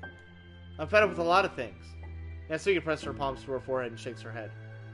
I know it's best for me, but I keep convincing myself out of it. It's so much easier to be uncomfortably happy than it is to do something so scary. To do what? You know. That. With them? Natsuki nods. I didn't think you were actively considering that as an option. It wasn't until recently. It's just one of those feelings where, like, it's been a certain way for so long, you just get used to it. Like, as much as you've gone through it, so much that it feels like you just, how your life is. And throwing everything away is a big part of it. Makes me feel sick to think about it. Natsuki sighs. It's just really scary and terrifying. What are you scared of? I don't know. A lot of things. Like being alone. Not having anyone to talk to or hang out with. Not being able to replace what I have with them. And I don't want them to hate me. And I'm scared they'll hurt me if we're going against them. Boiled steak. That doesn't make any sense, but yes. If you can, go for it. I wonder if boiled steak would be good. Or if that's just like roast at that point. Kinda. Physically. Not physically, but Yuri clenches her fist. Natsuki, what? If anyone thinks to cause you harm, I will unleash hell upon them. Wow! Okay. Natsuki snorts in laughter. Don't laugh at me. I'm sorry, I liked that. That's all. Oh. Well, I meant it. I know you did. Natsuki gives Yuri an endearing look. I needed it. As the conversation lapses, Natsuki again slides her box of cupcakes over Yuri. Just take them, okay? I don't want other people to have them anymore. If you can boil hot dogs, sure? you can boil steak. That's fair. You can also boil chicken, so I guess that makes a lot more sense now. Natsuki nods. I'm sure. I will then. I'll enjoy them. Natsuki looks away, but a feeling of warmth spreads through her. She holds on to that feeling, knowing it'll give her courage. Back at the staircase. Oh, you're here first today. And you brought reading material. Natsuki is sitting in her usual spot, this time holding a volume of manga, while her lunch sits beside her. Yuri sits down as well and opens her own book. It sucks when a good series has to come to an end. Like, it's such a big part of your life, and then one day there's just nothing left. Makes you feel so empty. Unfortunately, I'm about to experience that myself. I'm on the last book of the series. That sucks. There's also something satisfying about letting a story conclude. I don't know if I want it to go on forever. Maybe, but there's some things that I wish I could. On the other hand, have you ever read something that overstayed its welcome? Yeah, definitely. I think of at least one thing I've read that got pretty unbearable halfway through. Like, the ending really sucked. So it sucks when something good has to come to an end, but it sucks when they just keep inventing more plot until you don't like it anymore. Air fried rice. You're gonna make me hungry, and I ate before I started streaming. And I'm fat! God, my fat sentences tingle every time anyone talks about food! If a shrimp can, then air can. Yes, absolutely. I guess it sucks either way. Well, that's the nature of all things. They come to an end. The two fall silent. They slowly eat while making their way through their respective reading material. Except Natsuki, who doesn't seem to be touching her food at all. You don't go out during weekends, right? Excuse me? Like with friends at the mall or downtown or whatever. Not a total shut-in, you know? Oh, my bad for making assumptions. Hell, I'm sure I get out less often than most people. Like you and the others in the club. But I don't really meet with friends or habitually spend time with them. I usually meet up with my board game group. Board game group? Cake. It doesn't matter. It's just more nerdy stuff. Hey, you stay away from the lightly microwaved coffee cakes, okay? Those are the best things ever. Like, nothing goes wrong with, like, a 10-second warmed-up coffee cake, okay? Nothing. It doesn't matter. It's just more nerdy stuff. Why do you ask anyways? I was just curious. I realized that I could picture it, so I was just curious. Yuri looks at Natsuki and realizes she's shaking. Don't look at me like that. Sorry. Natsuki pulls her knees into her chest and puts her head down. I can't take this. Did I do something? Yuri gets flustered and her mind is racing all over, like she said or done. I did. I ended it. I texted them earlier telling them, and then I just blocked them because I was afraid of their responses. Oh, you broke up the friendships. Okay. And now it feels like... Oh, that. Oh, that's... I'm sorry. Totally unsure what to do, Yuri can barely find words to support her. Meanwhile, the sound Natsuki's unusually hard breathing fills the air. Then she speaks again above a whisper. Help me. Feel sick. Please help. You may be having a panic attack. With that realization, Yuri's demeanor suddenly changes. I have experience with this, so I can help you get through it, okay? Natsuki nods through her rapid breath, her head still buried in her knees. Yuri slides herself to Natsuki on the steps beside her. She puts her hands on Natsuki's shoulders. Can you feel my hands? Natsuki nods. Her shaking becomes more apparent through Yuri's sense of touch. Yuri keeps her voice low and gentle. You're safe right now. You're in a good place, where nothing can hurt you. Natsuki adds once more. Although Yuri is not only touching Natsuki's shoulders, she practically feels her racing pulse through the breath of her neck. We'll do breathing exercises together, and all you have to do is listen to my breaths and get along. Let us breathe now. Yuri takes a deep, slow breath. Beneath her hand, she feels Natsuki's shoulders rise. Natsuki takes a deep breath, trying to mimic Yuri. They exhale together, although Natsuki's breath shakes out all the way. That's good. Keep going. Yuri breathes in once more. Natsuki joins her. They continue like that for a few more cycles while Yuri closely monitors.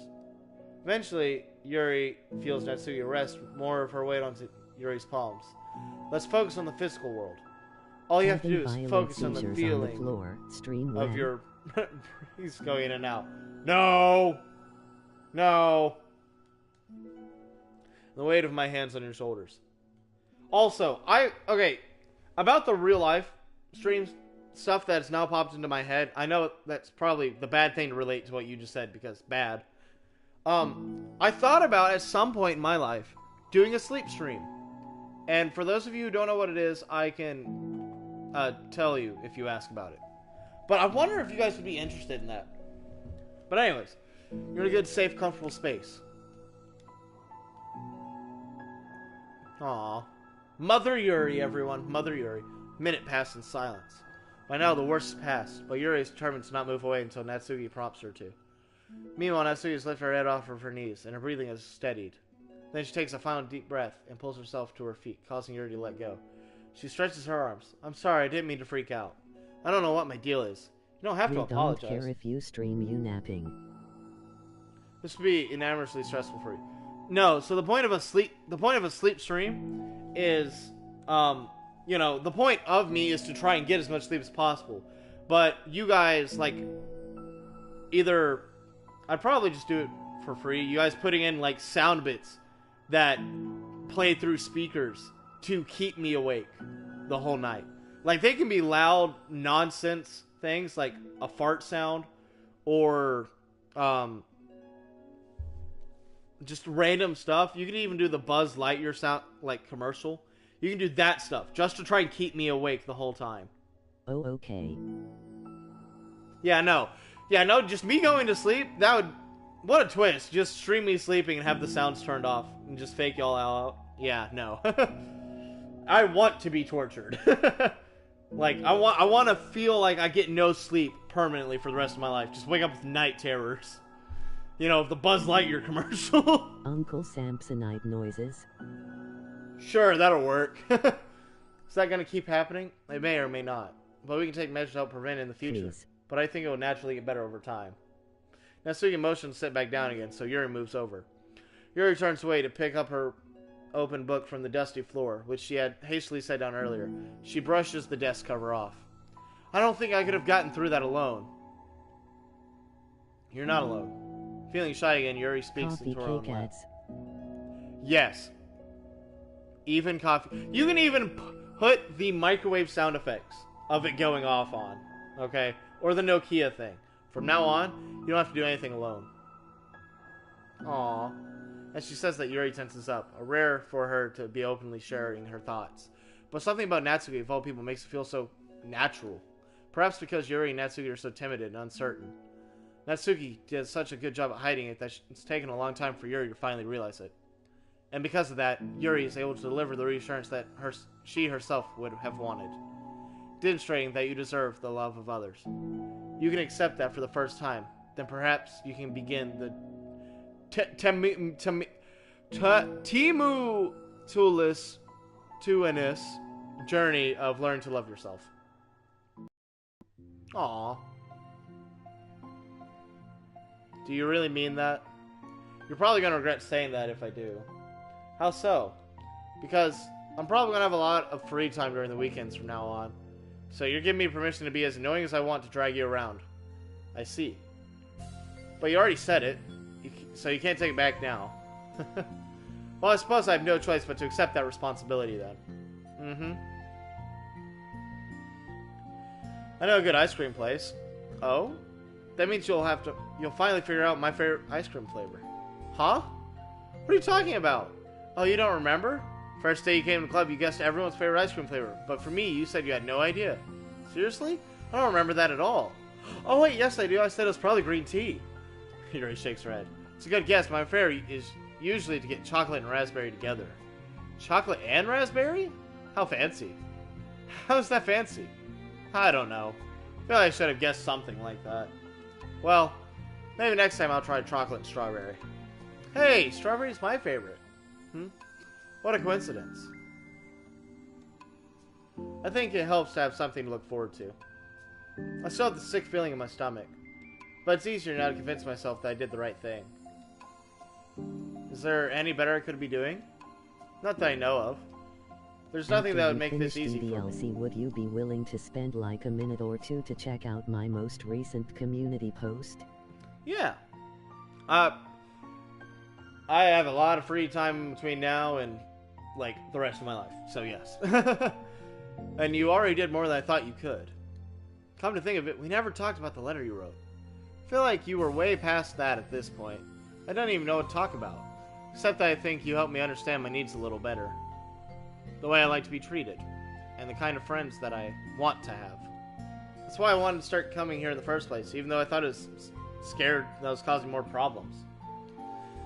I thought it was a coincidence that you ran into me in here initially. Oh, well, not exactly. What do you mean? Nothing. Yeah, right. I may have trackled you down first. With help, Sayori. But you said... I was shy, okay? I wasn't ready to, like... Whatever, you know. What am I saying? I guess I'm glad you worked up the courage. Even if it was your own way. I can tell that you've been making a lot of difficult decisions. It's brave, and will make things a lot better in the long run. I think anyone would be proud of you for it. Anyone? You mean like you? Yes. Like me. You know, I get used to this. As long as you don't tease me too much. Fine. Just a little then. That's fine.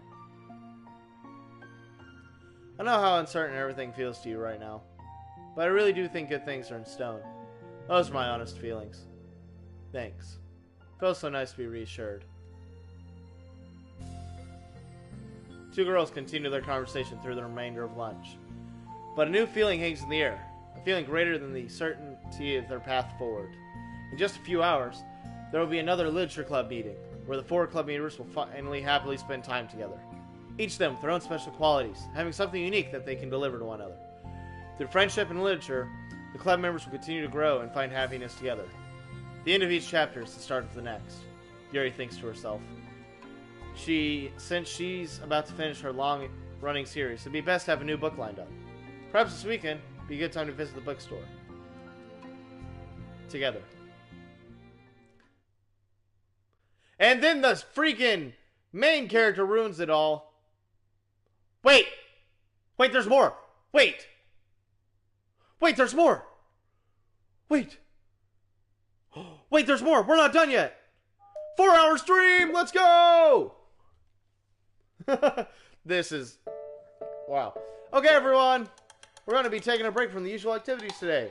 I was thinking since people are starting to talk about the festival, it's a good time to go over us for the general direction of the club. I think it'll help us figure out what we have to do for the festival, you know? Oh, Sarah and I already came up with a really good plan. Really? For the festival? Yeah. So the plan is this, okay? You and Yuri collect information ahead of time on which clubs and classes are doing food booths. Then we make a map and plan the most efficient route so we can get most of them before the lines are too gone. Hey, that has nothing to do with the club. Well, you have to let me finish. Alright, go ahead. Right, so basically we get all the food we can. Come back here and we all eat together. That's all. Wow, and I tricked twice in the same joke. Boo, don't be a hater. It's not like you can come up with anything better. Look, even Yuri was thinking about it. No, I wasn't. I'd really prefer to do something literature related. We can eat together any time. The festival is a unique opportunity. Besides, it's been quite a while since I've had any new interest in this club. Oh, yeah, I was thinking about the same thing. When we get a shot showing people what the literature club's all about. I'll tell that we can both do, right? We'll make time for your food mission and still put together a public event. Oh my gosh, yes. I was just joking, but that's a really good idea. Well, I'm glad that's settled. I think the question is how to come up with an event that demonstrates everything you can about a literature club. Well, it's kind of tough because everyone gets something different out of the club. Okay, how about this? Let's go around and have each of us talk about what we've gotten out of the club so far. That could really help us figure out what kind of reputation we want to build. Yeah! That's too embarrassing. Aw, but you could have so much to talk about. That's exactly why. I'm sure Natsuki feels the same way. Well, maybe, but I didn't plan on arguing against it or anything. I mean, it's the literature club. We talk about this stuff together, right? And the only way we get more comfortable is if we suck it up and do it. Oh, you're not wrong. I'm sorry for being resistant. It's not good to say suck it up because it sounds like your feelings don't matter. Right, my bad. It's just a habit I need to break. We'll do better. Well, anyway, who's gonna start? I'll start. I was the first to join after all. Wouldn't that be me? No, I want to go first. Fine, you can start. I don't mind. Yay! So, gosh, it feels like a long time ago. I think I joined because I wanted to have fun sharing poems with people. It seemed like it'd be a safe way to express myself, you know? Like if it's just a poem, then I can share it without feeling like I'm burdening anyone with my problems. And I thought it'd be really easy to get to know people. So yeah, I was really surprised when I walked in and it was just Monica. She was sleeping. Don't remind me of that. Yeah, but it seemed like so much fun to help start a new club. Especially when since writing helped me so much, I wanted to see what other people do. But I ended up being me who was inspired because I remember feeling like Monica was just so sweet and mature that I could trust her with anything. Made me feel a lot less alone, and having someone who even knew the bad things about me. And at that point, I knew the literature club was the special for a lot of people. I felt that same way. It really helped give the club more cohesive vision. Yeah, then Yuri joined, and she was so different from us, and Natsuki too. I think for Yuri, it really helped me to take a lead before she was able to open up a little. But Natsuki was kind of the opposite, where she really wasn't really get close until with someone really quickly. And I never thought about that sort of thing. Well, I've gotten better at understanding people's needs. It makes me really happy because my friends are the most important thing to me. And whatever new members we get, I want to help them in those ways too. I don't know if I would have continued coming to the club if it weren't for you. Really? I know it wasn't too long ago, but it hurts to think about my behavior back then. It was really short-sighted. The only reason I came to find others were into fantasy. I suppose that was my idea of making friends with people. I remembered I was feeling uncomfortable because you and I have such different energy. I had such a specific idea about the kind of person I would be friends with. So Sayori tried so hard to get to know me, and I felt like I was just wasting her time. I think I was so naive to assume similar interests were the key to component of friendship. Sayori and I were able to be friends because she always thinks about the needs of other people. That's something I never do, or never knew how to do, or even thought to do. But I stayed in the club thanks to that, and started trying as hard as I could to understand people. You really went above and beyond when it came to that. I was super impressed. While I always hated that I don't know how to behave like a person who is easily liked by others, like the two of you. And because of that, I spent so much time thinking about my own behavior, and all the wrong things I said. But the whole time, I should have been thinking about the other people instead, not myself. Once I started doing that, I was able to make friends with everyone else. I also discovered that sometimes I'm a better communicator when I take time to write rather than speak. It's so strange that the ways that turned out, so different from anything I could have expected. But I'm happy. I suppose we don't always know what we really need. Oh my gosh, you're so cute when I'm going to throw up. Okay, please don't do that, Sayori. Besides, I'm not cute. Hey, isn't that my line? Oh, for me, it's actually true, so... What are you saying? Nothing. I finished my part, so somebody else take the turn. My heart! Sayori takes some deep breaths. Okay, fine, I'll go. Yuri, I can't believe you were complaining about doing this and still went before me. What a show-off. I was just following up Sayori. It's the easiest way to get over with it. Besides, you left out the most important thing you got out of this club. I did? Yeah. Or let's supply your favorite cupcakes. Oh no, I forgot that too. I'm a traitor to the Cupcake Queen. Neither of you will be forgiven. Looks like Monica will be the only one getting cupcakes next time. No! I can't eat that many cupcakes. Yeah, true. Only Yuri can. Hey! Well, anyway, I'm just putting off talking. It's kind of hard to think about this stuff. But I guess what comes out to is that I'm in a much better place mentally than I was when I first joined. That's because everyone helped me realize that I had some really toxic friendships going outside the club. It was a really painful thing to go through. It still hurts to think about. I'm sorry, Natsuki. It's fine. I knew it's for the best. And I was alright. I guess for me, it's all about feelings. Oh, I was only ever ridiculed for having feelings, so the right thing to do was to ignore them. It took me a really long time to realize that's not how things are supposed to work. And I guess thanks to everyone, it took time to respect my feelings, even when I was being, like, the biggest jerk. I'm really sorry for being such a jerk to everyone. I was really the worst. Natsuki's voice chokes a little. We love you, Natsuki. I just hate that I was like that. Everyone did so much for me, I could never do anything in return. That's not true, Natsuki. You've done a lot more than you think. This club really wouldn't have been the same without you, I mean. Remember how judgmental I was when you first showed up? I couldn't accept anything other than my own idea of what literature club was supposed to be. Apparently, that was a little more important to me than the opportunity to bring you some happiness. That really taught me that anything that makes you happy is worthy of my respect. You even inspired me to start playing piano, and that's something that means a whole lot to me. So there's no need to put yourself down. Okay. Natsuki wipes her eyes. You helped me a lot too. It's so much fun to have you around, and you helped me become a better person. And having a problem doesn't make you needy or inconvenient. It means there's something that needs to be better for you, and you always deserve that. I agree. Seeing us have some of the same struggles made me a better person as well. I won't want to change anything about our time here. I don't think any of us would. I'm sorry I got all dramatic again. That's all I wanted to say, so Monica can go now. There's no need for apologize. It was something I wanted to talk about anyways, because it made a big difference. I was always such a strict perfectionist who never took time to believe in the best of people. But everyone kept proving me wrong. I made the mistake multiple times thinking that my way was the best for everyone. Or thinking that I needed to solve other people's problems. But I think a leader means that you have to acknowledge that you're not perfect. And the best thing you can do is to help guide people rather than do everything for them. We're all good people. We're all equals. And I think that's the most important thing I've gotten out of the club, realizing that really means. Sayori, what are you doing? I just thought that we should be writing some of these down. Things about the club that are valuable to us. With a piece of chalk in her hand, Sayori writes the word trust on the chalkboard. This is because she showed me that I could trust you with everything about me. Also, hey! They're doing the titles. Yuri takes a piece of chalk. She writes understanding. Oh, a lot of gratitude to everyone who took the time to understand me, even though I thought it was difficult for me to express myself. In that case, Monica takes a piece of chalk and writes the word respect. I always thought it was respectful. I was a respectful person, but it took the club for me to realize there was more to it than I thought, and I'm a better person because of it. I have another one. She writes balance. Sometimes people often want different things out of friendship, or they need some time before they're ready to become close.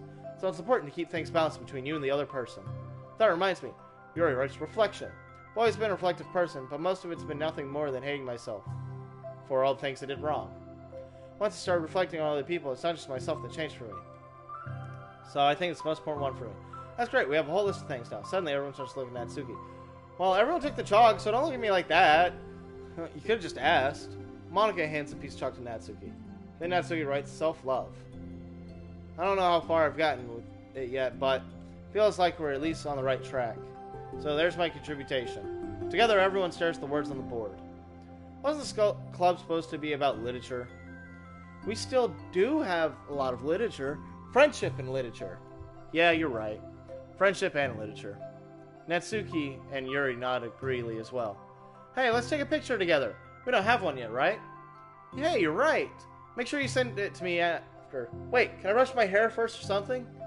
Oh, you're fine. You already have the best hair out of all of us. Everyone together. I can't fit you all in. Okay, everyone ready? And click. Do I actually... Ah, darn. I'm really glad we talked about this stuff. It's easy to forget how far we've come with only 4 members. Yeah, I have so many happy thoughts right now. I'm getting some really good inspiration for a poem. You know, I feel the same way. Kind of want to get some writing done. Me too. I think I would like that as well. Everyone's looking at me again. I'll do it too, but I might not feel like sharing it. That's okay. 4 members of the Literature Club disperse and return to their desk, each equipping themselves with a pen. Natsuki and Yuri give each other a quick glance, then start writing immediately. Sayori stretches, then does the same. But Monika's left tapping her pen against the paper, unsure of where to start. Just move your hand, Monika mouths to herself. Write the way into your heart. Her mind full of thoughts, memories, and inspiration, Monika navigates past her mental barriers and begins to write. Doesn't matter what, just as something new.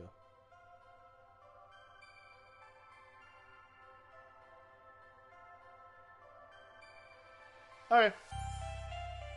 Montage time! God, I've been streaming for 4 hours about women in literature. Oh, that's it. Yay! We are done! Haha! We actually get credits now.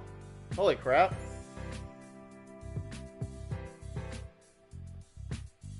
You know what? I do not regret playing this game. At all. Even if there were lots of twists and turns and possibly... God dang it, my remote fell. But possibly questionable things. I don't regret it. I don't regret playing it at all. I actually quite enjoyed it. Although... I trust Monika now, but in the main story, no. But Monika's a good person in the side stories. Just, God, I just want to reach through there and just delete her again, sometimes.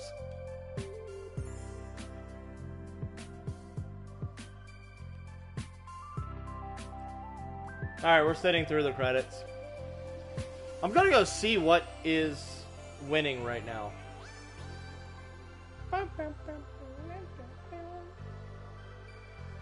Yeah, what is winning on the polls? Also, have fun with all this.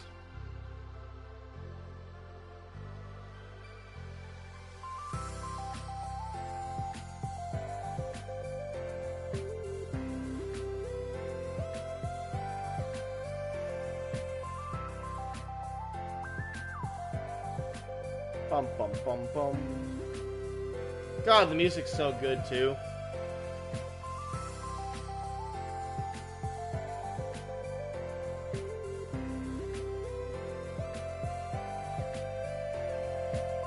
Alright, and community tab.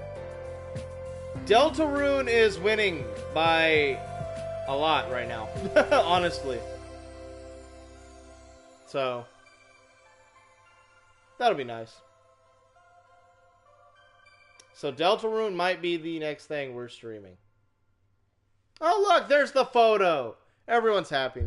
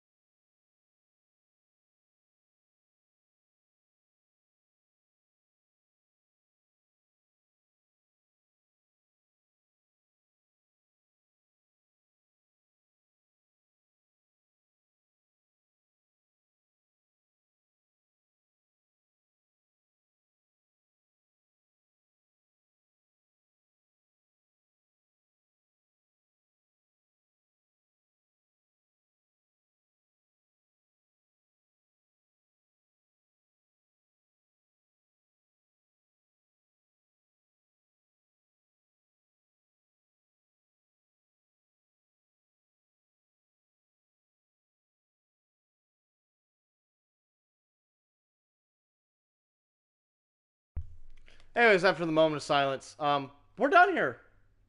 I don't know why you expected to still be here. But yeah, we're done with all this.